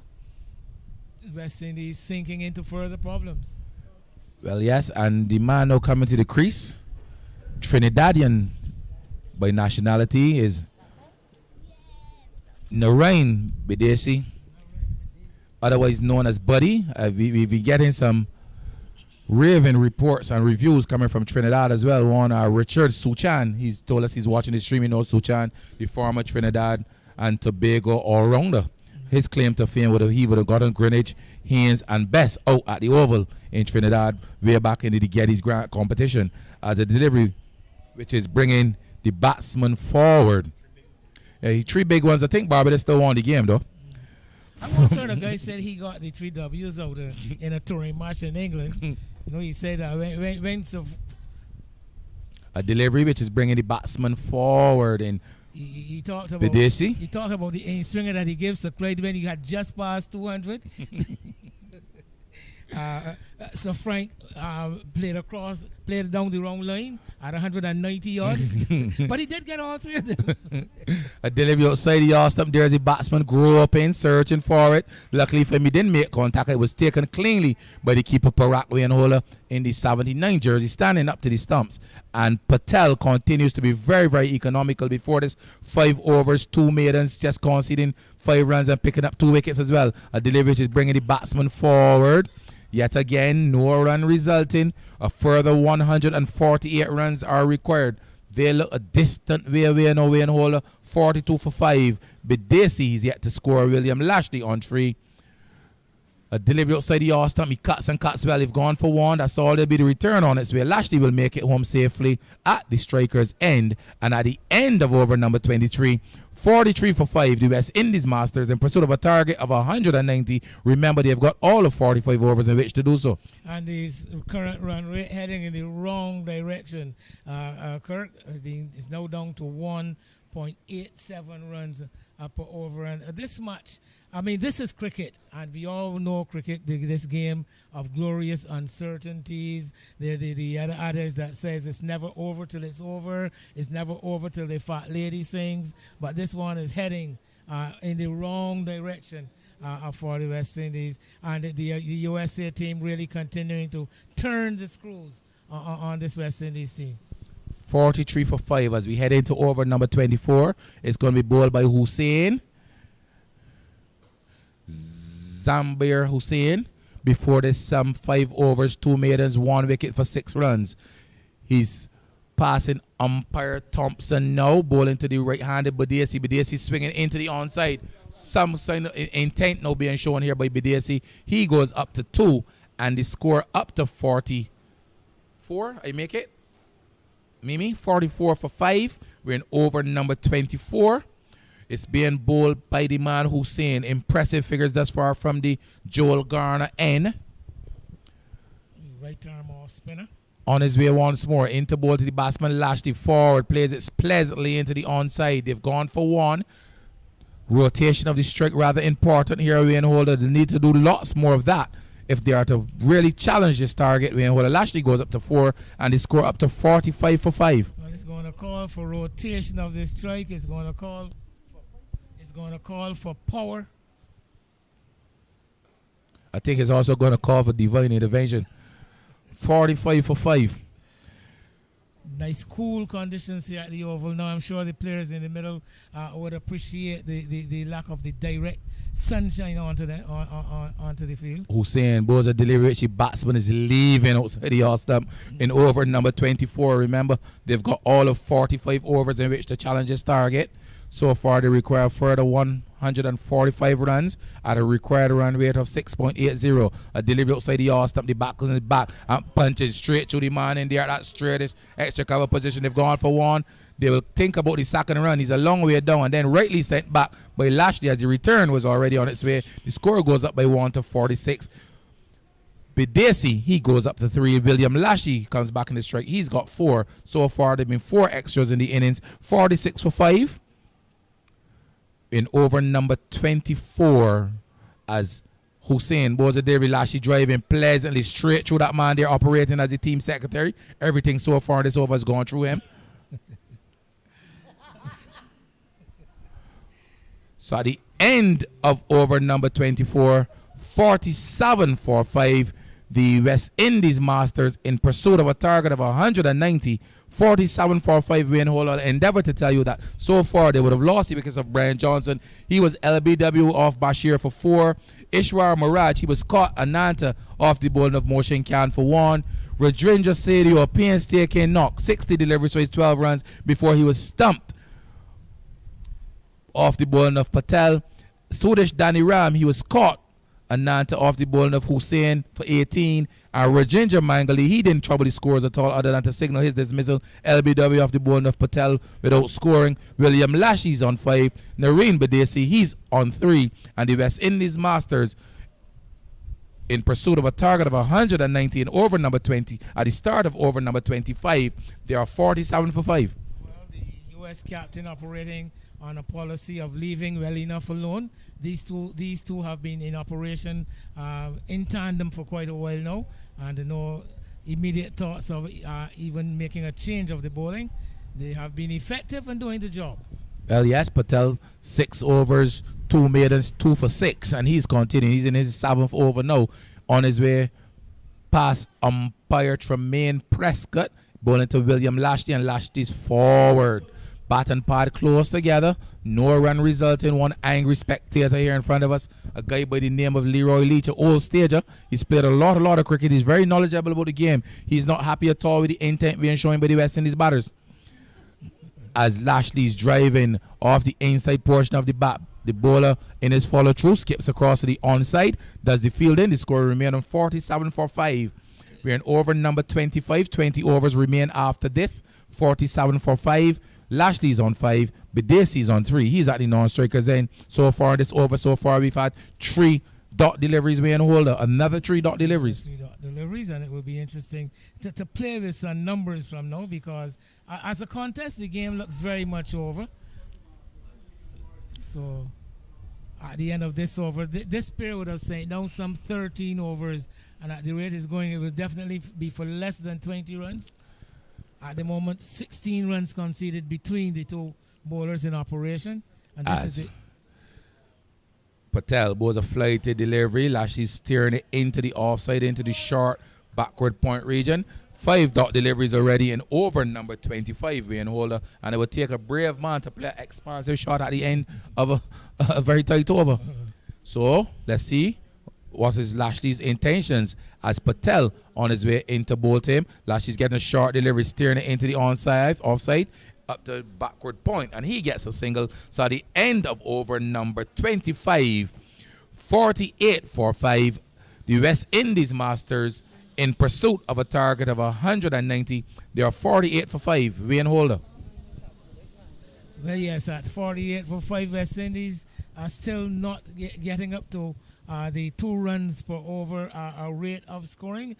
We've had some 25 overs and still only 48 for 5, as I was telling you, Clint. I was telling you, Kurt, between themselves, Shintan Patel and Zubair Hussain have sent down some 13 overs. 4 maidens would have come out of those 13 overs, 17 runs.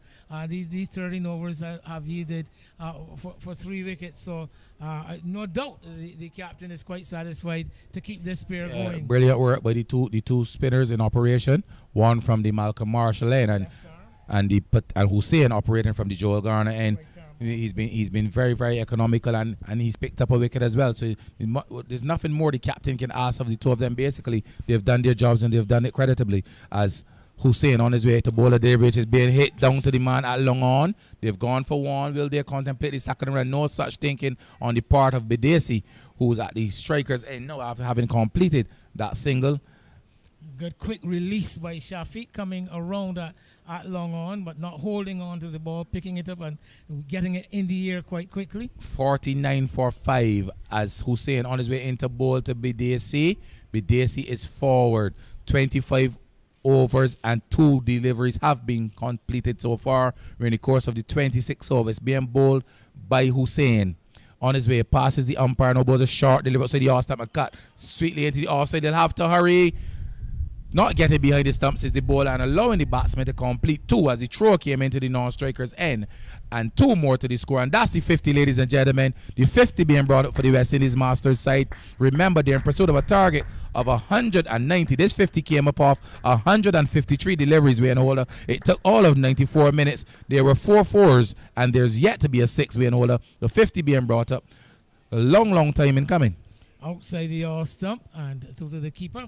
Well, yes, the West Indies, painstaking it has been, but I am not going to throw so much of the blame on the West Indies. I'm going to give the credit to the US, though. They have really mastered their task of defending the 190. You know, at the conclusion of the innings, Kirk, we had a visit from one of the US players, and he was asking, from our knowledge, if 190 was adequate. But at the rate that we are going right now, maybe 90 might have been adequate. 52 for 5. Oh, that's conjecture. The reality is that the West Indies Masters are in pursuit of 190, and they're batting up to 52 for 5. They've got some 19 overs remaining. A delivery which is Lashley is bowled, Wayne Holder, and there's Lashley playing around a full delivery, and Hussein at the end of over number 7 makes another important strike, Wayne Holder.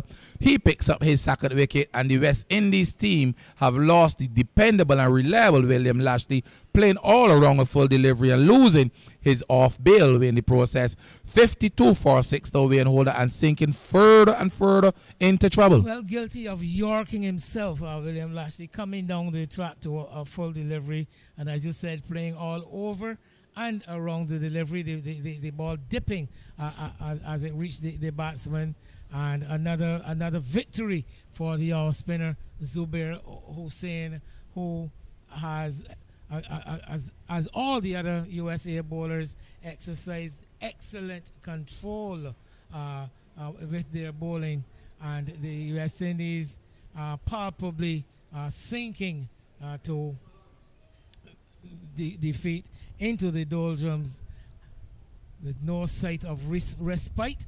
Normally, you see Anthony Morris coming to the wicket, Kurt. You would tend to believe, well, that here is a batsman who is going to be taking the attack to the bowlers, who's going to be taking on the bowlers. But I think the reason that he has come as late as he is coming right now has to do with the fact that he has been laboring somewhat under an injury, which apparently has affected him again today. So he's almost limping out to the middle, and I don't know how much he will be able to do to retrieve the situation, but it will take a miracle if you were to be able to. Well, yes, as we head into over number 27. I think this is Bashir coming back on. They require a further 138 runs as the captain has gone back to Bashir before this 4 overs, 2 maidens, 1 for 6. He started the ball rolling when he picked up that wicket of Brian Johnson early in the proceedings, and Brian Johnson, one of the more aggressive batters in this West Indies lineup. If he had spent any considerable amount of time at the crease, then this chase would have looked a lot differently, but he went quite early in the piece, and then with the quick dismissal as well of Mirage, I thought that threw the West Indies chase into a tailspin, basically. And of course, Danny Ram. But after this over, Kurt, maybe we can give ourselves a bit of a break. We'll make a double change. Lyndon is around, and of course, we've got Martin here chomping at the bit to He's not definitely chomping, but he's here. But he's on the bench. He's not chomping. He doesn't look rather keen, but he's here as well. So yes, we'll have a double change at the end of the 27th over. But what I can tell you is that the West Indies Masters are really in a deep hole. They've dug a deep hole for themselves, Wayne Holder, and it will take, you said a miracle, I think it will take about 2 or 3 of them to get them out of this position as Bashir comes back into the attack from the Malcolm Marshall end. Boards a delivery to Bidesi. I just want to get your opinion on something. Bidesi would have batted extremely well at the BNOC ground against the India side, and he then lost his play, and he comes back now and he's batting as far down as number 7, Wayne Holder, and they went with the out of form Sadio batting in the number 3, the pivotal number 3 position. Your thoughts on that? Well, I guess the management reckoning that Badeshi had lost his form to some extent and his confidence to the point that he lost his play in the first place and not trusting him at the top of the order. But we noticed that Bashir has come back bowling off a much shorter run than he did with the new ball. Still bowling at about the same general pace though. Yeah, the run probably was, the extended run probably was for exercise because operating basically at the same pace, 4.4 overs, 2 maidens, 1 wicket for 7 runs. Was another tight delivery. Yet again, a West Indies batsman onto the front foot doesn't score. As we head to the end of over number 27 with Lyndon Yard and Martin Parris about to come a calling. The last voice you will hear will be of Wayne Holder as we make a double change as Bashir on his way into bowl to the batsman Morris playing forward and getting a quick single under the circumstances. So at the end of over number 27 with Lyndon Yard about to come a calling, Wayne Holder, in fact, it's not the end of over number 27 as yet. It looks like they would have missed a delivery. 53 for 6, 54 for 6. Bidesi's on 7, Morris is on 1, and Bishar on his way to ball delivery is driven back along the onside of the track down to the fielder coming around to his left from mid-on. They've gone for 1 and that's all they'll be. So at the end of my stint, the West Indies Masters in pursuit of a target of 190. Remember, they've got 18 overs remaining in this run chase and they require a further 135. So as I hand you over to Wayne Holder, Bidesi is on 8 and with him is Anthony Morris on 1. West Indies Masters 55 for 6. Well, I am going to be handing over myself to Martin Parris, and I'm going to start by asking Martin one question. Is there any way that this situation for the West Indies is retrievable? Thank you, Wayne. The thing about it is, I look over to the Eastern Concourse and I see people trying to construct something for our independence celebrations. I saw nothing in maroon in the middle looking like they were going to construct a pursuit of the winning target. Good evening to you, LY. Well, good evening to you, Martin. Good evening to viewers once again. It's going to be Hussein to continue. Operating from the Joe Garner end and the outside in the off stump, allowed to go by Bedesi. So, Martin, the West Indies are in a, should I say, precarious position of 55 for 6? You call it precarious. To be precarious, you have to have seemed to be making an effort. So, here's the delivery. The batsman is attempting to sweep. Not out, says umpire Thompson. And they have dug themselves in a very deep hole to be 55 after 27 overs and 2 deliveries. You have to ask the question, what is the plan? Here's a drive up to number 7, Patel, Chintan Patel. Even those expansive drives for just 1 run does not show any efficiency of effort or, as they would say, ergonomics, Lyndon. 56 for the loss of 6 as Morris is driving exquisite. Can't beat the fielder at short point. There's no run. I was just about to answer your question. I think maybe I'm reserved about asking it. It's unbelievable looking at the scorecard in front of me. And there's some interesting numbers. Morris is playing it very, very late. The short third man can't score, can't beat the fielder who's across to his left down on his knees. And over number 28 is about to be completed with just 1 delivery left from Zabir Hussein. 7.5 overs, 2 meters, 2 for 15. He's in to bowl to Morris. And Morris is cutting. Doesn't make contact trophy keeper and captain Parak, who has the USA in total control. The question was about to ask you, Martin, how many 4s and 6s have the West Indies struck in 56 for 6? I'd go with 1 and 1. Well, I'll give you your full credit, although it is 1 and 0. Okay. But it's a horrible sight looking at it. I can't ever recall looking at a... Okay, just being corrected that there are actually Yeah. 4 4s. Oh, yes. So 3 3 by and 1. Swedish Danny Ram. 3 and 1. Yeah. So But- 56 for 6. Put this in perspective, Lyndon. This is Friday evening, 3 o'clock in Barbados in November, with Wesley Hall, Deacons, and let's say St. Mary's nearby. Not a primary school student in Kensington Oval watching cricket on a Friday evening in November. Well, gotta understand it's still within school hours. 2:58 in the afternoon. And the West Indies team is playing. Really not doing well. Eyeing defeat. Chasing down a target of 190 for victory. Here is a delivery which is driven by Bedesi up to the field at the mid-on position. That is Hussein. And then they take one. Actually, it's Motion Khan who picked up that delivery. So we're just getting it right. Here is Morris runs the ball in offside, wants a single, can't score. Some bowling figures. Pandya, 5 overs, 3 minutes, none for 6. Motion Khan, 3 overs, no minutes, 1 for 15. Shenta Patel, 7 overs, 2 minutes, 2 for 7. 7-2-7-2. Interesting figures, Martin. 7-2-7-2. And here's a swing and a miss. Oscilla the off as Morris looked to spank that one through the covers, taken by Parat. It would be nice to see a 727 going in at Grant Adams International Airport. But you're right.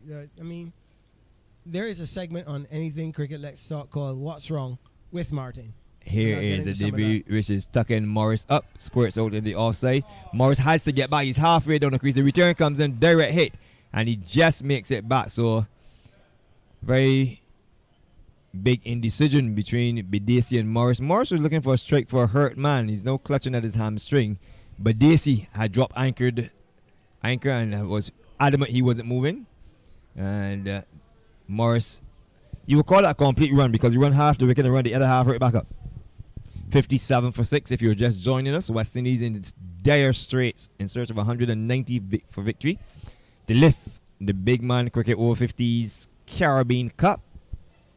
And it looks deja vu, as though they're going to lose the same way they lost the very first game in the tournament to the USA. They're heading for defeat in the final game, also against the USA. Unless something miraculous can happen. You have anything miraculous in mind? The miracles happen at Easter. Well, David Rich is slapped or dragged up to long on. They take one, they can turn and come back for 2. So a little bit of urgency there in the running. And with those 2, West Indies up to 58, I make it. 59 for loss of 6. What is the difference in the approach during the semi-final against India at 4 square? Sorry, England at 4 square. And this... Well, you can look back and you said, well, they won the toss and they opted to send the USA in. Strangest decision, but they reckon that they would prefer to chase whatever they gave away. That has not proven to be a good decision. And the approach to batting was mind-boggling at best. Brian Johnson made 4. Mirage made 1. Sadio, who struggled in the upper part of the tournament, only got 12. Danny Ram got 18. Mangley didn't score. Lashley got 7. Bedeshi's at the crease. He has 10 against his name. Morris has 3. And we're going to have a bowling change. And it's going to be Shana Waz to come into that. And clearly, Shahana Waz to Lyndon, come into that. Saeed is his name. having a home court advantage means absolutely nothing. I am sure that there are more people in the West Indies squad who have played at Kensington Oval, whether it was before 2007 or not. And these USA players are playing for the first time in awe at a venue that hosted Rihanna's Loud concert, 2 ICC World Cup finals, international masters with Di Matteo and Teddy Sheringham and Dwight York and that bunch. And yet, here we are. Well, here comes Shahana Waz is in, and his first div is punch.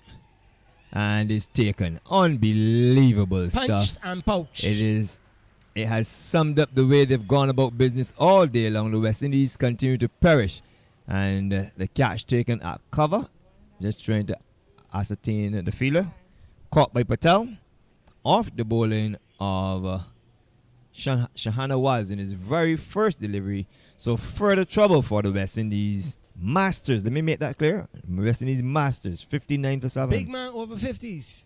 Cricket, They're trying to make a big man cry. Caribbean Cup. And it's going all the USA at the moment. Wickets falling like rain as Captain Zaman Amin comes to the crease. Now, he's not done anything with the bat for the tournament. So I'm thinking, Martin, I'm going to invest the remainder of my money in the Parlay. team in the dark blue. Trim with the red and not the maroon trim with the yellow. Right. So, can they come back? 59 for 7? Mathematically, there are enough balls to do anything. However, Oh, yes. Let's cricket wise, the whole complexion of this match seemed to be not taken seriously or with any degree of strategy. We saw a lot of runs coming off of Chandrapal Singh when he was bowling. I don't know what the nerves were with him. Yes, he was busy in the field, but he wasn't his usual sharp self. Even with the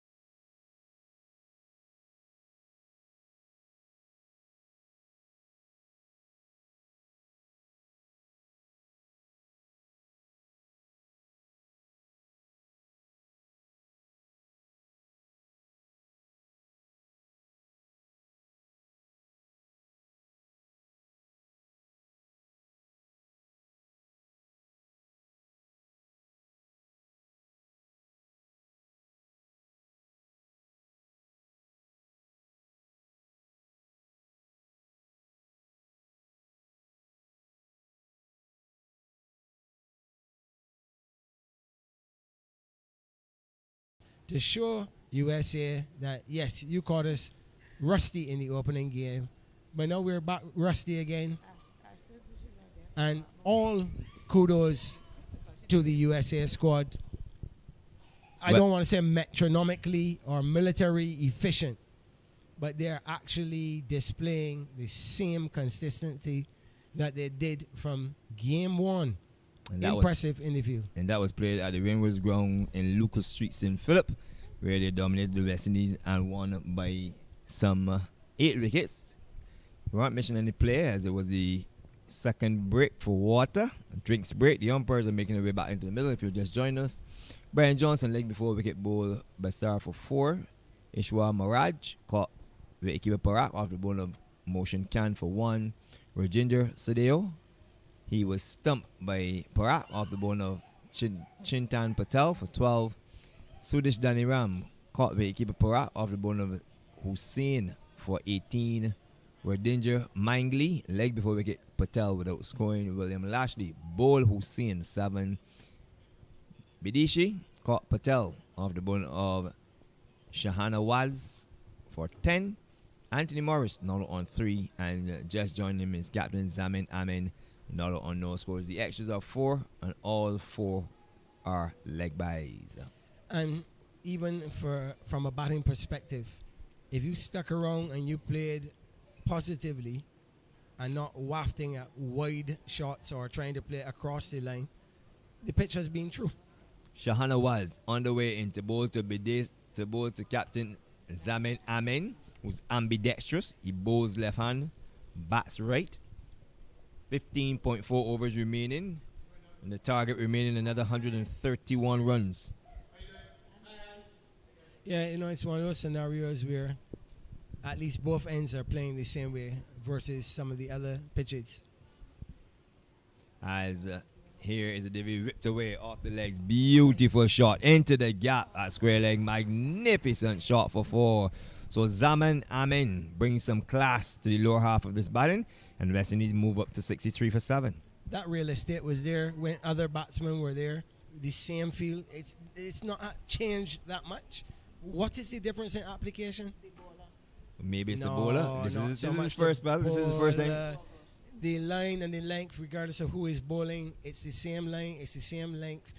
So Just don't pick on the So the person. captain makes a change. He's pulled the fine leg out and So has placed Lyndon Yard square leg in bowls the position. ball outside the off stump. Martin Parrish bowls the ball outside the off stump, and the batsman respects Lyndon but not Martin. Shahana was bowls a bit wide of the off stump, and umpire Thompson Do you not Yes, play it each is. ball on merit, Lyndon? to his square leg partner. There's one left in the over, or two left in the over. 29.4 overs gone. West Indies laboring 63 for 7. And by laboring, I mean laboring. You know, the labor and labor pains It- and it- labor problems. Which one do you think the West Indies are going through at the moment? Here is a delivery which the batsman is coming forward. Amin wants a single. The keeper's quickly across from behind the stump. And there's no run. The ball is intercepted at short mid wicket. And we're down to the penultimate ball. So it's the final ball of over number 30. 63 for the loss of 7. Martin.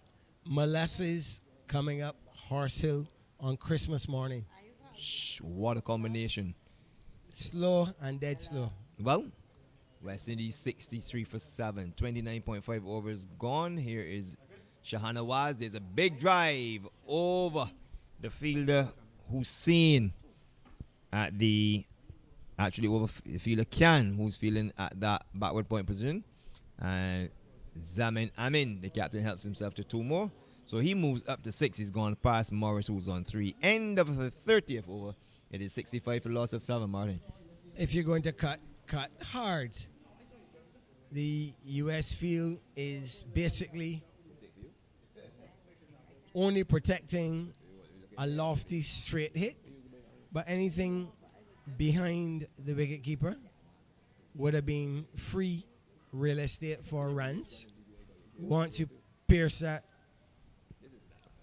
short third man or gotten over the head of the short third man, I don't know. The home field advantage, knowing not to hit into the eastern side, into the wind, Well, the West trying Indies to hit along the ground. Go ahead. The West Indies tried that trick, but it really didn't work because the team still got to 189 for 9. As here's the which Morris is stylishly onto the front foot. There is no run. Basir coming back, so they're obviously raking the dice. The captain has gone for the juggler, and in all fairness to the USA side, they've simply outplayed the West Indies in every aspect of this game, or I should say of the tournament thus far. 65 for 7. They'll be down the leg side, and probably his worst deliveries bowl all day. Wide signal by the umpire.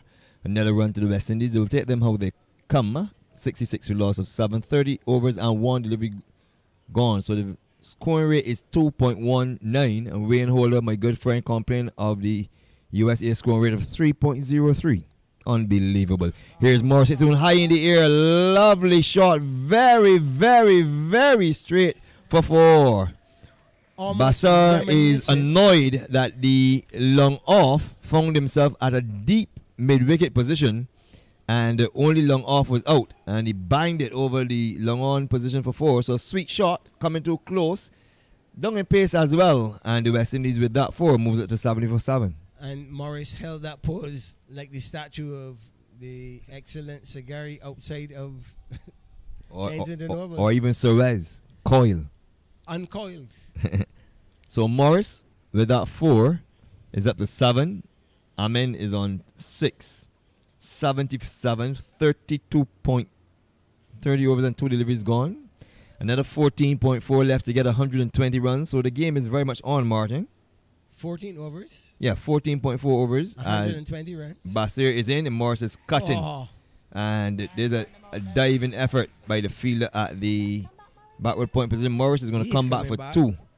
As that is none other than Pandya, who ran it from that slip position. The ball not fielded cleanly there by the number 10 man in his back. Who's that? Number 10. They're 2 number 10s. So I'll tell you what. That number 10 is a man called Rafi Kazi. The other number 10, Sunny Singh, is wearing some bright orange shoes. Made a distinction. Yes, find the man in the bright orange shoes. That's Sunny Singh. Yes. And Ravi Kazi now going back.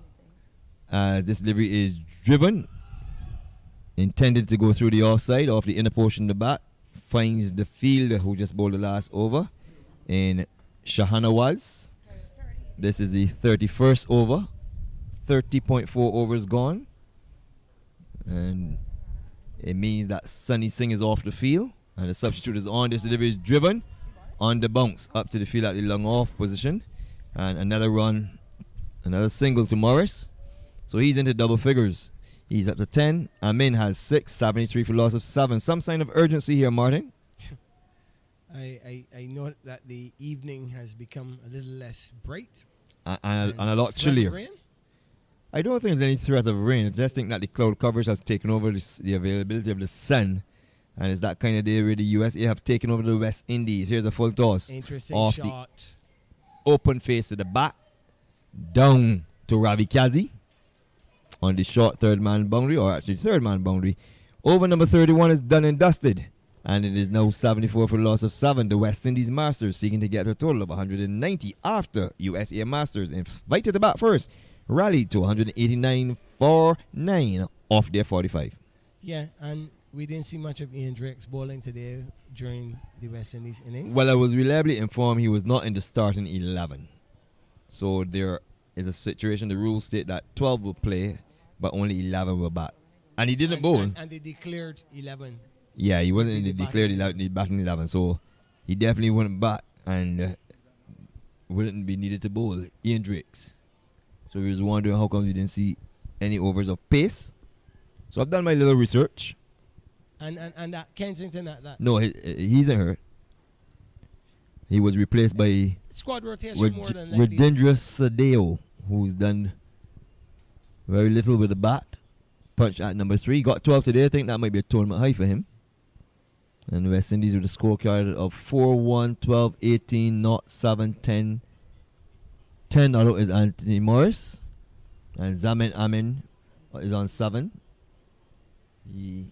But the USA team, The captain. Yeah, you got to give kudos where it is due and credit as well. and They've definitely been to the bank.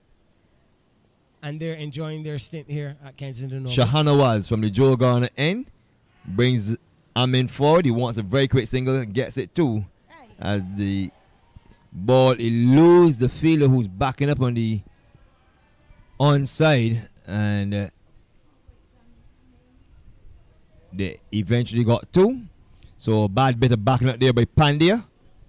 The ball was fired at the non-striker's end by none other than Bashir was a fielder at the fielder was Rarasinga. 45. Bashir. 40. The number 45 is Bashir. Bashir backed it up, but it went past Pandya, who should have stopped it. There you go. Here is Shahanawaz in, and Amin is onto the front foot. Looks very testy, Martin. Yeah, and it's not required. Okay. But he has 114 still to get. 13.4 overs left. Maybe, just maybe, if you're an ultra West Indies supporter, they reverse the batting order. Shahanawaz from the Joel Garner end goes past umpire Thompson into bowl to Amin. He backs away, looks to flare that one through the offside, doesn't make contact, taken by Parak behind the stumps.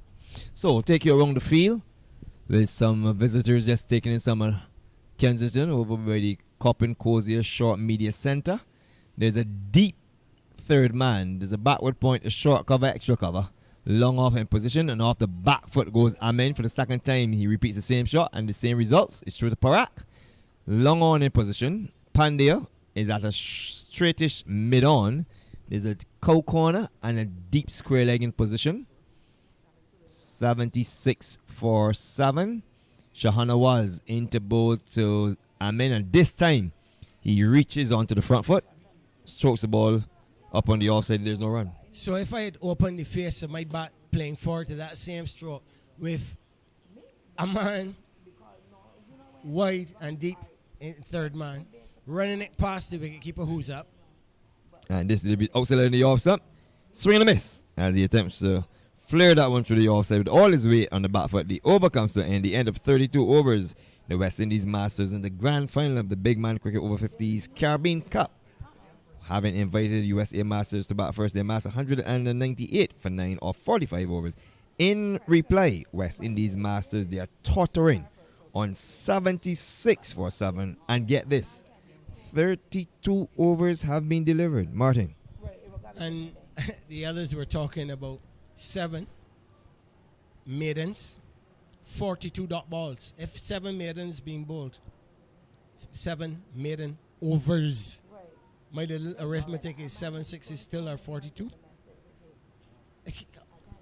And the same thing I asked you just now. My question to you. If I could bat, do I not open the face of my bat, and where there's no slip and the third man is so wide, do I not get runs in that area? I agree. My question to you is, what do you think is a team strategy or team plan at the moment for the West Indies? Have you seen the pair in the middle having a conversation with each other?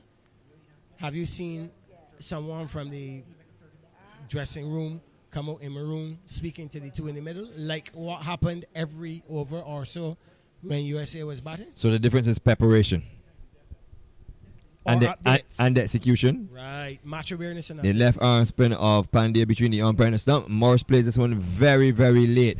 After it is Ravi Kazi. They take one. He's going to run it down to third man. He puts in the slide. The return comes in. So Morris helps himself to 2. He's up to 12. And the West Indies getting a lot closer to the 100. They're 78 for 7. Martin. Closer to what? To the 100. Oh, all right. They're still a long way off. Yeah. Require another 112. But it's very possible. But you also need to take what comes. Morris Yeah. to this little bit outside in the off stump, looks to flare it through the offside, doesn't make any contact, hitting under it, cutting under it. Taken by Parak, who's had a good time behind the stumps. And again, once past the keeper, there is room coming downhill here towards in front of us here by the 3W. Sanjay Pandya and Morris for the second time cuts, and for the second time the keeper Parak takes. So Morris looking for power, looking for pace, and a good line, a good length being sent down got here to by be Pandya. careful with the cutting because he's cutting towards where the field is set. What does he do this time? He chips it straight, a full toss up to the long on fielder. The long off fielder gets there first, and they take one. So run number 79 on the board, 79 for 7. 32 overs and 4 deliveries delivered. Umpire Tremaine Prescott, who's come under some pressure today, but he's always firm in his decision. That's the good thing I like about him.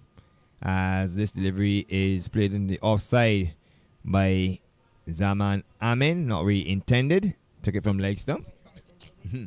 Another single. So West Indies Masters up to 80 for 7. Extras are only 5. 4 leg byes and 1 wide.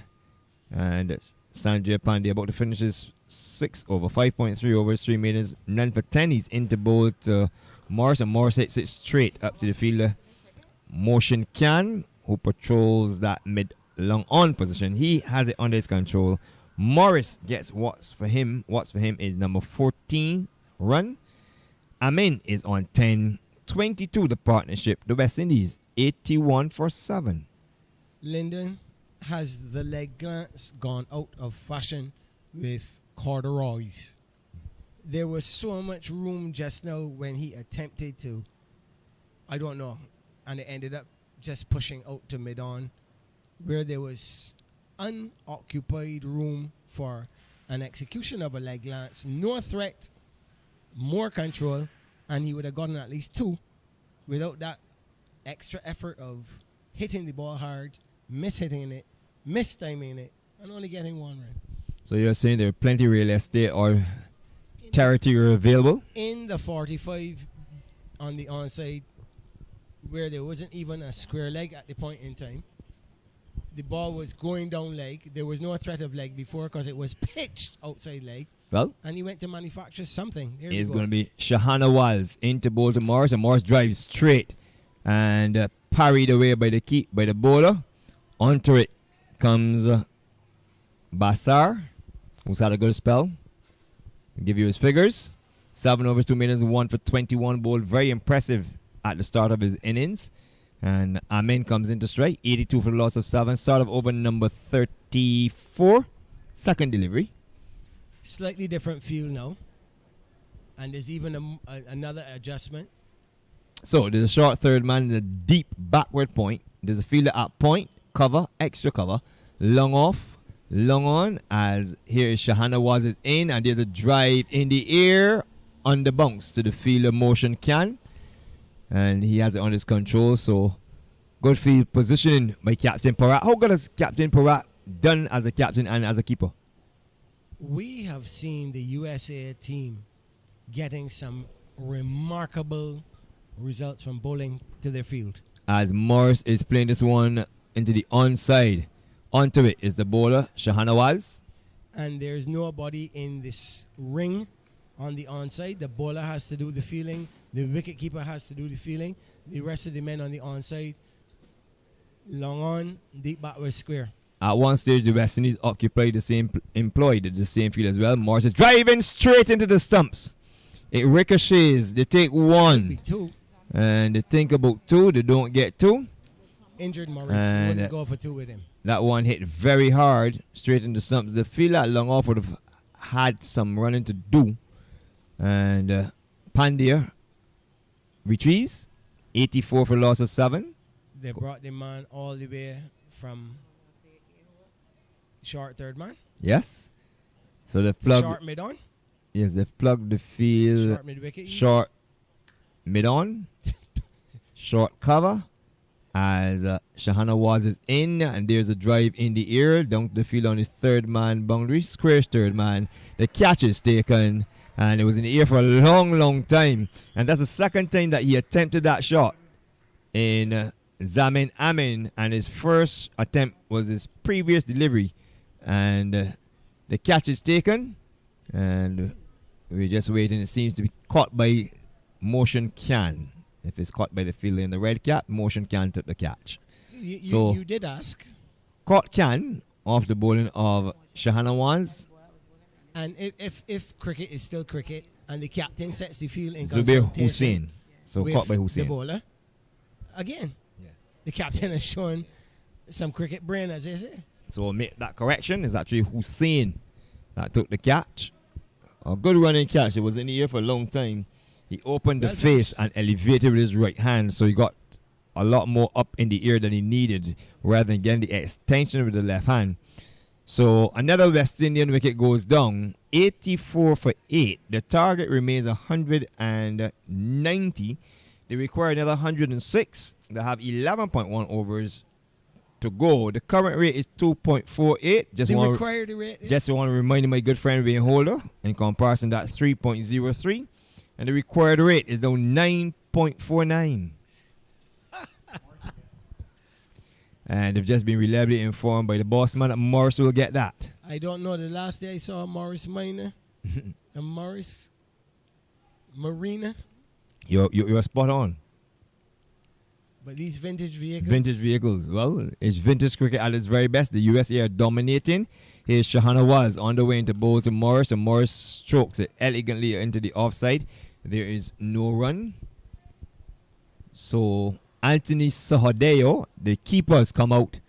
And at the end of over number 34, West Indies Masters 84 for 8, looking to get to a target of 190. Martin, can they get it? 11 overs to go, 106 required. I'm wondering if they're going to get to the 100 first. Let's take one at a time. 2 wickets remaining. Let's see if we can get 100 runs first. So the first order of business is to get to 100. Over the 100. 84 for 8.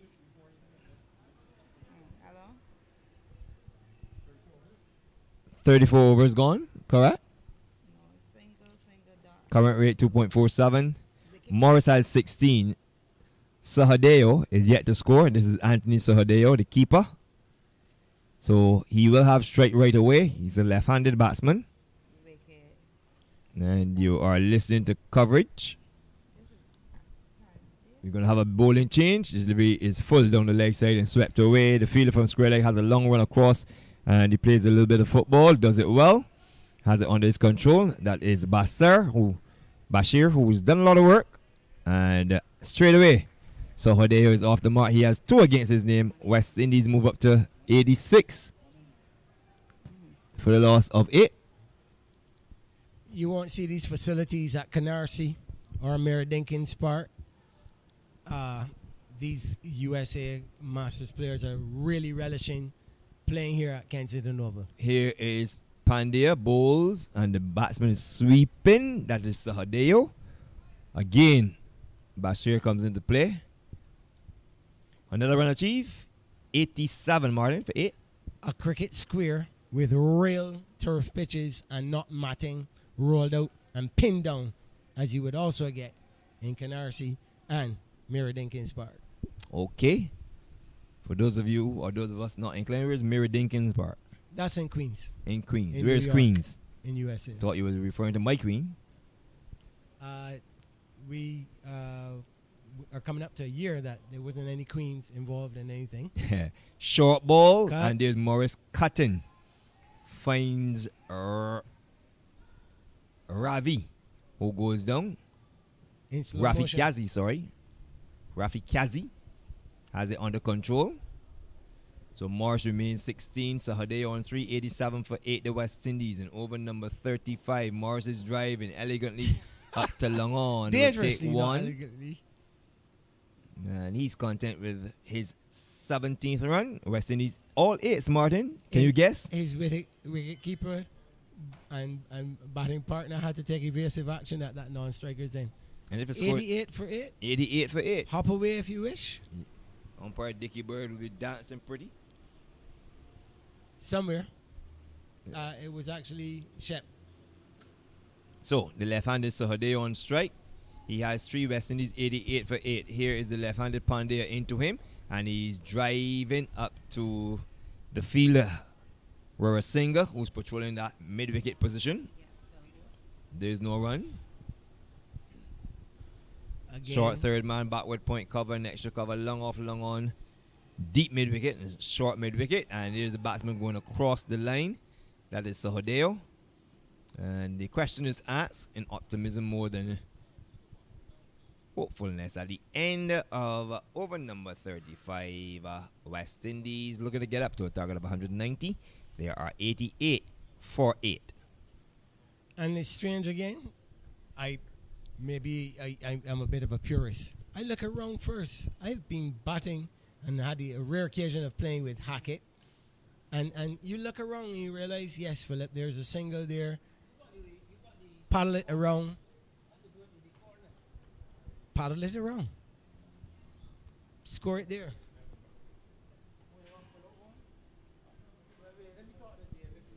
And just Here from the is point of view, Shahana was in, and the which is driven out to Basir at mid on by Morris at long on, and take 1.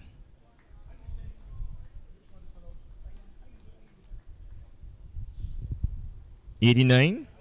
So they only require another 101 now for victory from 9.5 overs. adjustments again.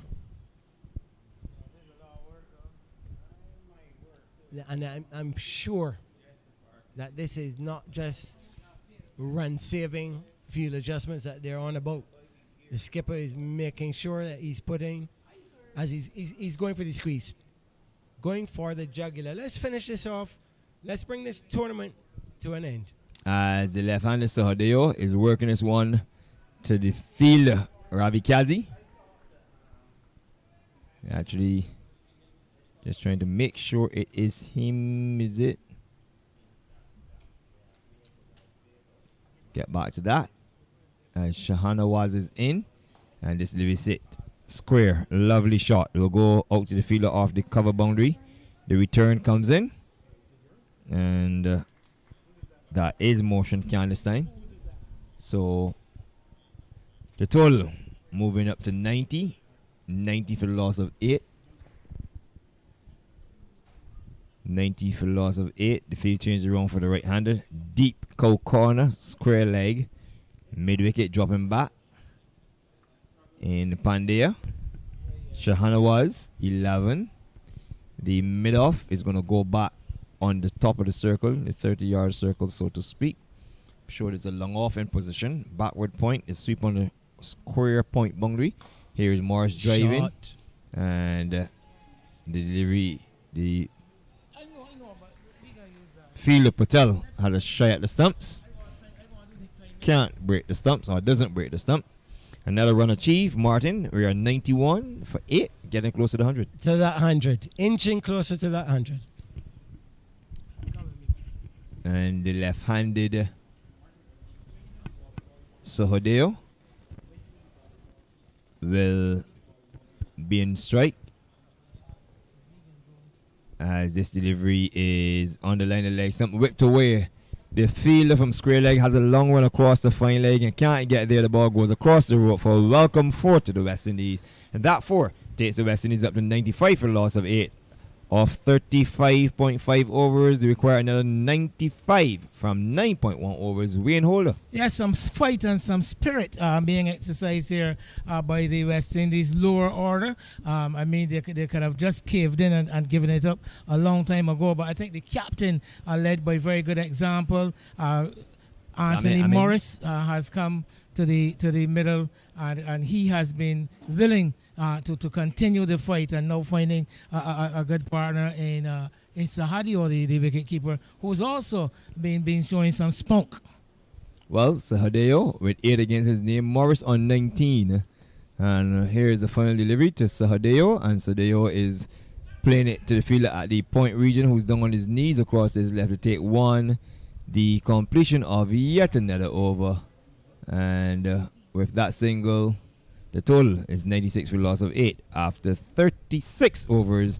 9 overs remaining, 94 to get Wayne. That's easy mathematical equation, 10 runs and over. Well, very much easily said, very much easier said than done. But Lyndon, we did promise our viewers that we will do we'll try to do a bit of a tour of the A scenic tour of the Oval. A scenic tour of the Oval, of some of the stands in particular, and to give some of the background behind some of the personalities involved. So we ourselves have been doing the stream from the 3W stand. The 3Ws, that's standing for Sir Frank Worrell, a former West Indies captain, outstanding West Indies captain, of the first champion West Indian team. Then there was Sir Clyde Walcott and Sir Everton Weekes, all great batsmen in their own right, and they ruled the roost in the era of the 50s when West Indies really came to prominence as a cricketing unit. So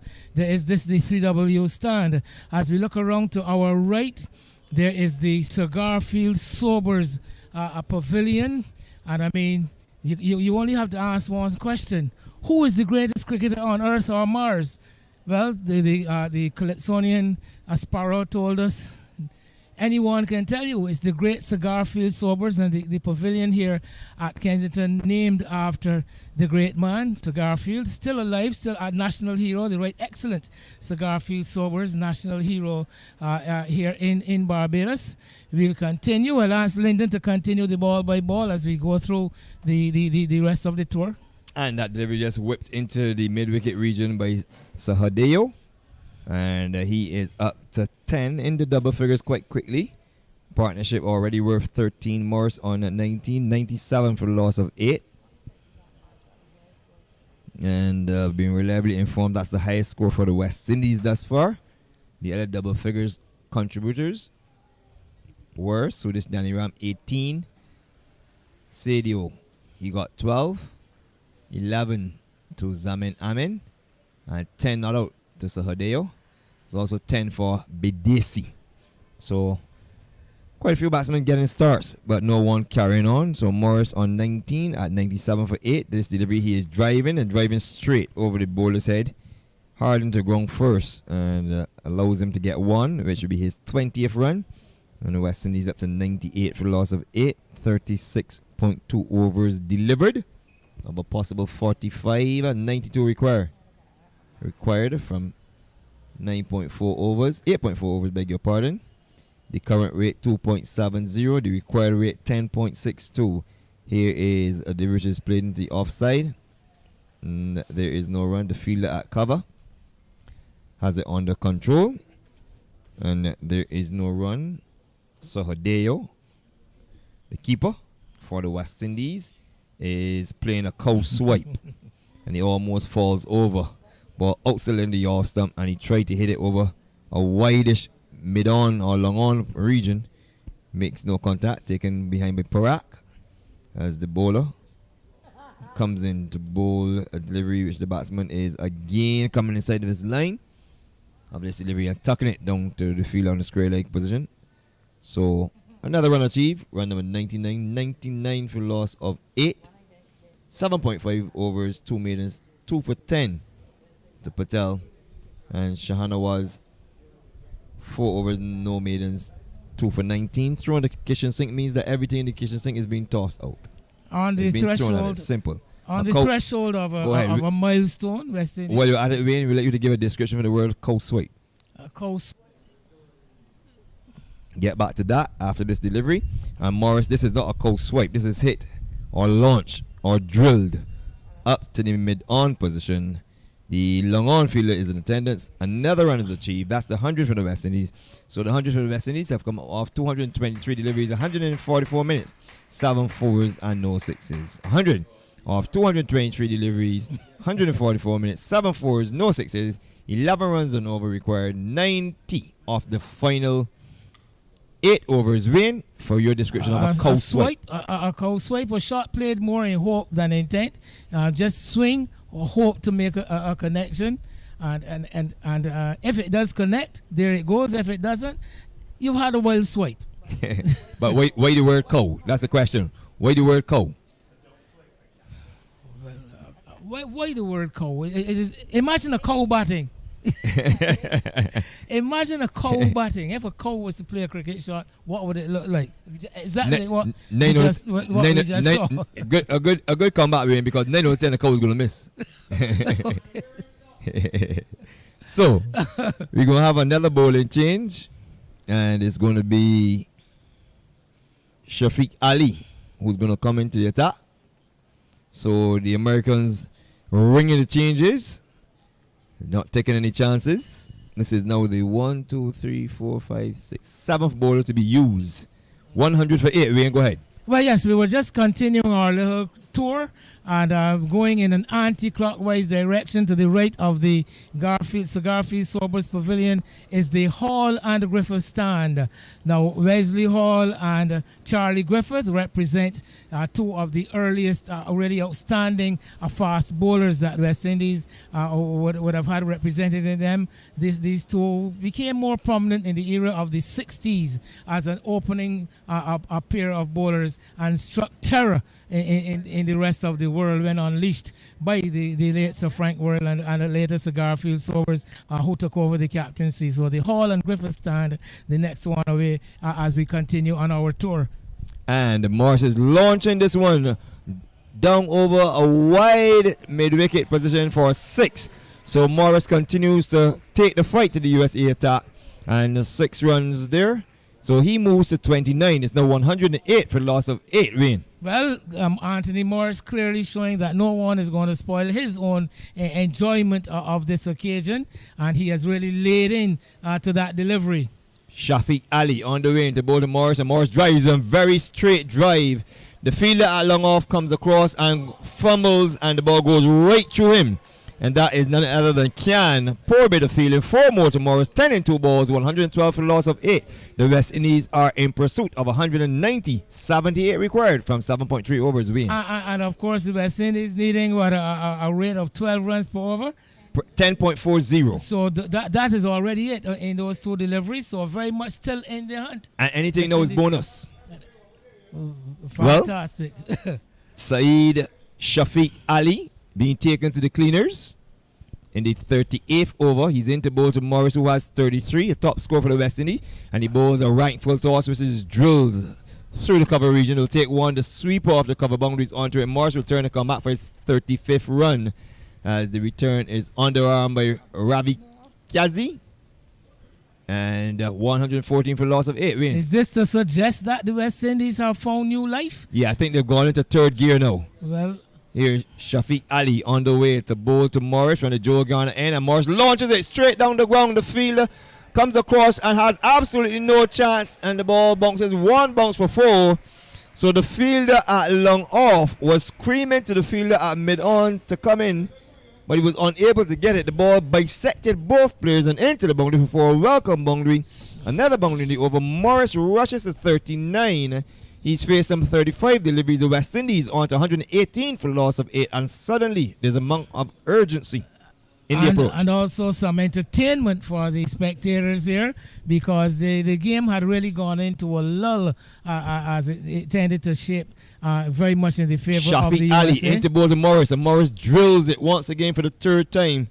Motion Khan comes into field. This time he gets to field the ball. The previous 2 deliveries, one sailed over his head, the other one went very straight to his right and into the boundary. So end of a very productive over, and I can tell you that the West Indies have pushed on to 119 for 8 of 38 overs. 7 overs remaining to get 71 runs. The required rate is now 10.14. The current rate is 3.13.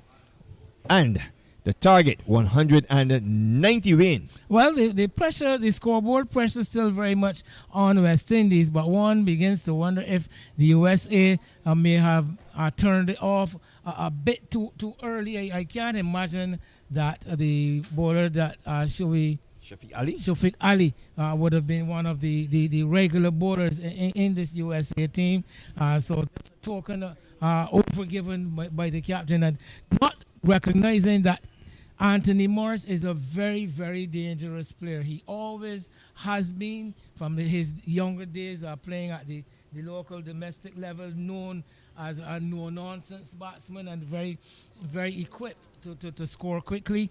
And I think they may very well be finding themselves, luring themselves into a trap here. Well, Sanjay Pandey is going to come back for his final 2 overs. 7 overs, 3 minutes, none for 15. Left arm spin. Anthony Morris on 40 from 36 deliveries, 3 fours and 1 6, a straight rate of 111.11. So all the ones against his name. 119 for 8. The West Indies at the start of over number 39. Remember, it's a 45 over per side final as Pandey is in and Morris is cutting and finds Rafi Kazi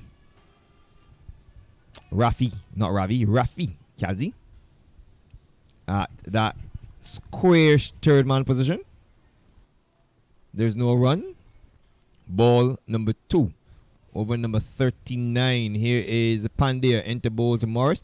And Morris is looking to get cute, and he's run the ball into the gloves of the keeper, Parat, who takes a simple catch. As I said, Morris, he was batting so well, playing the ball straight in, and he committed the cardinal sin of looking to get a low percentage shot, and he pays the price. Well, in this particular case, the percentage may have been a bit lifted because there's no one behind the wicket except the fielder there at backward point. So a lot of space in behind him, but again, he still had to be adept at playing the correct, choosing which ball to play the shot to, and that ball a bit too close to him, and he himself having to make room to get it to come off, and just succeeded in getting the edge through to the keeper. But a valiant effort by Anthony Morris, and he certainly brought some life back into the West Indies effort. Yes, and he departs caught by the keeper Parat off the bowling of Pandya, who's now picked up his first wickets. 7.2 over 3 minutes, 1 for 15, 119 for 9. Wayne, more yes, to just view. to continue our tour, we've gone past the Hall and Griffith stand, again traveling in that anti-clockwise direction, and then we come to the most popular area of the stadium, the stand where the locals prefer to be whenever there's a crowd at Kensington Oval. That is the Greenwich and Payne stand, named no doubt after the great opening pair of Gordon Greenwich, Sir Gordon Greenwich, and now the most honourable Desmond Haynes, rated as the best ever opening partnership in world cricket in the history of Test cricket. And of course, 2 Barbadians honoured with the naming of the most popular stand in the stadium in their name. Well, here is Pandya to bowl the new batsman Farid Hussain, and Farid gets off the mark right away. So another run achieved, 120 for the loss of 9, 38.3 overs gone. So we're heading down the home stretch, and very fast indeed. It's all USA Masters. It's been a wonderful tournament for them. unbeaten up to this stage. And here is a belated attempt to play the balls on the offside by Sohodeo, who is 11. Was very quiet in that partnership with Morris. 11 from 13 deliveries with just a 1-4. The left-handed keeper for the West Indies. Short third man being asked to go back a little bit. And there's a booming drive at a wide delivery by Sohodeo. So another sundry in the computer. 121 for 9, the West Indies. Another 2 overs to complete over number 39. 69 required from 6.2 overs. Here is the left arm spinner Pandya. And this delivery is swung and caught. So a comprehensive victory for the USA Masters. Congratulations. The catch is taken at the mid-wicket by that man, number 14, Weerasinghe. And 121 for 9 becomes 121 all out of 38.5 overs. Wayne Holder. Well, a comprehensive victory to the USA.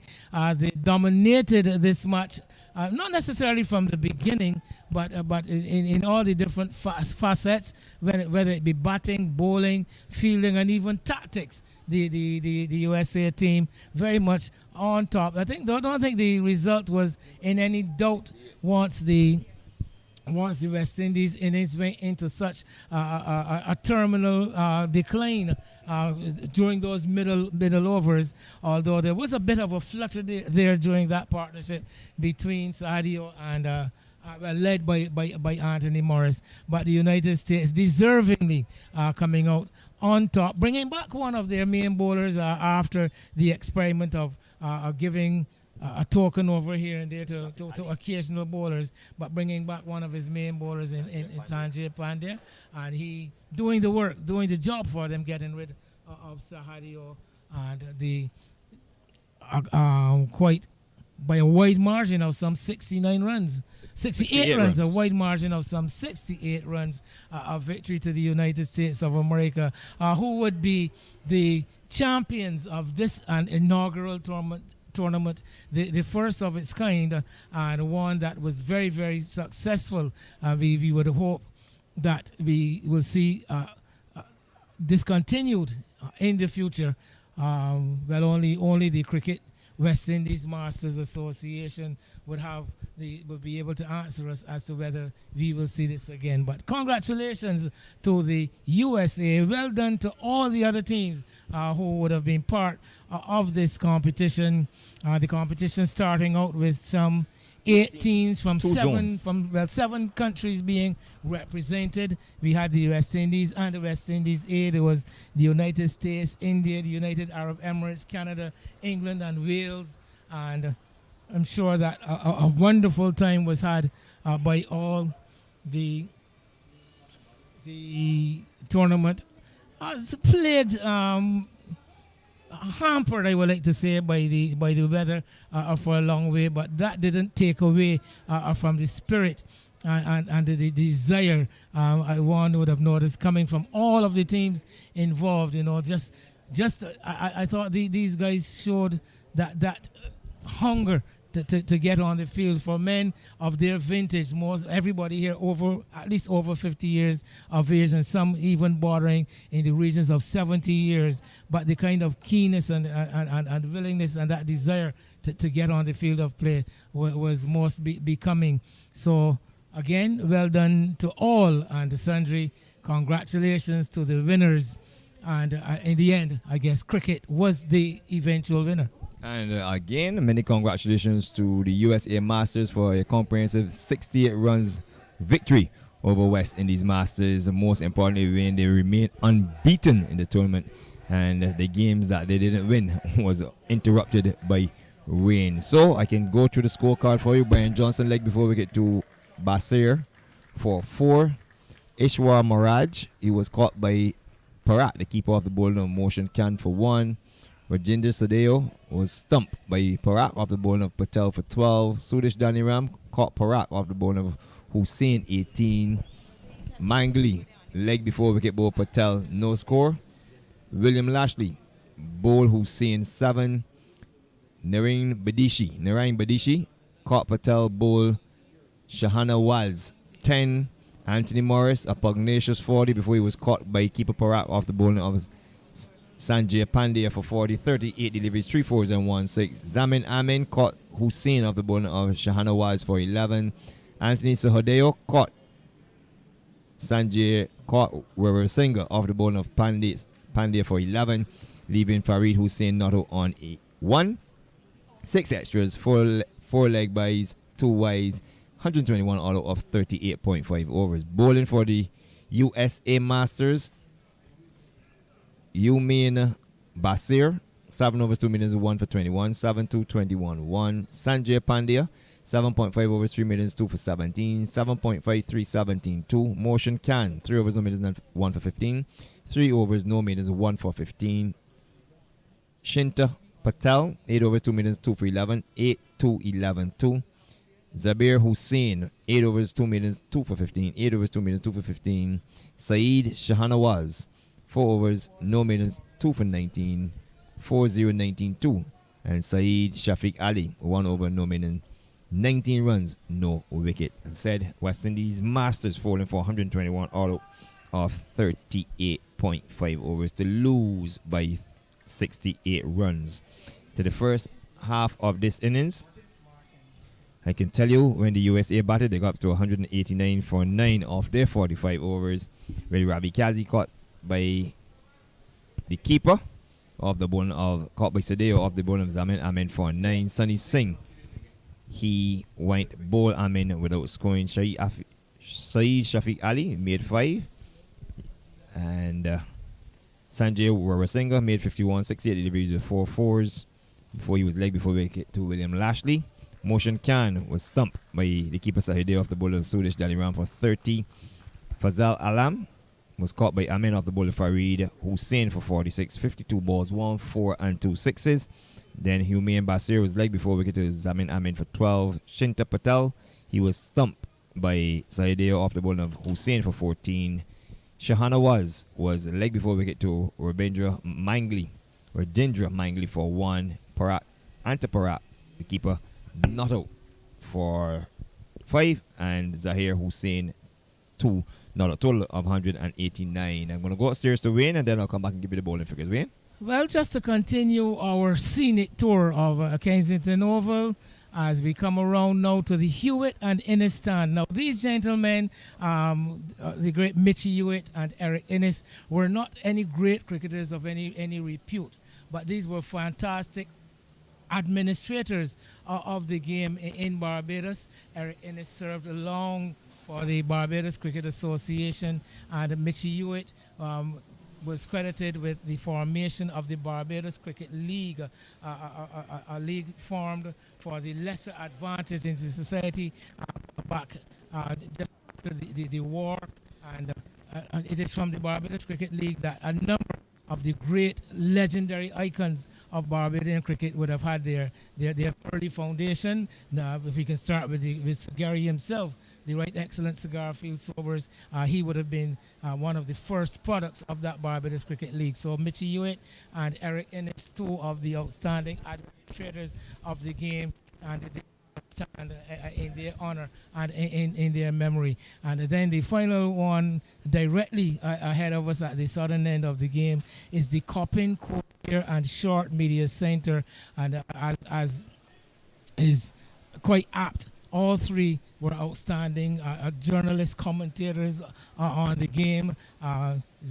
Coppin, a writer for the newspaper, who did marvelous work in following and reporting on the game.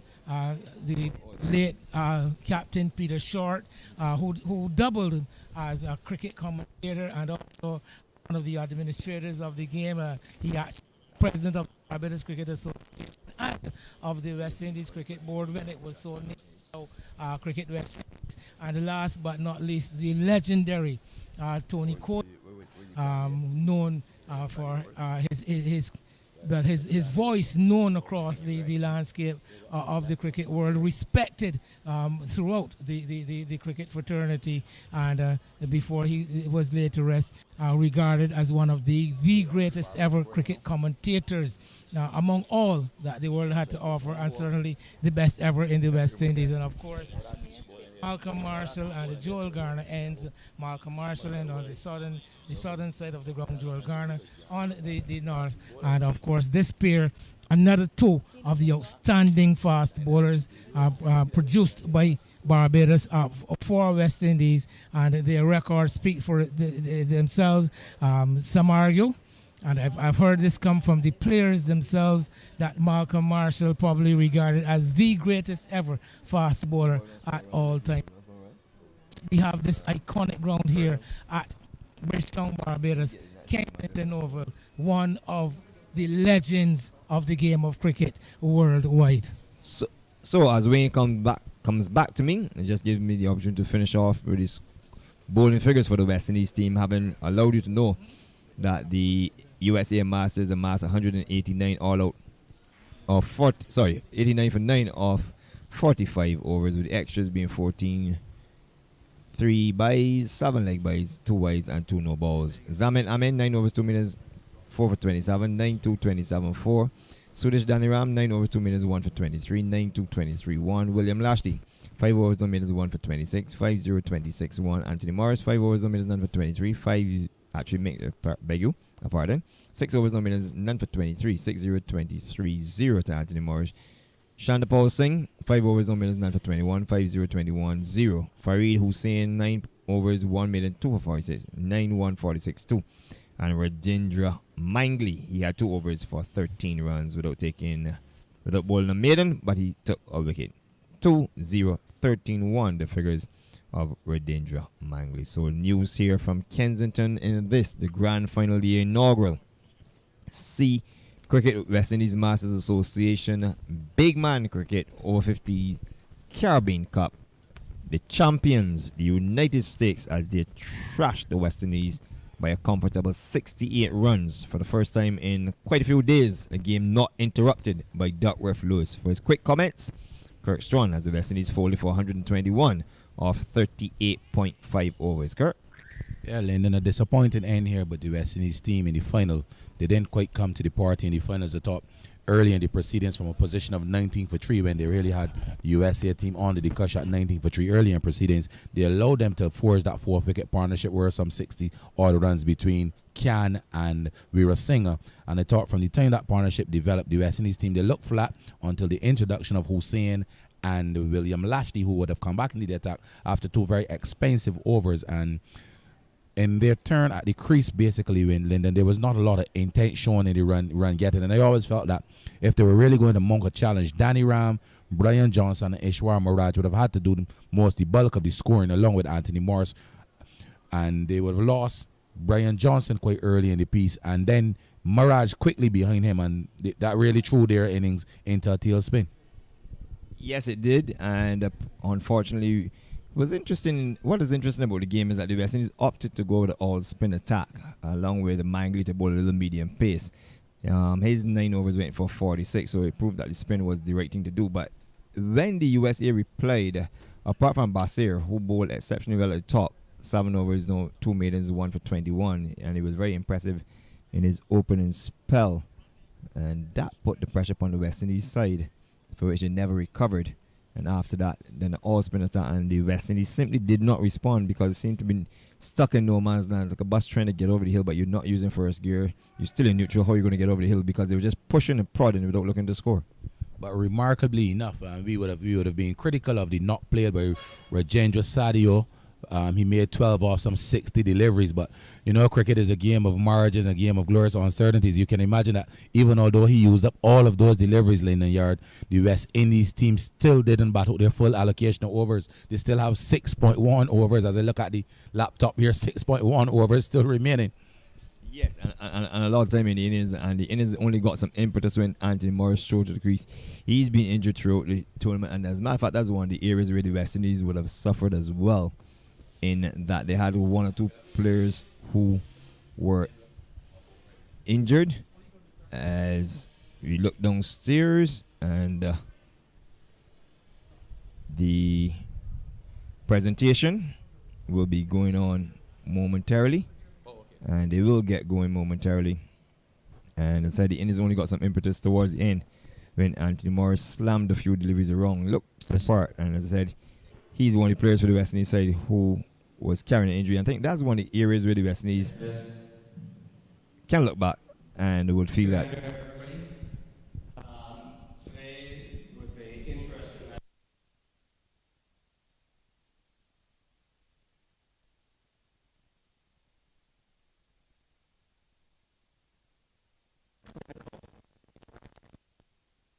Fantastic.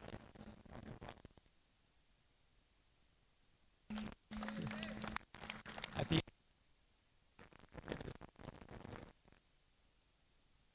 which is historic, and to say that you played at the Kensington Oval in a final is special. So we want to thank all the organizers.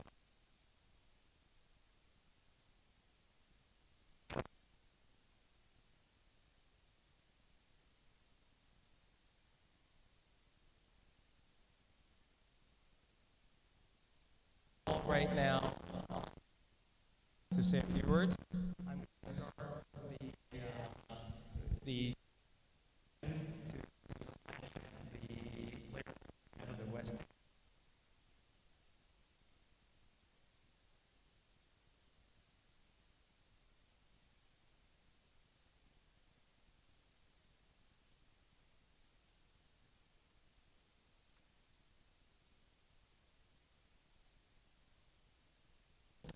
Really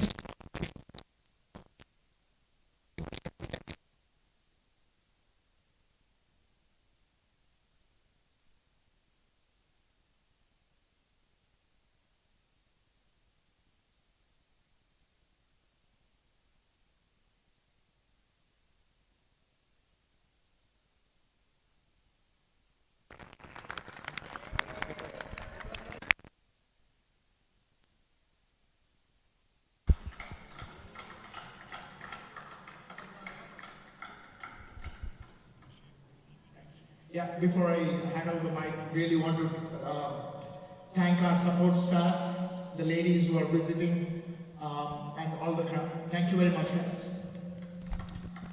Thank you.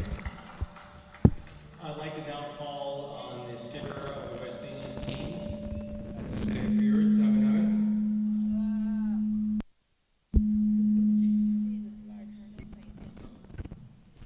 Good afternoon, ladies and gentlemen. Let me first congratulate Parag and his boys for a well-played game. Congratulations on winning the tournament.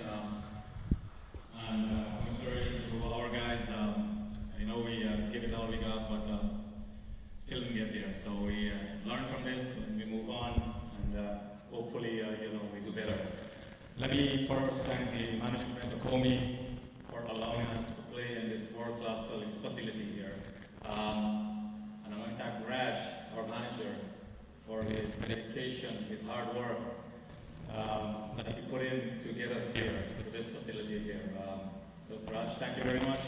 I want to thank the umpires. I want to thank the people who prepared the food and everyone who was involved from the beginning to the end of this tournament. I think it was a fantastic tournament, right? And we had some things that we can learn from, but this is our first tournament that we put on here, and there are things that we can learn from this. But all in all, it was a well-organized, well-played tournament. We had some unfortunate weather conditions where a couple of games were rained out, but that's how it goes. Without further ado, let me call on Sanjeeva from the US team for the man of the match. He scored 51 in 68 balls.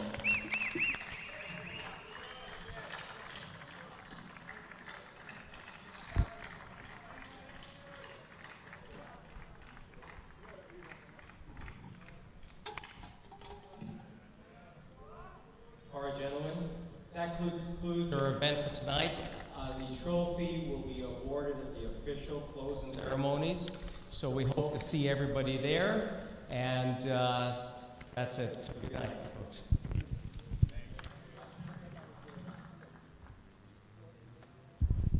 So, with the trophy presentation to be done Stream. at the closing Raj ceremony, Singh here, and the chief organizer, chief cook and bottle washer. But I think you are the president of the Cricket West Indies Masters Cricket Association. Yes, I am. I'm the chairman of the Cricket West Indies Masters Association. I've been since the beginning of this year when our organization was duly constituted, when we adopted our constitution, actually in March of this year in Houston, Texas. Well, you must be a very happy and proud man having brought this one up, the game coming to a spectacular Kensington Oval. Proud to have completed this event, which is tantamount to a mini World Cup with 8 teams. It wasn't easy. It was a lot of hard work and, dedication and energy. I'd like to thank my team and all the officials of the BCA and others, the COMI organization also allowing us to play at this fantastic venue. So all in all, it was well executed, and today's match was well done. Also, to congrats winning team USA who played a better game on the day. He hopes that this something repeated after this year. Yeah, for sure. I mean, I would like to get this done annually. We've been talking to BCA to make this as a part of their calendar of Masters Festival, the Big Man Cricket Festival every November. And incidentally, we also have another tournament, the Big Man Cricket over 60s tournament being planned for January the 30th to February the 10th, with 6 teams participating, including West Indies, Canada, USA, England, Australia, and the rest of the world team. So that is another event which is coming up very shortly. It will be in Barbados once again, right? It's already been planned. We've got commitments from all the countries, so it's going to be right here in Barbados. And hopefully we'll be able to secure this venue here for the finals once again.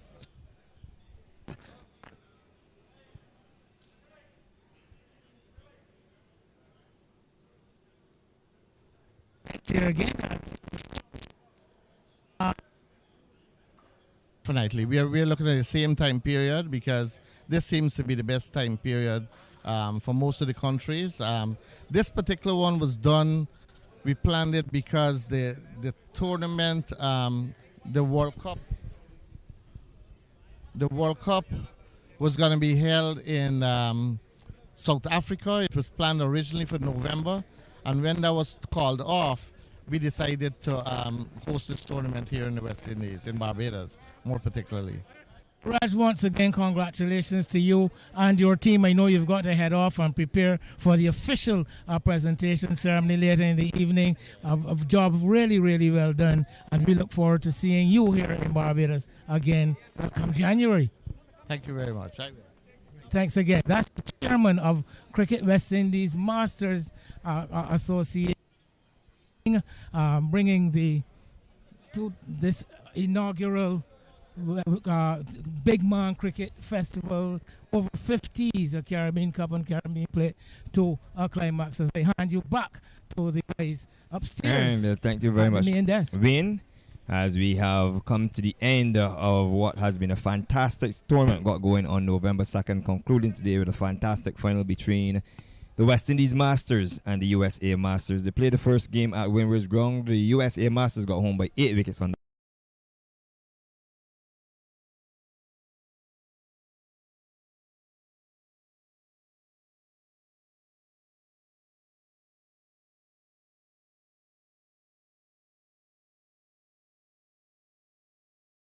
has been tossing, asking the USA Masters to take first, not they got up to 189 for 9 of their 45 overs, and in reply, the West Indies could only muster 121 all out of 38.5 overs to go under by some 68 runs. So scores in summaries: USA Masters 189 for 9 of 45 overs. In reply, West Indies Masters 121 all out of 38.5 overs to lose the Caribbean Cup final by some 68 runs here at Kensington Oval. On the behalf of the entire team, which included Martin Parrish, Kirk Strawn, Wayne Holder, and of course our technical crew, including the man behind the hours, David and Philip, and of course the scores who would have assisted us. We want to certainly thank you and hope that you had a fantastic viewing and listenership of the inaugural Big Man Cricket over 50s Caribbean Cup, where the USA Masters are the champions in 2022 by some 68 runs. Of course, all this viewing was brought to you by Flash Drive Media in association with Anything Cricket. Let's talk. Until then, it's good evening, goodbye, and God bless.